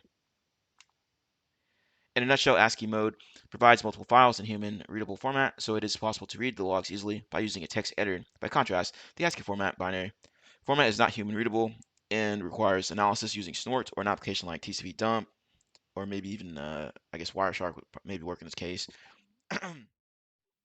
Let's compare ASCII format with the binary format by opening them both in text editor. The difference between the binary log file and the ASCII log file shown below, side by side. So you have binary format on the left and on the right side ASCII. All right, pretty straightforward. You're not going to be able to, this isn't human readable over here in binary as opposed to ASCII, it's human readable. Okay, pretty straightforward, folks.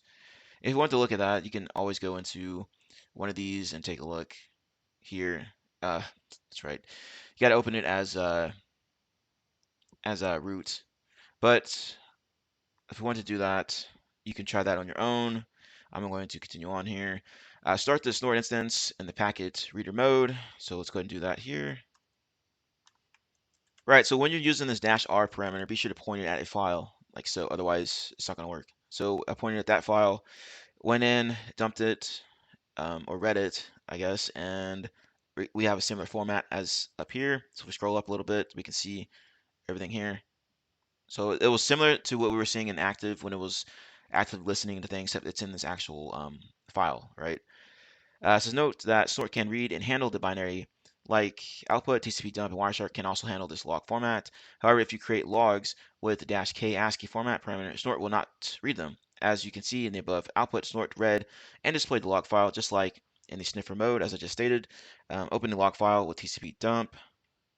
Okay, let's just follow along, I guess, and let's do TCP dump.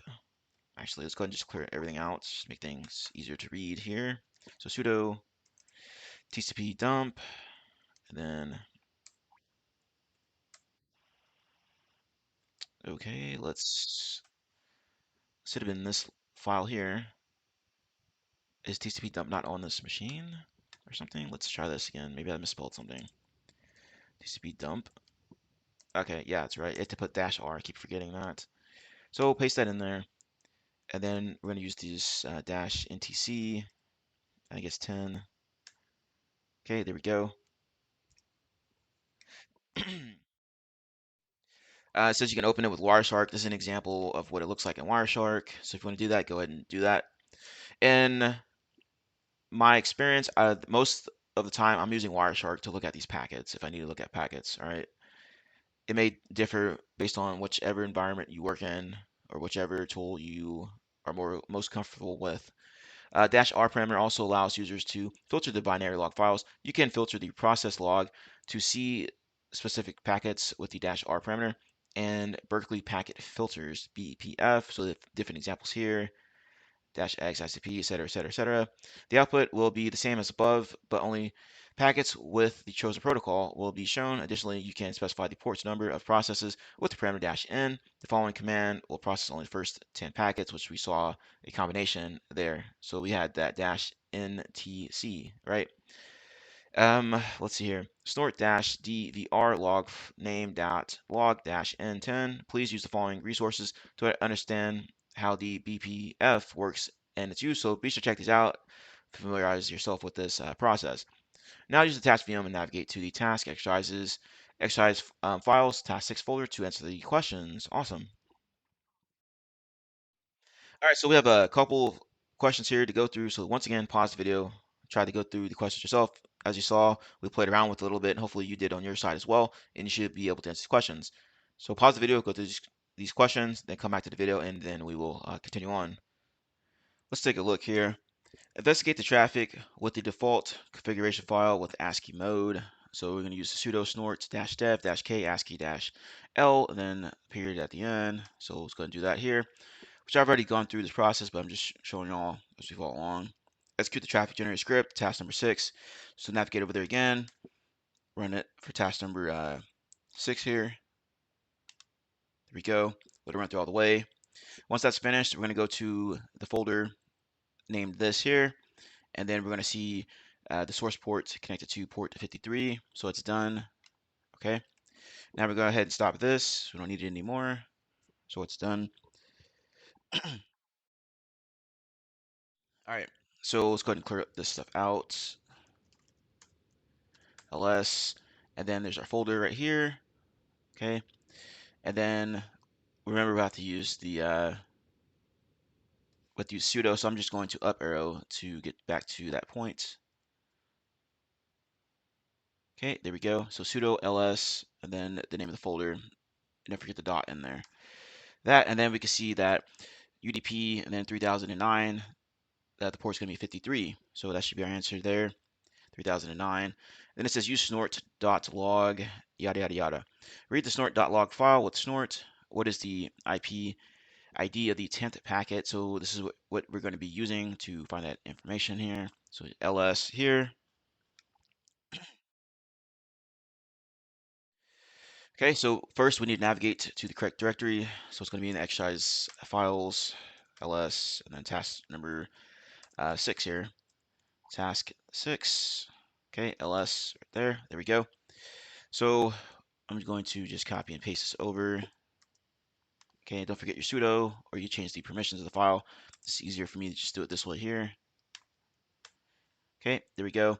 And then when you find the packet ID, so if we go back down, since it was set to 10, we just look at the last one here. So let me scroll up a little bit here, and then we should be able to find that information. Here's the last packet here, or the 10th packet here, and the ID is right there. So 49313 is going to be our answer there. Next one, it says read the snorts.log of that file. With snort, what is the refer of the 4th packet? Now to get this one, remember it was talking about those different parameters we had to use. So we have to use that -x parameter. So I'm just going to hit the up arrow to find that particular command. And where is it? There we go. So you want us to get the 4th packet, right? So I have it set to 4 now, so we should be able to just look at the last packet to find the information, then the dash X so we can get that additional information in the packet. So let's go ahead and scroll back up here. And the right side here, as you're going through and reading through here, you'll see that the refer is going to be at the bottom. And it's going to be this www.ethereal.com/development.html. So that should be our answer there. Next one says read the same file. What's snort? What is the ACK number of the 8th packet? So once again, I'm going to up arrow so we can find that information.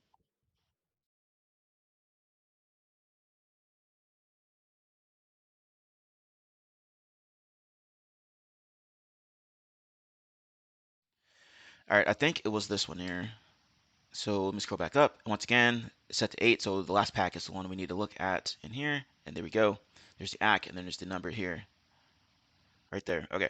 Next one says read the same file. What's snort? What's the TCP port 80? Now this one you have to use those filters as it was talking about here. So basically you have to replace this here. Okay. So once again, clear everything out. Up arrow, and I have that information. Okay. Let me find the correct history port here. There we go. TCP port 80. Right. So that's what we're looking for. Enter, and we should be able to see that information as we right here and the total 41. Okay, so using those filters, it filtered out everything else except for TCP port 80. Okay, let's go ahead and continue on to task number 7, operation mode 3 IDS/IPS. Snort in IDS/IPS mode. Capabilities of snort are not limited to sniffing and logging traffic. IDS/IPS mode helps you manage the traffic according to user-defined rules. Note that NIDS, IPS, IDS mode depends on the rules and configuration. Task 10 summarizes the essential paths, files, and variables. Also, task 3 covers configuration testing. Here we need to understand the operating logic first, and then we will be going to rules in task number 9. So let's run snort in IDS, IPS mode. NIDS mode parameters are explained in the table below. So we see here dash C, configuration file dash T, testing dash N, disable logging dash D, background mode dash A, alert modes, full, fast, console, CMG, and none. So pause the video and read through these. Let's continue on. Let's start using each parameter and see the difference between them. Snort needs active traffic on the interface. Once again, you're going to use that script. Once you start running IDS, IPS mode, you need to use rules as mentioned earlier. We will use a predefined ICMP rule as an example. The defined rule will only generate alerts in any direction of ICMP activity. So this rule is located here at the snort rules local.rules. Okay. Remember this module, we will focus only on the operating modes. The rules are covered in tasks 9 and 10. Snort will create an alert file if the traffic flow triggers an alert. One last note, once you start running IPS, IDS mode, the sniffing and logging mode will be semi-passive. However, you can activate the functions using the parameters discussed in the previous task, so -E, -V, etc., etc., etc. If you don't remember those, the purpose of the commands, please revisit task number 4.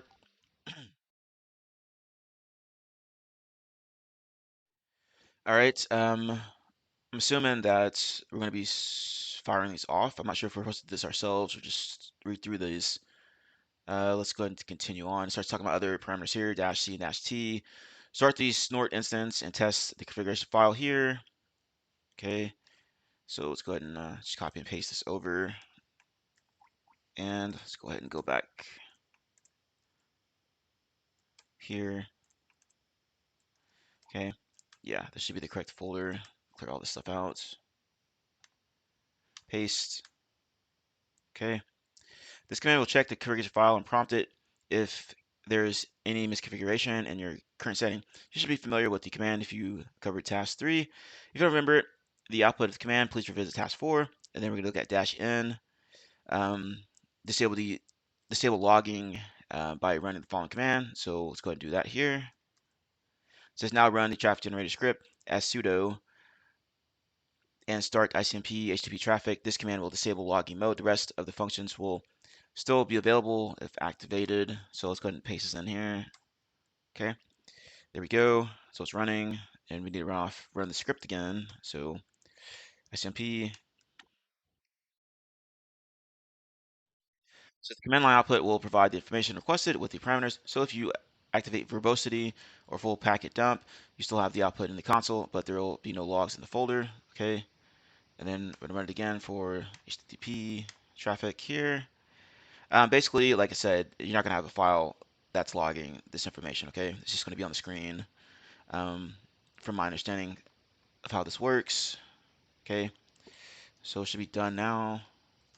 If we take a look here, there shouldn't be any additional logs from that, right? Because it's disabled. Dash D parameter. So we'll go ahead and copy and paste this again. All right, so clear all this out. All right, run the script again.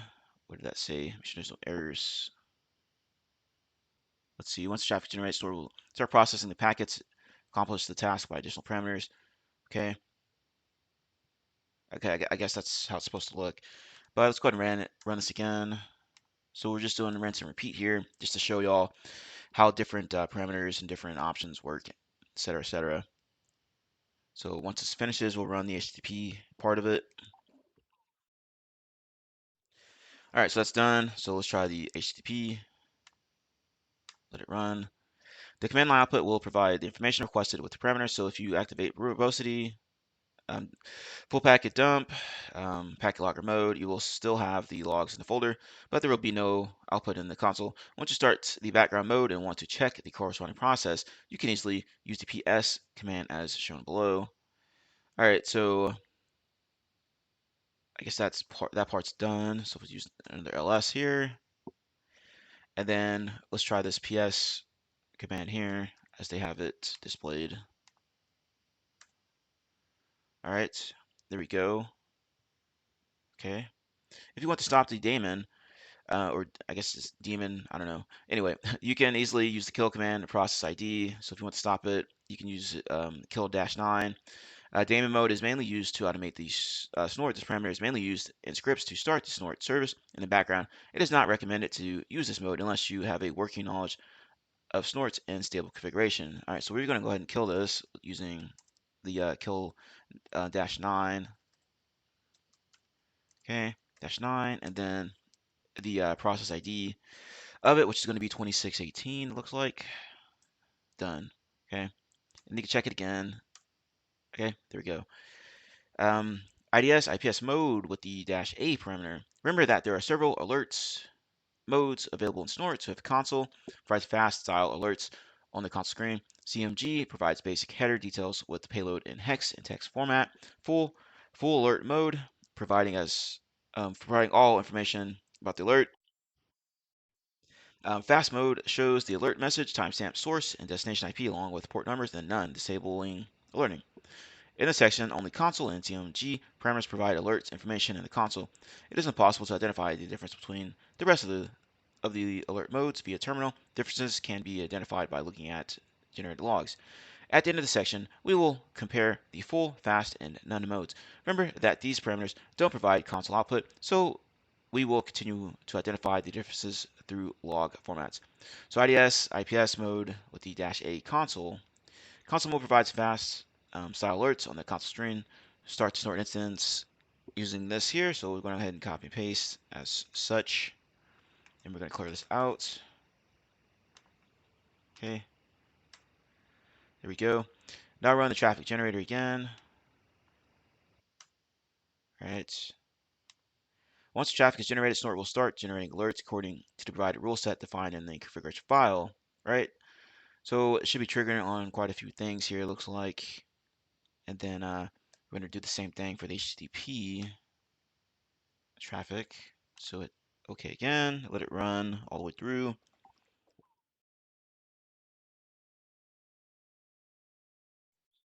Once this is done, we should see some alerts. And there we go.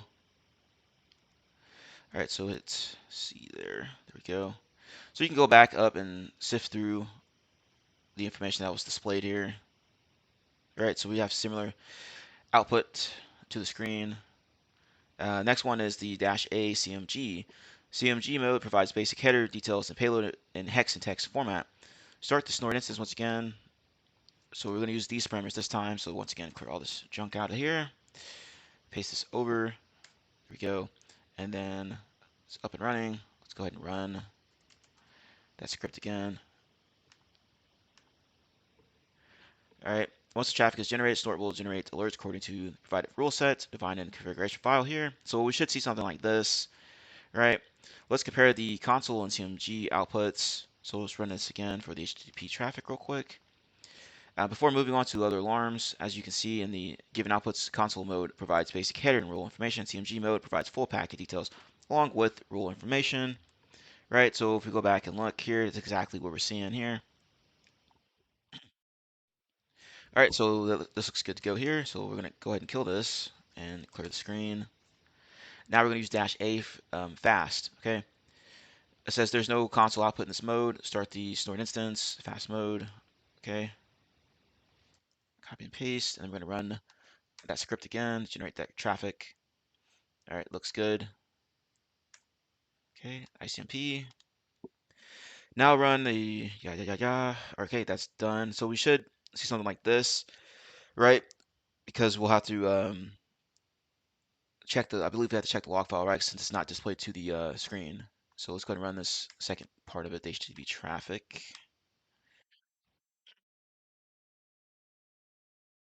Yeah, it says let's check the alarm file. Okay. Okay. Once again, it's not gonna display to the console here to the screen, right? It's gonna be in some file, alarm file somewhere. So if you want to use this mode, just note that you need to check the alarm file if you want to see activity and such. It says fast style contains summary information of action like direction and alert header. Next one is the -A for full. I'm just gonna skim through the rest of these here because we already know what they're gonna look like here, just looking at the pictures. But if you want to try this out yourself, go ahead and try these out yourself.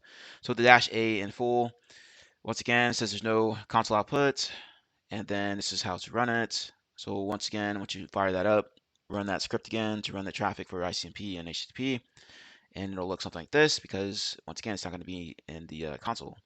It's going to be an alarm file, and you should have output like this inside of there, right? As you can see in the given picture, full style alerts contain all possible information on action. Next one is -A none. Once again, no console output in this mode. This is how to run it here. And once again, run those scripts for ICMP, HTTP traffic. It's going to look something like this. Now, this time, it says that, as you can see in the picture below, there's no alert file. Snort only generates the log file. So it's going to look something like this, an actual .log file, right? And next one is using rule file without configuration file. It is possible to run these snorts only with the rules without a configuration file. Running the snort in this mode will help you test the user created rules. However, this mode will provide less performance. So once again, it's going to look something like this here. And this is IPS mode and dropping packets. Snort IPS mode activated with -Q DAQ AF packet parameters. You can also activate this mode by editing the snort.conf file. However, you don't need to edit the snort.conf file in the scope of this room. Review the bonus task or snort manual for further information on DAQ and advanced configuration settings using -Q DAQ AF packet. Activate the data acquisition DAQ modules and use this AF packet mode to use snort as an IPS-I Ethernet 0, Ethernet 1, identifying interfaces. Note that the snort IPS requires at least two interfaces to work. Now run the traffic generator script, sudo. So basically just, if you want to play around with this, feel free to. I'm just going to continue on here. As you can see in the picture above, snort blocked the packets this time. We use the same rule with a different action, drop, reject. Remember, for the scope of this task, our point is the operating mode, not the rule, okay? And, okay, I guess that sounds pretty straightforward. All right, so we have some questions here. Be sure to pause the video and then go through these questions yourself and try to answer them, and then come back to the video. Investigate the traffic with the default configuration file, and basically just going to copy and paste this over. Then we're going to execute that script, but this time we're going to choose task 7. Okay, once that's done, we're going to need to find the number of detect HTTP get methods. So first off, let's go ahead and fire this up. Okay, it's running. Now, as soon as that fires up, we're going to go ahead and launch that script. And then right here, task 7 exercise, hit OK, let it run all the way through, and then we are going to stop snort.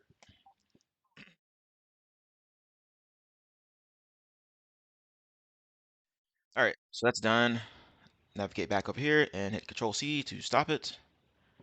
All right, so you're gonna have to scroll up a little bit, and then under these HTTP inspect encodings here, you can see get methods and two. So that should be our answer here. And then it says you can practice the rest of the parameters and use the traffic generator script. If you want to play around with it, feel free to do so. We are going to continue on in this video. Task number 8, Operation Mode 4, PCAP Investigation. Let's investigate PCAPs with Snort. Capabilities of Snort are not limited to sniffing, logging, and detecting/preventing the threats. PCAP Read Investigate Mode helps you work with PCAP files. Once you have a PCAP file and process it with Snort, you will receive default traffic statistics with alerts. Depending on your rule set, reading a PCAP without using any additional parameters we discussed before will only overview we'll only overview the packets and provide statistics about the file. In most cases, this is not very handy. We are investigating the PCAP with Snorts to benefit from the rules and speed up our investigation process by using the known patterns of threats. Note that we are pretty close to starting to create rules, therefore you need to grasp the working mechanism of Snorts, learn the discussed parameters, and begin combining the parameters for different purposes. PCAP mode and parameters are explained in the table below. So you have -r or -pcap -single equals read a single pcap -pcap -list read pcaps provided in command space separated. Pcap show the pcap name on the console during processing.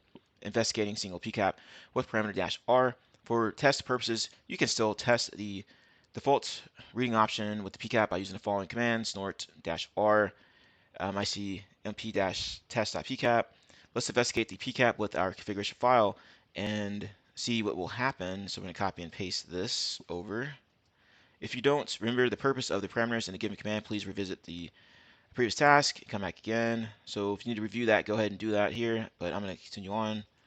All right, I don't think it's stated where this test pcap file was, but anyway, we're going to continue on. Just read through here. It says once our PCAP rule or ICMP rule got hit, as you can see, the following output: Snort identified the traffic and prompted the alerts according to our rule set here. So it should look something like that. And I went ahead and navigated to task 8 because there's a lot of files in here that we're probably going to be using here. And you can see that this is one of them apparently. But I wish I had said this at the beginning of this particular task here. But anyway, investigating multiple PCAPs with parameter --PCAP list. So same thing here. I'm going to copy and paste that over. Take a look at that PCAP file, and you can see the information displayed there. Since our ICMP rule got a hit, as you can see in the given output, Snort identified the traffic and prompted the alerts according to our rule set. Here's one point to notice. We processed 2 PCAPs, and there are lots of alerts, so it is impossible to match the alerts with provided PCAPs without Snort's help. We need to separate the PCAP process to identify the source of the alerts. So investigating multiple PCAPs with the parameter --PCAP show. All right, so you can see here they're looking at 2 PCAP files here, test, and then this HTTP 2 PCAP file, right? And they want to show the information here, and it should look something like this. Okay, and it's just the same thing here. You got a hit, yada yada yada. Now use the attached VM and navigate to task exercises, exercise task 8 folder to answer these questions, which I've already done here. And there's a lot of questions here, so be sure to pause the video, go through these questions, then come back, and then we will continue on. You can also play around with it too, right? So if I wanted to just fire this off and see, right? So there you go. Investigate the MX-1 PCAP file with the default configuration file. So let's go ahead and fire this off and see if we can find out. First one says, what is the number of generated alerts? Now, if we scroll back up here, we start talking about alerts. Action stats alerts going to be 170. So that's our answer there. Keep reading output. How many TCP segments are queued? And we could find that as we scroll down here, and it should actually say TCP segments queued. So we see that here, TCP segments queued, 18. That's our answer there. Keep reading output. How many HTTP response headers are extracted? So it's going to be further on down here. HTTP response headers extracted right there, 3.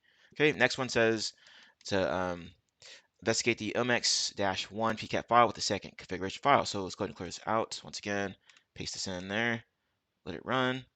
And now we need to find the generated alerts. And so we have to scroll back up a little bit here.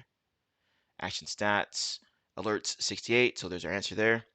And then the next one says investigate the MX2 PCAP with the default configuration file. What is the number of generated alerts? Once again, it should be in that same section. So let's go ahead and paste this in there. And we'll sift through again to that stats section. So scroll back up. There you go, action stats, alerts 340. So there we go there. Keep reading the output. What is the number of detected TCP packets? Now, to find this one, you can scroll up a little bit here, and you can see that where it says breakdown by protocol. So you can find it here under TCP. It's 82.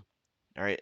So that's our answer there. And the next one says investigate MX2 PCAP and MX3 PCAP with the default configuration file. So once again, clear this out here, paste it in there, let it run, and then we'll go back and take a look. So it's asking about alerts again. So we have to scroll up a little bit again to get to that section. There we go here, action stats, alerts 1020. So there's our answer there. Task number 9, snort rule structure. Let's learn snort rules. Understand the snort rule format is essential for many blue team and purple team. The primary structure of snort rule shown below. So it looks something like this here. You have action, protocol, source IP, source port, direction, destination IP, destination port, and options. All right. So pause the video and read through this here. All right. Each rule should have a type of action, protocol, source and destination IP, source and destination port, and an option. Remember, snort is in passive mode by default, so most of the time you'll use snort IDS. You will need to start inline mode to turn on IPS mode. But before you start playing with inline mode, you should be familiar with the snort features and rules. The snort rule structure is easy to understand but difficult to produce. You should be familiar with rule options and related details to create efficient rules. It is recommended to practice snort rules and option details for different use cases. We will cover basic rule structure in this room and help you take a step into snort rules. You can always advance your rule creation skills with different rule options by practicing different use cases and studying rule option details in depth. We will focus on two actions: alert for IDS mode and reject for IPS mode.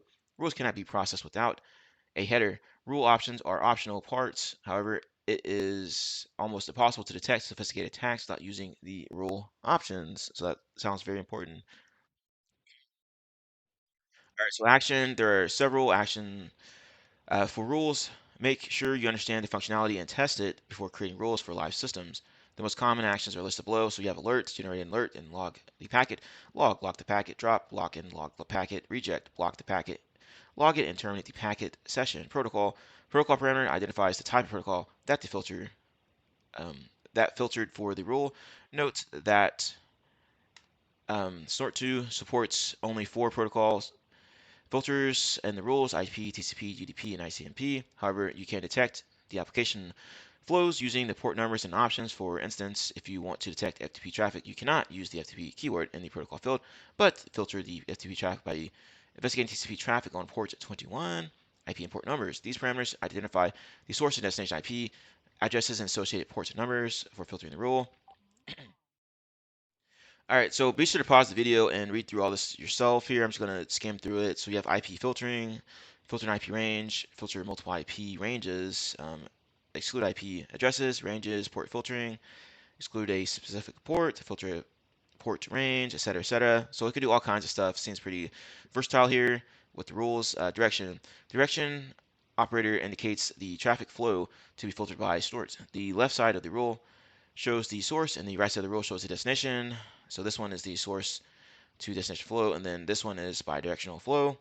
You'll notice that there is no less than dash operated in snort. So if you take a closer look here, you see what they're talking about here: rule header, source, destination, and then this is right here, right? So this is bidirectional flow, and then the rule options. All right. There are 3 main rule options in snort. So you have general rule options, fundamental rule options for snort, payload rule options, rule option that help to investigate the payload. These options are helpful to detect specific payload patterns. Non-payload rule options that focus on non-payload data. These options help create specific patterns and identify network issues. General rule options. All right, so once again, be sure to pause the video. I'm going to skim through this. So MSG, the message field is a basic prompt and quick identifier of the rule. The SID, snorts rules IDs SID come with a predefined scope, and each rule must have a SID in a proper format. So reference, each rule can have additional information or reference to explain the purpose of the rule or threat pattern. Rev, snort rules can be modified and updated for performance and efficiency issues. Payload detection rule options, content, payload data. It matches specific payload data by ASCII, hex, or both. It is possible to use this option multiple times in a single rule. However, the more you create specific pattern match features, the more it takes to investigate a packet. No case, disabling case sensitivity, fast pattern, the following. Prioritize content search to speed up the payload search operation. By default, Snort uses the biggest content and evaluates it against the rules. Okay, non-payload detection options. There are rule options that focus on non-payload data. These options will help create specific patterns and identify network issues. So ID, filtering the IP, ID field. You got flags here, filtering TCP flags, D size, same IP. Says remember, once you create a rule, it is local. It's a local rule and should be in your local.rules file. This file is located under etc snort rules local.rules. A quick reminder on how to edit your local rules is shown below. So if you want to use sudo gedit etc snort rules local.rules, okay, or use any other text editor. All right, so that's what gedit is. It's a text editor. Um, that is your local rules file. All right, so if you want to take a look at this here, let's see if it actually works on here. So let's go ahead and clear all this out, then paste this in.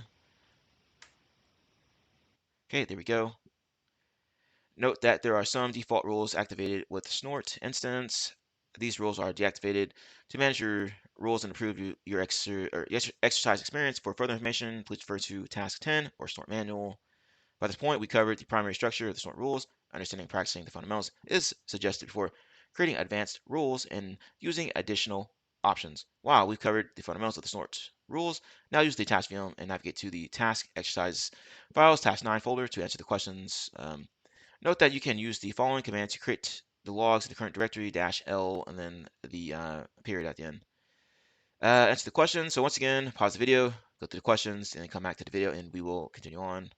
Okay, let's go through these questions here. Use task9.pcap, write a rule to filter IP ID 35369 and run it against the given pcap file. What is the request name of the detected packet? You may use this command, snort-c local.rules-capital A full-L.-R task9.pcap. All right, so basically what you're going to do is you're going to read through all these questions here and you're going to edit this local.rules file, right? And we're going to use everything that we learned in this particular section here, right? So if we go back, take a look at how these rules look like and such. So it's going to look like something like this, okay? And you'll see that here in a minute as we go through this .rules file. So the first one here, let's go ahead and try to get that. I've already had mine commented out, as you can see there. So let me go ahead and comment this one out. And then this is the first one here, right? Okay, so we have the ID that we're looking for here, this 35369, and you can see that it's ICMP, any, and this is bi-directional according to what we saw above in the room here. Everything looks squared away. The SID is listed out here. Okay, so I'm going to go ahead and save this file, and then we're going to close this out, and then we're going to run this right here, this command and parameters and such. So I'm just going to copy and paste this, and we're going to run this against that PCAP file. Okay, it's going to go through, do its thing here. Now after it's done, what you can do is ls, you can see that there's a alert file there. So we're going to cat that to see the contents. Actually, we can just use a gedit on it. Bring it up here. Okay, and we can see that it says time stamp request right there. That's what we're looking for here.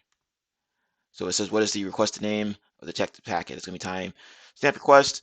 So we're done with that. Now we have to go in and clear this out. They want us to clear this out every time you go through and go to a different area here or a different question here. So we're going to go ahead and clear all this stuff out. Save it. Now it's a blank file. You can also just delete it if you want to, but I'll just go ahead and clear it out.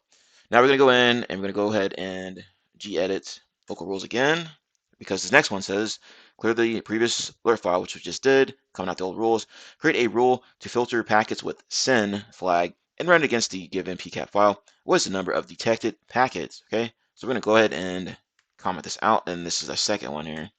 So we're going to go ahead and save this, and we can take a look at this again.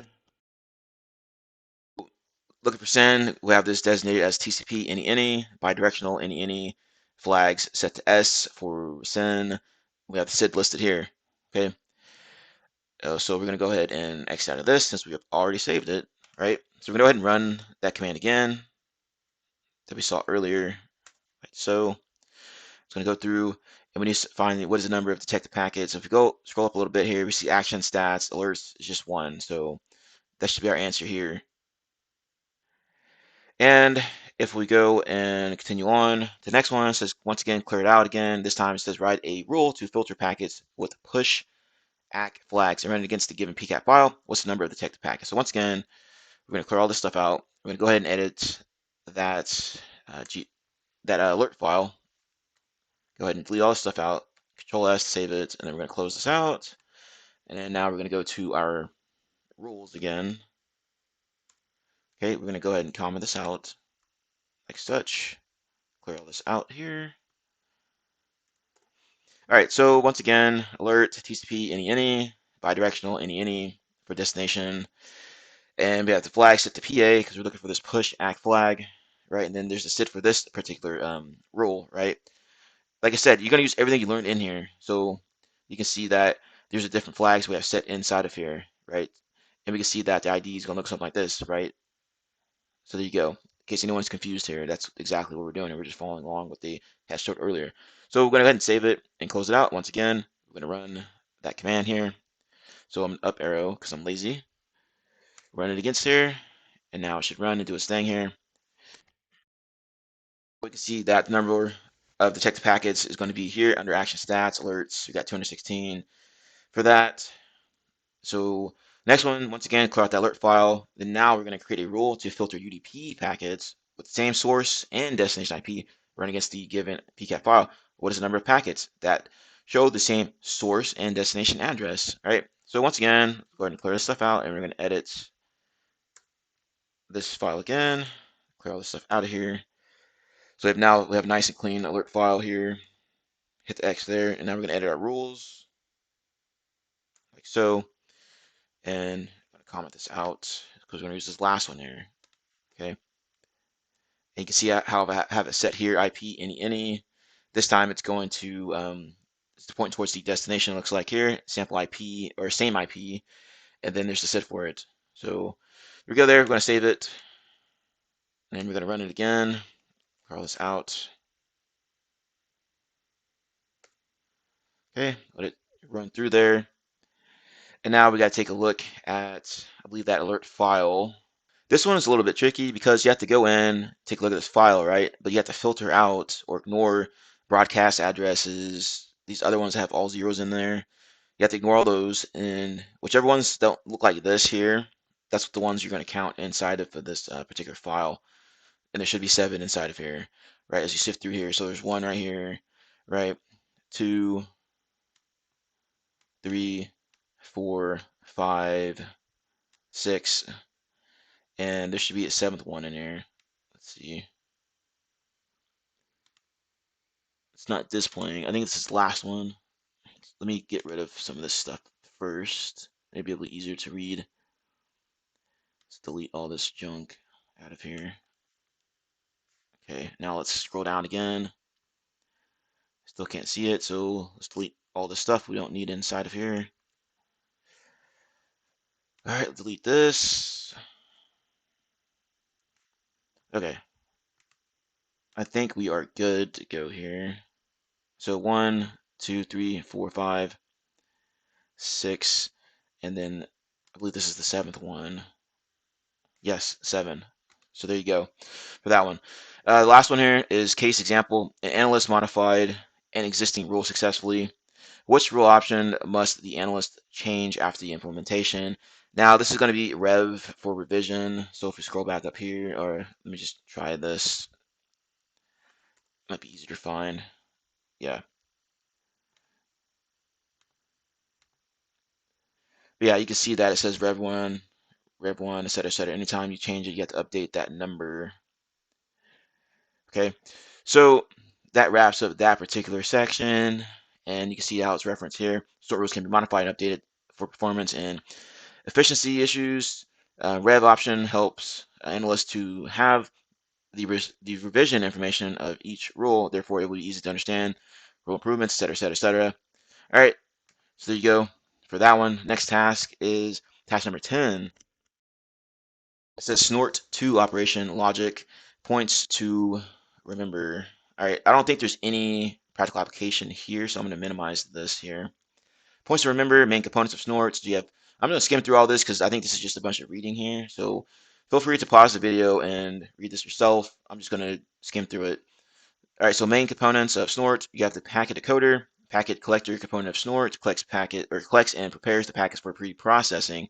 Preprocessors, component that arranges and modifies the packets for the detection engine. You have the detection engine, logging and alerting, outputs and plugins. There are 3 types of rules available for snort: community rules, free rule set under the GLP version 2, publicly available, accessible, no need for registration. You have the registered rules, subscribe rules, which is paid rules. You can see there.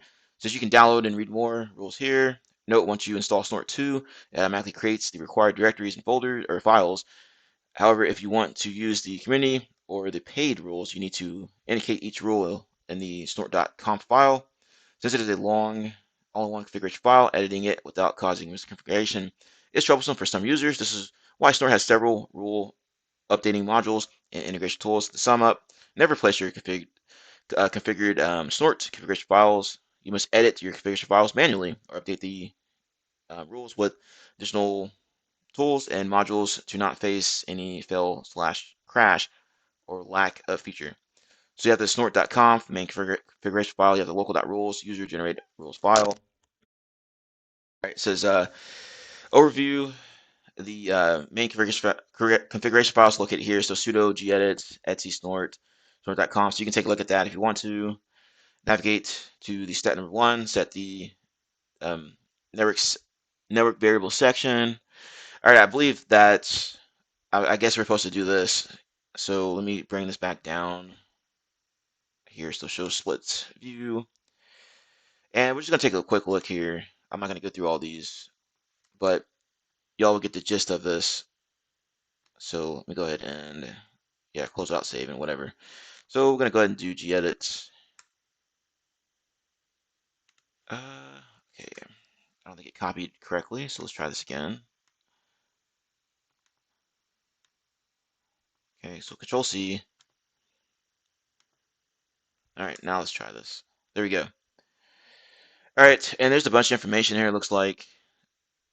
So number 1, set the network variables, right?